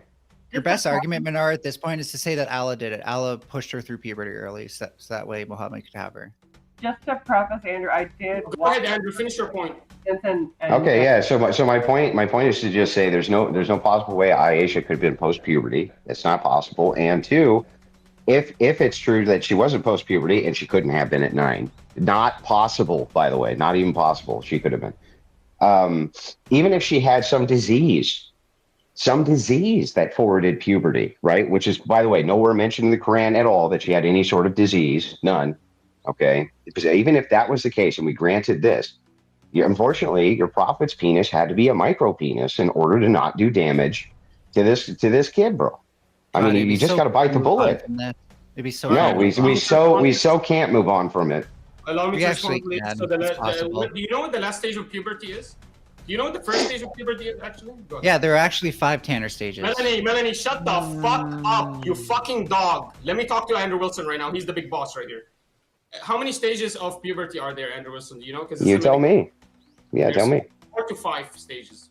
No, there isn't. 45. Okay. What's the first stage of puberty? You literally don't notice any change. Straight up You don't lie. notice any change, but slowly she starts growing a little bit hair. But what's the final stage of puberty? Does anyone know what the final stage of puberty for a woman is? Go ahead, guys. Anybody knows? Tanner stage 5. Yeah, what's the final stage for puberty for a woman? What happens to her? Tanner stage 5. She gets a period, so it's easy for us to know if she's finished her puberty. No, it's what not. do you have to do? No, that's totally incorrect. You get your period at That's- Tanner bro, stage 2, that- you fucking idiot. That's totally incorrect. It's stage 2, bro. That's ridiculous. No, it's not ridiculous. You just- Yeah, no, you I just got don't know what you're talking my about. I got my period when I was 10. My boobs probably came like a year or 2 later. Like I don't know. Like I feel like I grew after that shit. So. Yeah, well, I mean, so hang on. Let me just make sure, right? Her period came at 10. Manar, she was ready to. She was marriageable material to you, wasn't she, buddy? I'm reading it. Stage 1. Hey, Manar, old Ghosty over there at 10. Man, she would have made a good wife for you, huh, bro? Yeah, stage 1, pre-puberty. Hey, can you answer my question, bro? Can you answer my question? Stage Can 2, you- breast buds form, pubic hair Yeah. appears. Stage 3, acne appears, armpit hair forms, and height increases rapidly.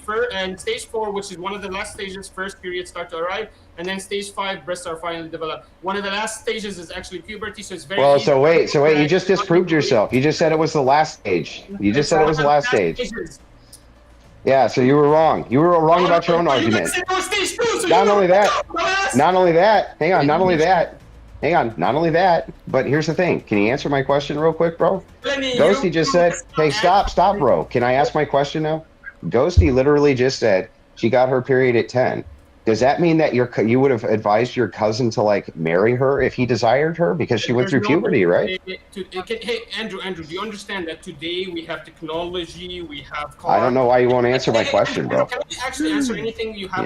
You're not answering my question, bro. I will answer it, but you have to concede that there's a change in climate, there's a change in atmosphere, there's a change in actual. That doesn't technology. change. That doesn't For change how example, puberty the works. travel distance from Damascus to Syria used to be 6 months to a year. Uh-huh. Now it's 3 hours with a plane. You realize that stress would And make it take world longer changed for puberty to happen. rapidly, so You there realize is stress okay would for us to delay change puberty. our actual age Oh. and evolve You realize with it. stress would Okay, delay puberty, listen, I'm right? just gonna grant all of this. Can you just help me out here? Poor Ghosty over there just said she got her first period at 10, right? The thing is does that mean one of your cousins, if one of your cousins thought that 10-year-old Ghosty was just quite the looker, then since you said that the end of puberty was your first period, does that mean that if one of your cousins wanted to marry her under Sharia, they could have? Yes or no?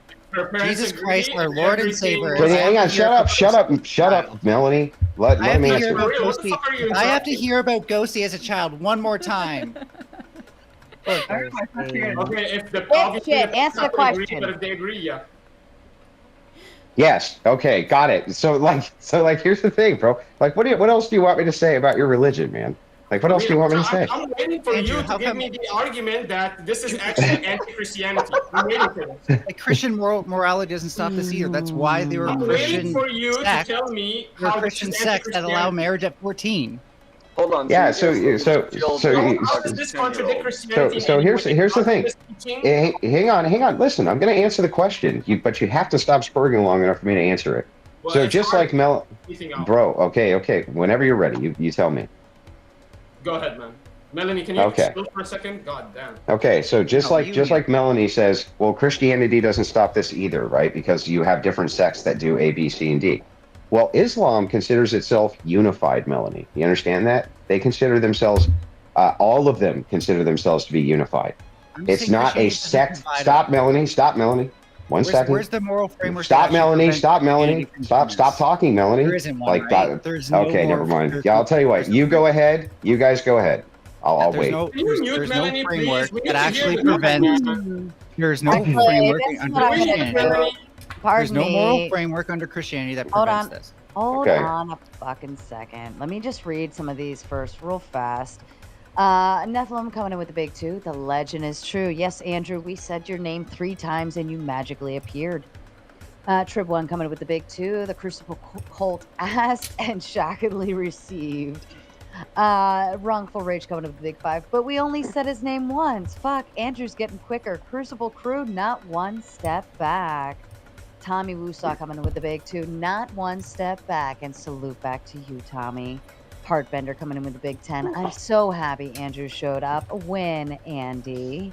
The Trib 1 coming in with the big 2. Andrew and Manure don't disagree on no fault, right? And I believe that would be true because Manure was arguing for that no fault was wrong, and I believe Andrew has a similar. Wait. His name is Manure. I'm calling him Manure for the evening because he's just been stinky all night with Spurg session. Trib 1 coming in with the big 5. Don't need to put the whole peck in order to damage the vag. LOL. Even trying to come up with that number is wild as fuck. Muhammad was gross regardless. And I will say this is an instance where it's literally just the tip. If you really think about it, it's kind of gross. Wrongful Rage coming in with the big 10. I'm here from the roast. Muslim Andrew be cooking. I still want to know how an illiterate Muslim prophet wrote a holy book and why so many people believe it. Suspicious. Jesus is God. That's really interesting. Can I just quickly point out that I don't think most of the people who wrote the holy books in the Bible were around for Jesus anyways. Okay. TickyTack coming with the big 5. Be charitable, Andrew. Give him 2 inches. A Plumpy coming with the big 5. Keep Christ in Christmas. You know, the problem is, like, if you give them an inch, they take a mile, you know? Exactly. Like a child. Oh, no! Nephilim coming in with the big 2. Someone clip him calling Andrew the big boss. Shazzy Bear is a new member. Congratulations. Welcome to the Mater side. Wrongful Rage coming in with big 5. Now, I know why the people of Myanmar go for the Muslim next. It's a cultural Buddhist 969 sect problem. Straight savage. Thank you, guys. We love you. All right, Andrew, back to you. Have fun. So let's get back to this.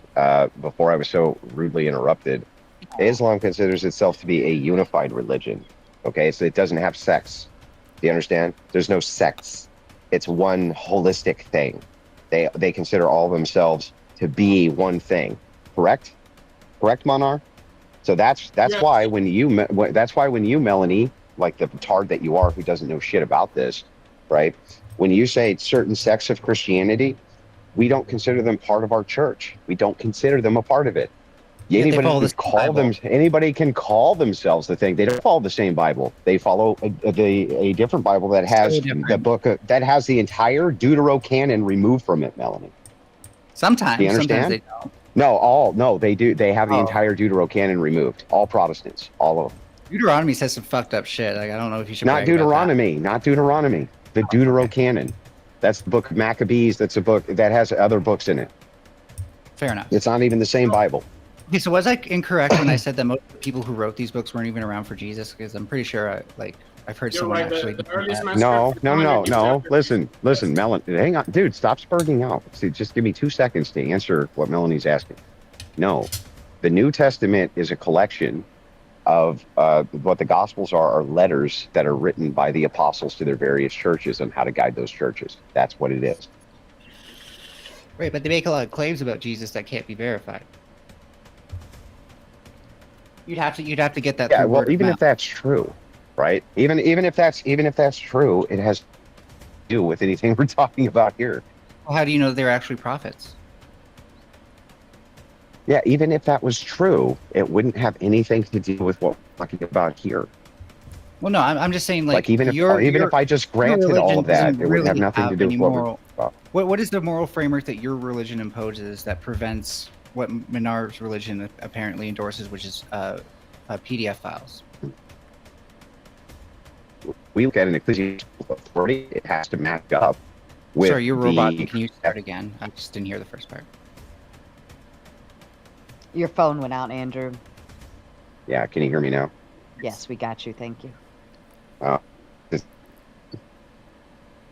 Okay, yeah. So the ecclesiastical authority, which is the church, right, has to follow the teachings of Jesus Christ and the apostles, right? And so a lot of this is actually outlined in Paul as to what is permitted, what is not permitted. There is going to be some sort of cultural relativity which happens here, yes, but Christianity has never ever been an advocation or in any way advocated for marriages at these wild ass ages of 7, 8, 9 years. So that's insane. Oh no, I'm not claiming it's that deep, but like there are definitely states which use religious definitions of marriage and then saw it fit to allow 14-year-olds to marry. And all I'm saying is that the Bible itself, yeah, but they're all Protestant. They're all Protestant. That's like Mormon. Yeah, because they don't follow the right Bible. Right? It is also Mormon shit, definitely. Mormons are wild though. Yeah, that's like a whole. Don't they follow like Joseph, whatever? Yes, that's true. But the thing is like this criticism. Yeah, the reason this criticism doesn't make any sense is because they're not following the same Bible we follow. That's one. They don't have the same church authority that we follow. That's two.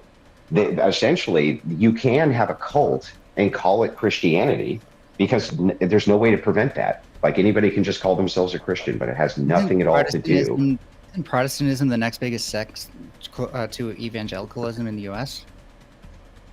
Well, no, evangelicalism is Protestantism. Oh, my bad. Well, then it is the biggest. Yeah. Right? So that's a cult? Yes, in the United. Well, no, in the United States, it's set into mini cults, hundreds of micro cults. So do you think that Christianity is just like perhaps fertile grounds for cult-like behavior? Yes, of course. In fact, there's a great book you should read called Occult Feminism that my wife wrote that dives in to the occult roots. Though, so that's kind of that's what she talks about the entire time is the roots of feminism coming from Christian cults. Right, but that's why like modern feminism, which is secular, wouldn't apply as much. Yeah, but it's not really secular. Right. Oh, it definitely is. You think definitely their values are adopted from occultists for sure. All of the rooted feminist doctrine is rooted in occultist. Yes. Okay, I'll tell you what. Name a prominent original feminist who wasn't an occultist. I'll wait. Well, no, they grew with I was going to ask. Occult, yeah. But I was going to ask, like, you think that like modern day feminists look to the Bible for how to do feminism or something? Well, no. So what happens with different cults, right? And this is especially ones that last for hundreds of years. They take a bastardization. Yes, they take a bastardization of a multitude of ideas, and then they kind of create a smorgasbord, and they pick the things that they like and they reject the things that they don't like. And so the thing is like what happened. So what happened with the feminist occultists? They were taking things from the cult of Golden Dawn, Aleister Crowley, and others, and they would mix them in with Christian ethics. Like they rewrote the Bible. The feminists rewrote the Bible, called it the Women's Bible, the Feminist Women's Bible. And they took all of the things that the men did out of it. Prominent feminists made up. They literally made up a new gospel and said that it was Jesus's wife who made that gospel. It never even happened. It was a complete forgery. So, like, yeah, bro, it's all rooted in occultism. It's not. It's rooted in. I mean, it is. No, it's not. What convention? Name a prominent feminist who's not a witch. Name a prominent feminist who isn't a fucking witch. They came through occult groups, different occult groups, and some of them were like offshoots of Christianity. But they came through that because that's where like women were allowed to be prominent like religious figures, whereas they weren't allowed to be that in the church. Yeah. So feminism correct. grew along with different occult groups, and they kind of they were like two roots of one Great way to make a tree, case. It's I a would great way say. to make a case for why we don't allow women to enter into clergy. So, by the way, it was in 1848 that the Seneca Falls Convention happened, and yes, there were women with religious backgrounds and stuff like that, but they actually came together regardless of the religious backgrounds because it wasn't Yeah. religious background. No, we're aware. They're all occultists, bro. All of them are occultists. No, they had occult groups.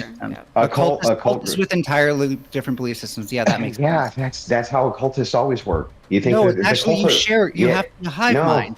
No, Yeah. Aleister You Crowley. don't understand how cults work. Dude, Aleister Crowley came from the cult of the Golden Dawn. Okay, and we're not talking about cults, we're talking about occults. Do you understand the difference? Occultists, not cultists. So occultists are just people who don't share mainstream Christian views. Really. Yes, but you're using an occultists umbrella term. often will form. Occultists follow esoteric belief structures. Esotericism is its own style of philosophical magical belief. And the thing is like many of these occultists dude, stop talking for 5 seconds, or else I can't even explain this to you if you don't stop talking. So either you're going to talk, and I'm going to sit here while you spurg about shit you obviously don't understand, or you can listen. It's your choice. It's just yes or no question. Are you Go dying ahead. that they were all occultists? Yes, they were all occultists. Yes, Okay, well, all of them. Okay, well then great. Name one. Name one that wasn't. Name a prominent feminist who was not an occultist. Go ahead. I'll wait. Well, several. I just can't remember the names offhand. I'll get back to you. Oh yeah, because they didn't exist. They were all occultists, dude. Ghosty knows this. She had to prep for a debate with Rachel, so she ended up having to dive in. She thought she'd prove Rachel wrong. In fact, she dove in and went, "Oh shit." No. Really were all occultists. No, so I had knowledge of this prior, and I agreed with that they came from the occult or whatever, but I disagree with Rachel's framing of it. What's the framing that you disagree with? They were all cultists. They were all part of the cult. All of them. They came. The occult and feminist grew together because they had identical goals. But they weren't exactly. but they weren't one movement. They weren't like one. They just happened to like work with each other. Some of them are evangelical. Yeah, this is the same. No, none of them were evangelicals. None of them were evangelicals. Like Rachel frames it as if like the occult pushed feminism as like some purposeful thing to like take over society, when really they just happened, both of their means like worked together in the same direction. Oh, it was just a happenstance too. It was just a coincidence. Yes. If those are the only places where women have a voice, then that's where women are going to go. Yeah, Madame Blavatsky created her own form of occultism, which then indoctrinated new women into the occult. It was definitely part of her design to have modern feminism. She wrote about it nonstop. So did most of the feminist authors. And yes, they all had different occults or were in the occult and then started different cults because they did want to have power vacuums to spread feminism. That's true. But you act as though because each of them had like their own little sects and then worked together, that somehow they weren't working together for the same spreading of occult ideology. Clearly they were. Why do you think they're all abortionists? That's all occult shit. That's all occult shit. All of it. Abortion is like a woman's rights thing, because especially back then women were getting pregnant so much, and many of them were dying. Andrew, Ghosty, what did the church do? What did the church do to you in the 1300s if you had a fucking abortion? What did they do to you? Hey, Andrew, if you were a woman. Can you let Ghosty answer, please? No, I said I'd get back to you on this. So I'm trying to get back. I know, and you can in a second as soon as we finish. So, Ghosty, what did they do to you? I don't know, like hide you away and then hide the child. They burned you. They burned you at the stake as a witch. Okay. Yeah, because that's what they did to abortionists. If you read the Malleus Maleficarium, if you read the Malleus Maleficarium, or the Malleus Maleficarium, Malleus Maleficarium.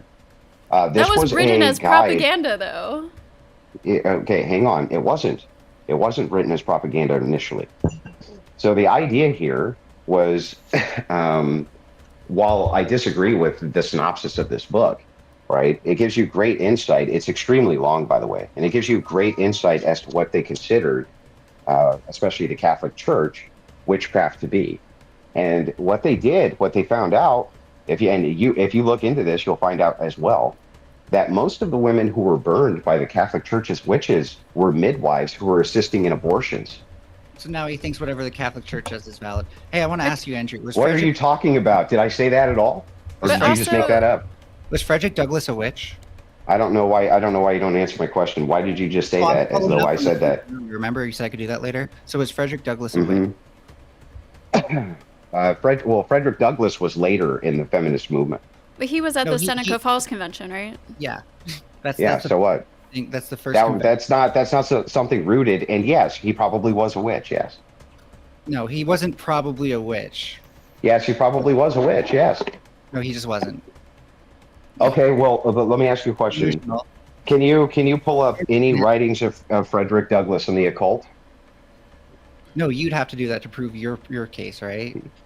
Well, no, you said you're saying he's not occultist, right? Yeah. Okay, well, let's find out. Yeah, so find me some writings where he writes for the occult, like the thing that would prove your case. The other thing is like these things, like seances, Okay, for here we example. go. His authority was grounded in an occult tradition that no slaveholder could enter the magic root episode. Okay, this is framed the inner revolution of Douglass's life. So hang on. The Theosophical Society in America, and the Magi's root. You can literally find this immediately. So yes, Douglass was indeed an occultist. Yes. And just to be clear, you probably also think Episcopalians are occult members too. Well, there's a difference between. Wait. Nobody will ever say that the Theosophical Society is not occulted. They're self-described as occultists. Yeah, so I'll grant you that. I'm asking about someone else now. If someone was an Episcopalian, I'm granting you that. Now that you just got blown out, bro. Can you just go ahead and admit that you were wrong and that Frederick Douglass was a witch? Sure. Yeah. Okay, great. If you have to debate so badly to Andrew, you are the best debater ever. Since you need it so badly, here's your W. Would an Episcopalian be an occultist to you? What's an Episcopalian? People who follow the Episcopal Church. No, they're heretics, not witches. Mormon. Okay, so occult doesn't equal witchcraft, though. Yeah, and I also just want to point out Elizabeth Cady Stanton was an Episcopalian. Elizabeth Cady Stanton was an occultist, for sure, 100%. No ifs, ands, or buts. Now, many of these people self-identified with Christian roots, just like Margaret Sanger. She identified with Christian roots as well. But the problem is that Stanton especially was a rooted occultist and self-described as a rooted occultist. So I don't know what the fuck you're talking about. You don't even know what you're talking about. Are you like looking for sources that actually describe these things? Because like I'm not. Well, no, I know. I've read Stanton. She would do seance. Frederick Douglass, because she did say, bro. She did witchcraft all the time. She did seances. She did Andrew, occult activities all the time. What are you talking about? Seances weren't directly connected like to witchcraft at the time. Yes, they were. In some cases, but like it got even Protestants. Seances when they first started happening, like it was actually a pretty common thing. Like even just like regular families would just like try it like with their family at like the table and stuff. But like because all this new technology was coming out, like electricity was being invented and telegrams or like what all this like weird shit. Yeah, and the spirit phone and all this different stuff. Yes, I'm aware. So people didn't like see these things as like witchy or dark or like. Lots of this was normalized at the time. Andrew would have, especially in the no. So would you stop, Mel? You've demonstrated you have no background in this at all. You don't know anything about it. So just stop. You made a fool out of yourself enough tonight. Witches. I get it. So ghosty. Good point. Okay, that's not what nobody ever said that, but you can just keep on That's prowling. basically your Anyway, logic. Ghosty, I can't find anything that you're saying. I can't verify it on my end. to push back. Okay, yeah, who cares? So anyway, Okay, push so back link on this me to Ghosty. where Frederick Douglass Yeah, said anything I don't need to about link it to you. We already know it, bro. We already know. We don't even need your help. Okay, so you don't have a source. Ghosty, yeah, you can read it in Occult Feminism. There's my source. So Ghosty, so a real quick. propagandist is going to tell me about fake history. So, That's cool. a propagandist on behalf of who? That's right, Andrew. Who's my wife a propagandist on behalf of? Lying sack of shit. Who? The source who's not biased against feminism. Who's talking about this? Okay, find me a feminist that's not biased on behalf of feminists. No, again, I can't find these things about Frederick Douglass that you're saying. Yeah, It seems because like you're not looking. Because you're not looking. I just told you the Theosophical. I just told you the Theosophical Society has an entire article on it. I literally just told you that the Theosophical Society quotes Douglas as being an occultist. The Theosophical Society would also include other. Theosophy is about all religion. So no, Theosophy is specifically occultism. Okay. Specifically. Apparently, you just don't like things that aren't puritanical Christian. Furby, you have but it has nothing to do nothing to do with puritanical anything, idiot. You seem pretty. You just don't know what the occult is. You don't know what the occult is. You don't know. I'm gonna let Sarah speak, but you seem puritanical to me. Furby, you've been put backstage for 5 minutes. Somebody paid. All right. I think you were speaking to Ghosty, Andrew. Yeah. So anyway, Ghosty, I was just saying. No, in early America, well, this is actually middle America now. So the 1800s is when they started the magical undead practices phase. And yes, you're right, it was vastly popular, but it was highly condemned even then. It was highly condemned. You weren't supposed to do it. It was still widely considered to be sorcery, especially by the Europeans. But here in the United States, a lot of those sects were able to kind of go unmolested because they were still exploring the Western frontier. Yeah. So there wasn't a whole lot of law and a lot of preachers and priests and things like this to give normative authority to these things. Yeah, I agree. Yeah, but it wasn't all like I don't know. I think we agree, but it's not like everybody doing it was like I am doing this as a witch. Like some of it was no. I would never make that claim. Yeah. I'd never make the claim that somebody played with a Ouija board because they wanted to do witchcraft. There was all sorts of different ways that this was marketed, and this was pushed. But from various charlatans as well. I mean, there was a whole charlatan sect that would come contact your dead grandma for money, right?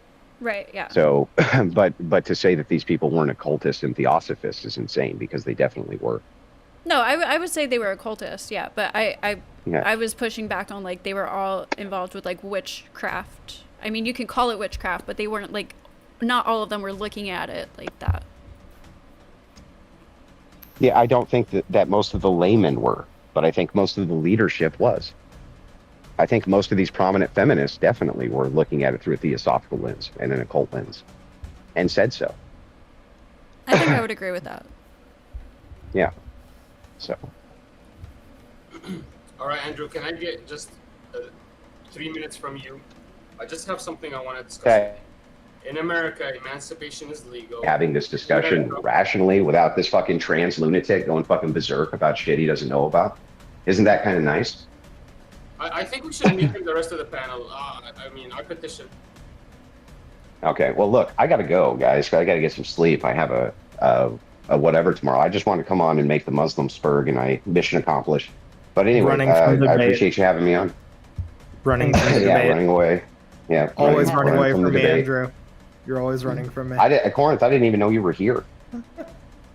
Yeah, I didn't even know you were here. And the other thing is, I don't ever remember saying hi to Jess Gerald before. Yeah, he's here. He made his debut Friday night. Yeah, Sarah put me on a speed date. No, Mama Tomato put you on a speed date. Did you win, Gerald? I did. Really? Yeah. What did you win? What did you win? A first date. With who? Sarah, the Raging Tomato. Oh, I mean that sounds like an L, bro. I mean, honestly, I'm teasing you, dude. I'm teasing. I just wanted to say what's up to you. Well, it's good to see you. I was surprised to see you drop in. Yeah, I wouldn't have done it, but TickyTack was in the Discord and was like, "Come make this guy spurg," and I was like, "Well, okay." So I'm just anyway, surprised what a Muslim prayer, how quickly it could be answered. God, thank you. it's really funny. You didn't even have to ask your fake God. You could just ask me. I would have just come in and talked to you anyway. So Jesus just letting you Christ. know. Just letting you know. But anyway, have a good night, guys. Take care, Andrew. Andrew. Thank you for doing that. All right, everybody shut up so I can read these. Also, Mel, you got 5 more on you in the back, okay? Let's see, we did that one. Okay, Tommy Woosaw comes in with the big 2. What are, is it Sunni and Shia? Sunni and Sunni and Shia? Shia. Sunni and Sunni Shia. and Shia? I Yeah, don't so know what the this Sunni is the Orthodox. Shia, they believe in newer teachings. We still believe that they're Muslims, but they are completely unorthodox. They do their own teachings, and a lot of people look at them as the outside of the faith. So I think they were asking this because Andrew said that Islam didn't have any different sects, that they were all just, they believed in the same. So the difference between Shia and Sunnis is Sunnis only accept hadith, which is the sayings of the Prophet that are extremely authentic and strong. The Shia accepted weak hadiths, and weak hadiths created havoc to their religion. I'll give you an example. They can marry with a rose. They go up to the girl in the club and tell her, "Here, I got you a cup. Here's this drink. I marry you with this drink. You are my wife for the night," and he can divorce her that night. This is not a Sunni tradition, but the Shias, for some reason, they believe they're allowed that because they read weak hadiths and they really believe in them. Oh, interesting. Thank you for the explanation. It's nice to always learn something new. And Finkel says that Tommy actually means Sonny and Cher. And originally I did think that too. I'm like, are they talking about Sonny and Cher? Like, is that a thing? Or did they just misspell it? Wrongful Rage comes in with the Big 10. He says, I caused this sidebar convo. Bad Rage. Pay money for the grift. Yes, and thank you so much, Wrongful Rage. It was comical. It was a great conversation. Nephilim coming in with the big 2. Mel, you can't spell Wilson without the W-I-N. Very nice. And then, of course, Shazzy Bear with the 5 to put Mel in the back. Tristan coming with another 5, adding 5 more. Finkel coming in with the 5 gifted tomato memberships. Congratulations to you, lucky lottery winners. And then Kieran, my mouth's all stupid right now. Kieran Markin coming in with the big 5. 5 more minutes of silence, please, for Melanie. All right, and Melanie, you are back there. You've been back there. You'll be hanging there for about 9 more minutes. Michael Arnold coming in with the big 5. Ghosty, hush. Andrew isn't here for you. Wrongful Rage coming in with the big 10. A cult is knowledge that is hidden. Cults are groups of weirdos doing stupid shit for charismatic asshats with selfish vision. Why would you spell out shit and then blank out ass on ass hats? And then Trib 1 coming up with the big 10. Is it possible to use this to reduce Mel's wait time by 10? If so, here it is. Also, religion when it comes to consent is a yikes. Again, win Sarah. Remember to ask for manure before you divorce. He got you. And yes, you can utilize time or money to bring people back. And so that will balance it out. I will bring Melanie back on screen. And then, of course, Adam Dole. Nice to see you again, my friend. Hi, nice to be here. Hello. And just for the record, I'm actually going to wait the entire 15 minutes just to honor the people who did pay 15, because I love anyone who pays money for this. But thank you again, Trib. Super appreciated. You rock. Melanie, then you're not honoring the people who paid to get you out. Well, I thanked them directly. I want to give both people what they want. I'm back on the panel, but I'm also gonna. It's only 7 minutes. It's only 7 minutes. Well, how about instead you like split the difference and like for the next 10 minutes you speak for a minute and you're quiet for a minute and you speak for a minute. Just make it completely incomprehensible for everybody. I think that's the best way to do it. I think that'd be great. I kind of agree with that. Okay, anyways, so Mel is muted right now. What's up, Adam? How are you, brother? Hi, you want to debate about libertarianism and how it's completely compatible with conservatism? Yeah, sure. Throw your proof. Yeah, okay, so I gave this to you before and you kind of freaked out, so I'm going to do it again because this is a really simple argument. I don't remember Premise ever one. talking to Adam at all. What? I don't ever remember talking to you in my life. Yeah, I know. It was funny. Anyway, so I have this written out, but I lost that paper, so I'm just going to do it off of memory. Premise one, conservatism means you're conserving certain aspects of a society that you like. Premise two, it's possible for an aspect of a society, it's possible for libertarianism or value in liberty to be an aspect of society. Conclusion, they're not contradictory.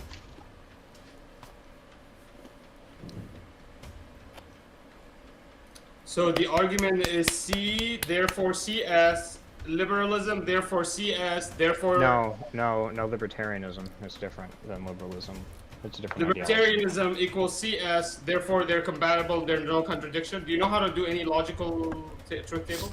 What's CS? So I created a mathematical equation. He said conservatism leads to, so if conservative, you lead to, therefore, which is an arrow, one-sided arrow, so C Conserving values, yeah. I don't know what truth tables are. I don't know how to do truth tables. Corinth, can you tell me how to do truth tables later, by the way? Yeah, I can show you how to do truth tables later. Thanks, Corinth. Yeah, you have to be taught. You actually don't know. Then no, this is a syllogism. No, This is a syllogism, Minar. I'll tell This you is what a you do. syllogism. Present your argument with no syllogism. Don't present the syllogism. That means don't present premise and conclusion. Don't present the syllogism. Why do you want it in a less clear manner? Because it's Presenting wrong. in It's illogical. It's contradictory. It doesn't make sense. It's Okay. C, Where therefore, did you see the contradiction? Let me show you what he said. He said C, therefore CV. And C, therefore CV. L, therefore CV.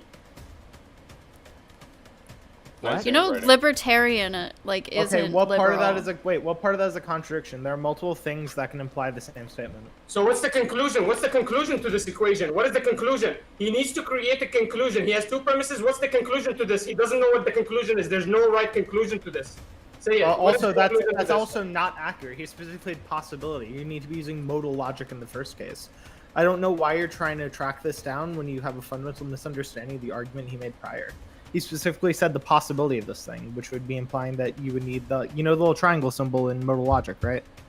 It would be a diamond. Is it diamond? Yeah, I remember the point A. I thought you were ESL, Corinth.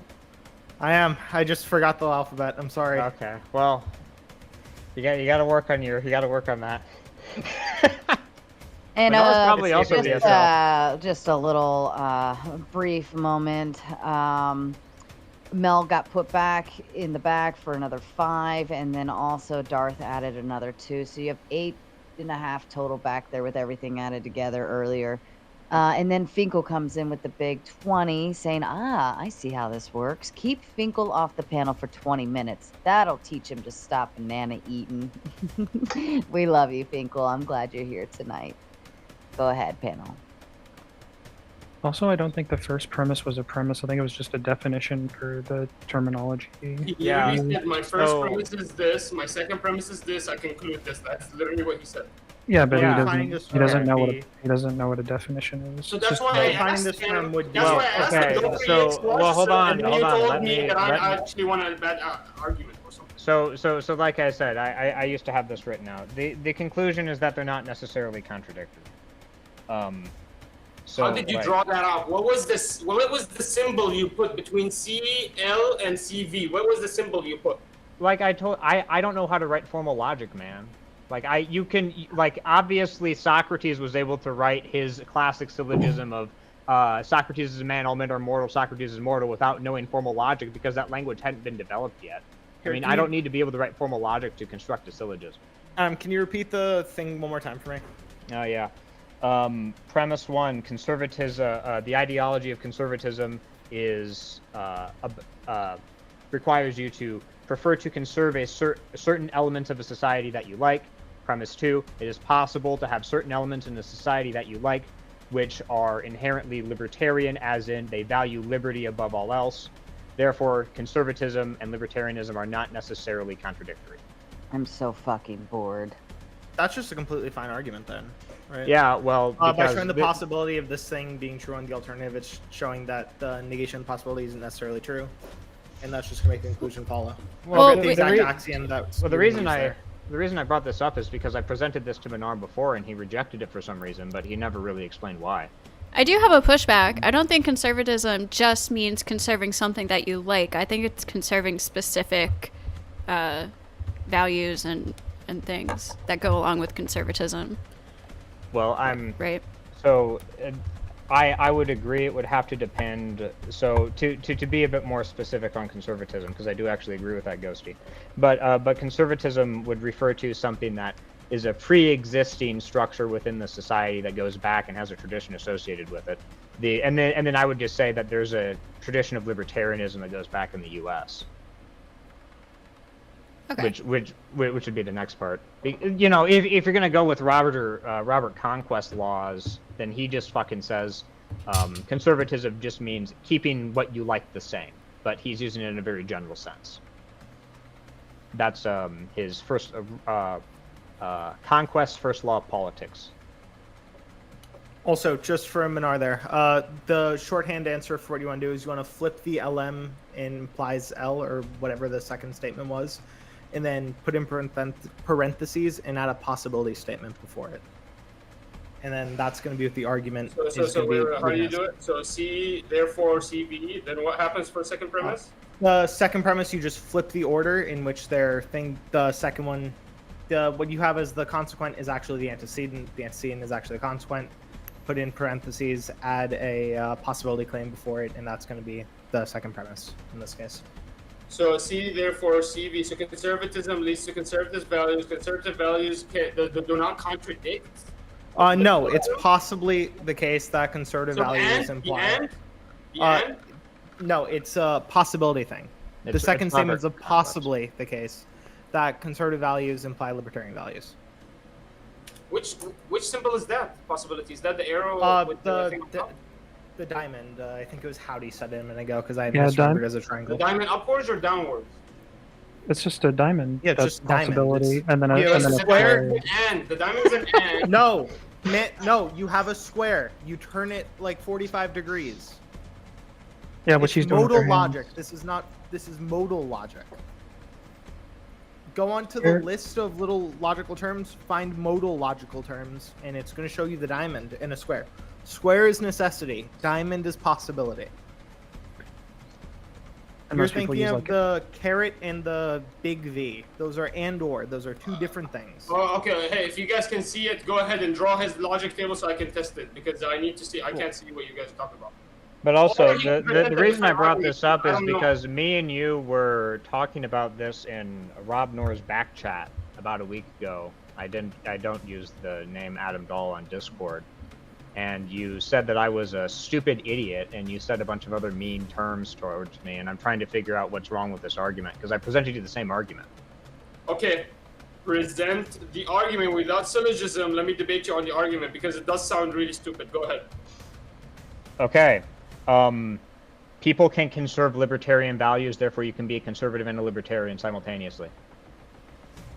Oh, I remember you guys. Okay, I'll tell you what happened, guys. This guy used the definition of the word conservative and actually used the literal definition, which is to conserve. And Can I ask a big favor from you, Manure?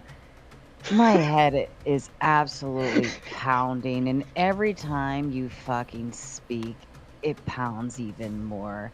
You're hurting my head. Can you kind of like lower your energy level and perhaps your volume on your mouth? That would be great. And a big shout out to Michael from earlier. He did understand I wrote it in text, but my apologies. I thought you were just saying ghosty hush. I didn't realize you wanted me to mute her. But yeah, for future reference to anybody, it would be helpful if you specify specifically, mute Manure, mute Adam, mute somebody, because that just helps me understand what you're saying a little bit better.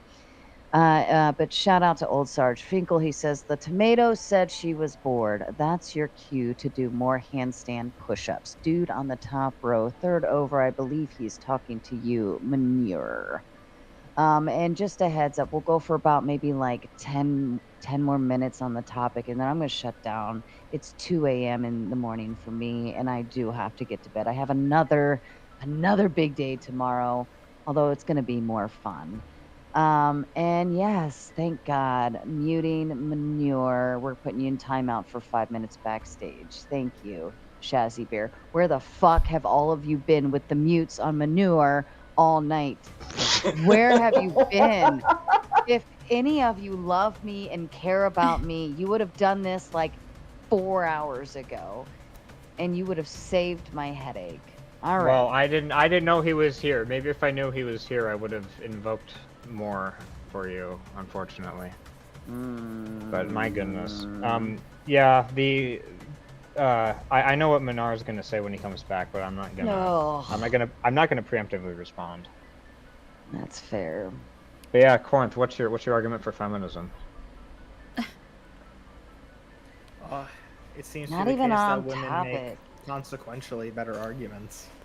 Women make consequentially better arguments? They vote for consequentially better policies. I should be a little more clear with that. Oh well, I think they vote for consequentially worse policies. Okay, so do you agree or disagree that raising price for consumers all seek will be a bad thing? God, you guys are fucking boring. Just a heads up. Let me bring up manure. Love you too, Okay, Sarah. hold on.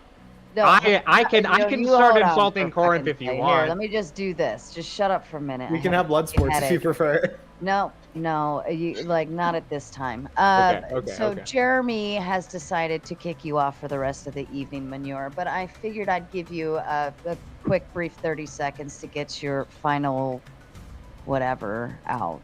And I say was goodbye right. to You're a great everybody. human being. Bad moderator, great human being. Thanks so much for another opportunity here at the Sierra Raging Tomatoes for me to rage! Wow! What did I'm king!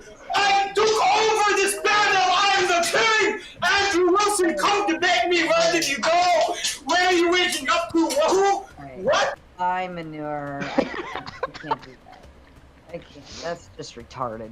What an Now I ass. bet you wish it was just me and Adam I- speaking about prop logic again. I can't tell if he's Indian or Pakistani. I and I'm think not he's sure which just one would be more insulting. stupid. That's what I think. And shout out to Finkel. He says, "You slept yesterday, slacker." Just kidding. Going night too. I love you too, Finkel. No, I didn't get to sleep yesterday. You want to know why? Because yesterday, very, very early in the morning, like 4 a.m., my youngest, Tomato Jr., decided to wake up and projectile vomit all over the fucking bed. So I got up at a very early hour, held him over the toilet as he finished projectile vomiting everywhere, and then had to spend the rest of the morning cleaning bed sheets and all that fun fucking shit. So no sleep for me. And then, of course, thank you, Jeremy. I owe you a huge hug. Thank you. Although I didn't like the end of the game screaming. That was like absolutely psychotic. But where have you guys literally been all night? You guys could have shut this motherfucker up earlier. And Wrongful Rage coming in with the big 5. Literally don't know about the mute option. Learning more every day. Wrongful Rage, yes. Over here on the Tomato Show. Unless it's a selected panel, right? So on Mod Mondays when I actually put the panels together, not like tonight. If it's open panel, it's open house on the chat always wins. So you pay, it's minute per dollar, and you can put people in timeout. If somebody's in timeout, you can bring them back up to stage by paying the difference of what, like however long they have left to come back. And it gets pretty fun. There's a lot of back and forth, little super chat wars between people. I'm kicking people out and bringing them back. It's a fun little game we like to play that I like to call Fuck You, Get Backstage. Trib1 coming in with the big 5. Awkward question, but what size is Jesus's stick? Be as graphic as you need to be. We must know. We ask, what would Jesus do? And if Jesus was Muhammad? Aisha, go. I don't know if I want to know 8 the inches, he's answer superior. to this question. I mean, I can. Okay. Oops, sorry, if, Mel. If you want a somewhat serious answer, it's probably just normal. There you go. And Jesus was not Muhammad. Yeah, Jesus was literally in the golden mean of all of like the human body part proportions and stuff.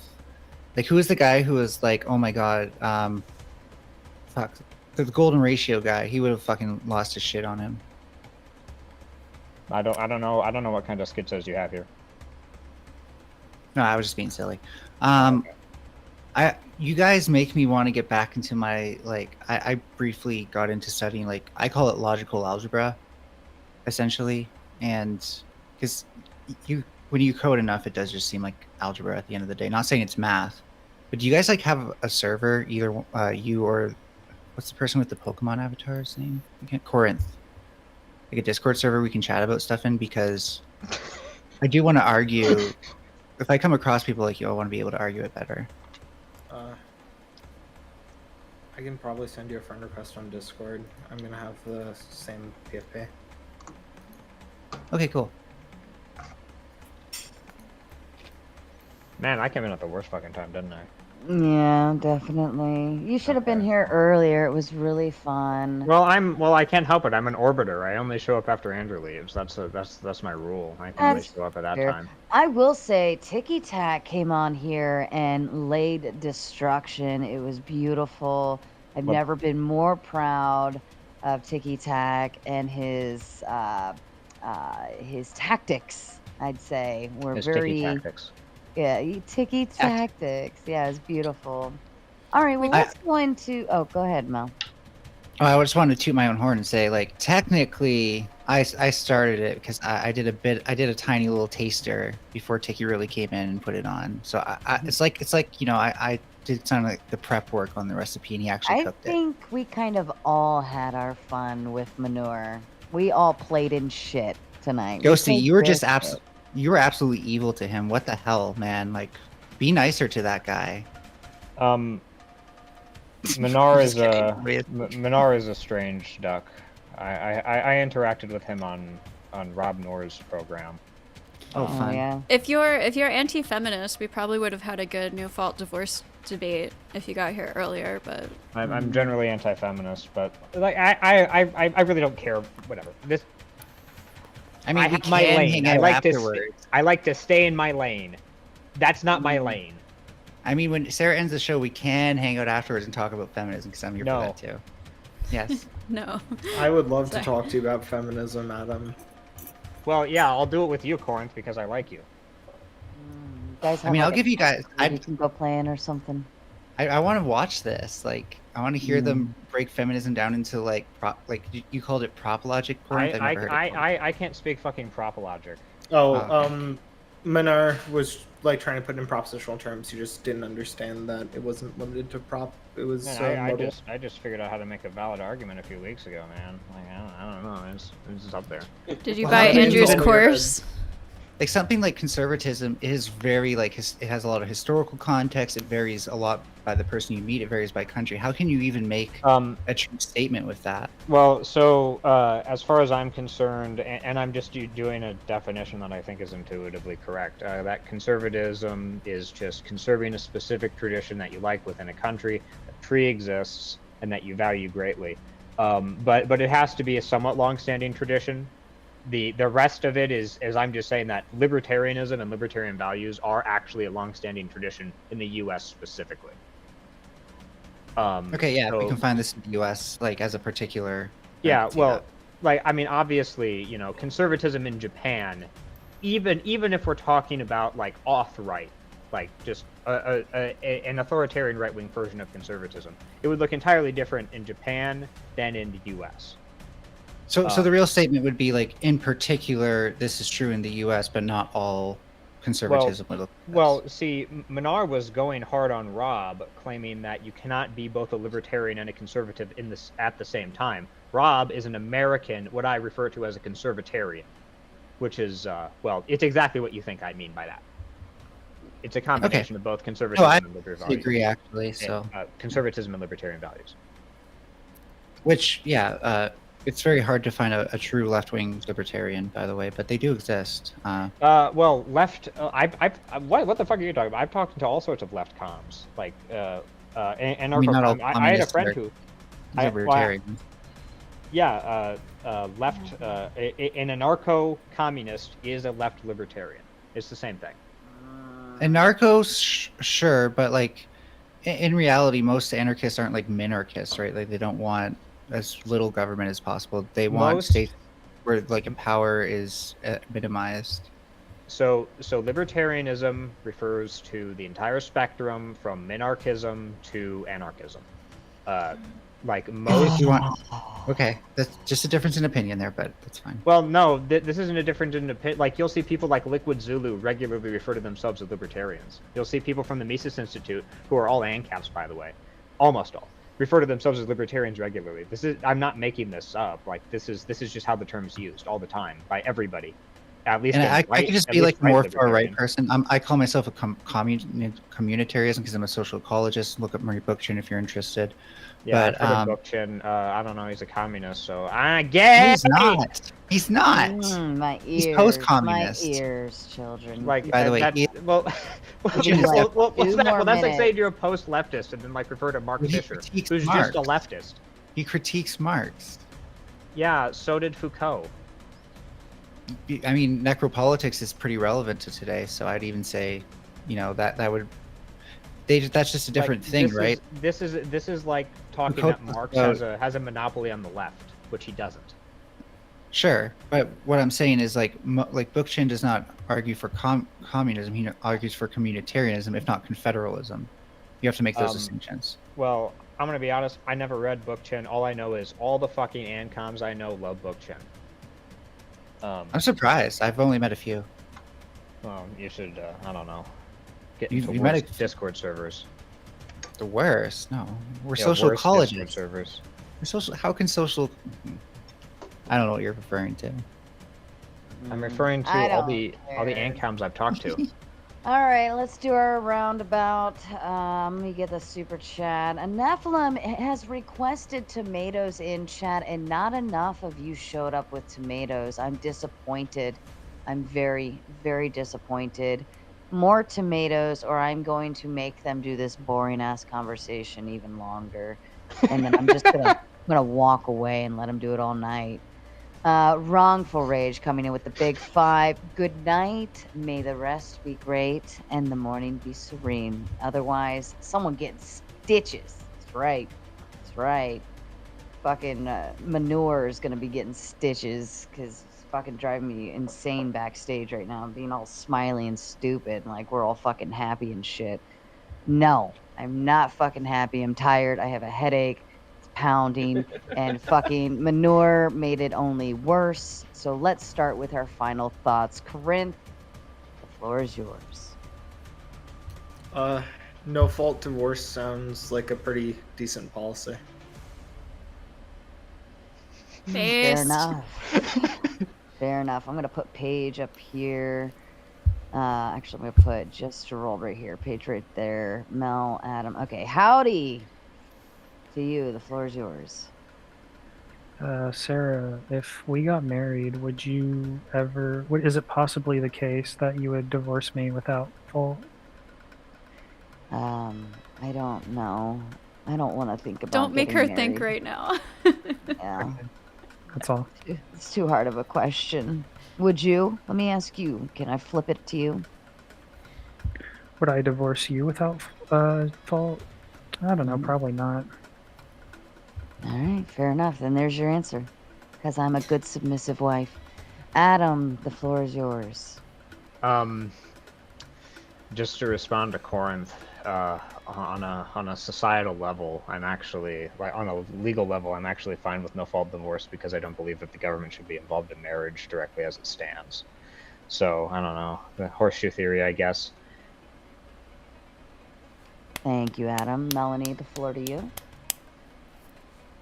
Yeah, so with no fault divorce, the big thing is that marriage kind of assumes that people, once they get together, will want to be together for the rest of their lives. Turns out humans are pretty complex. I think it's better when we have relationships that are built on trust and are maintained on trust, and when people lose that trust, they're able to leave it without having to show proof, which can be pretty hard that you no longer trust this person. So unless we want to like force people into things, which I think is pretty effed up, if you're like into forcing that kind of stuff, people to do that stuff, then let's just be smart about this. Oh, and two points of things, Corinth. I'm gonna need you to. I was looking for you. You're not in Sarah's server, right? Okay, they're not there. Sarah, I can do have a rejoin Sarah's server right now. I can rejoin it. Okay, well, that might be the only way you can find it, because I can't remember for the life of me how to get my fucking username off of Discord. Mhm.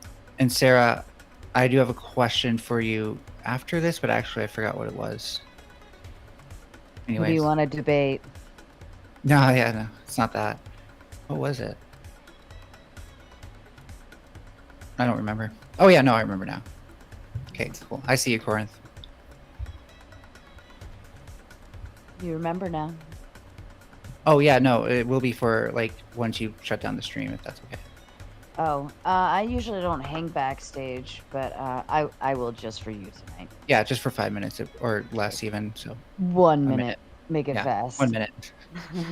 Gerald, the floor is yours. The quietest man on the panel, yet he has earned his right to be a panel squatter. All you lucky motherfuckers who got your memberships, you know who to thank. Send more tomatoes, please. Just the floor is yours. Well, I was gonna speak, but then Andrew popped out of nowhere. So, and I know my place, so I just stayed silent. My only thought on no-fault divorce is it scares the hell out of me, because the thing that I want more than anything else is the wife and the kids. I want a family, and it's a terrifying thing, because that means any reason whatsoever. So I could end up like my father, who he was divorced because my mom found someone else. He wasn't a bad man. He didn't do anything wrong. He loved us to death. He's one of the greatest examples of a father I can find. And he lost everything, not once, but twice, and I had to be there through it. So the fact that is a possibility that could happen is, right now, the only reason that I am holding myself away from actually getting married. Imagine getting married. That's fair. Ghosty, floor is yours. Thank you for having me, Sarah, and thank you for setting this up. I really appreciate it. And as far as the topic, to address what Gerald just said, to be honest, no-fault divorce wouldn't have made a difference in your situation anyways, because adultery is a reason to get a divorce. And also, like, if even besides that, would you really rather be forced to stay in a marriage where somebody is cheating on you or choosing somebody else over you? So I think rather than focusing on divorce, focus on finding somebody. You know, if you are going to go ahead and make that commitment of marriage, make sure you really trust this person.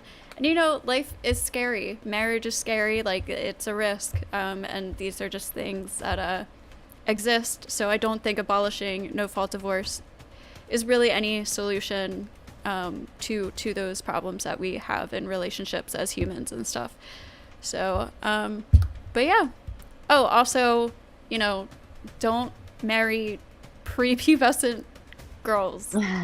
And wait a little bit after the puberty, okay, people? Yeah. Give her time to ease into it. That's all I have. Well, shout out to Ghosty, actually. This was her topic idea. All right. She hit me up with a bunch of things that were good potential debate topics. And I said, how about you pick one of those? And we'll come on, we'll do open panel and see whatever happens. And this is what happens. This is what you get, folks. You get open panel chaos. You get TickyTack coming over here and laying it down like a champion. You get Andrew Wilson stopping by and doing some roasting. You get Melanie on here eating bananas. You get Howdy on here staying quiet. You get Corinth and Adam talking about I don't even fucking know what. And you get just Gerald over here, just sitting here because he had his speed date with me. He's earned a first date, and he's over here trying to figure out what the fuck he's even doing here. But in any event, I love you all. Thank you so much for stopping by. This was a really awesome topic, and it definitely developed into a lot of great conversations. Again, Again, the panel with the win, but of course the chat always wins. So ladies and gentlemen, fuck off. A long time ago, in a YouTube. Oh, shit.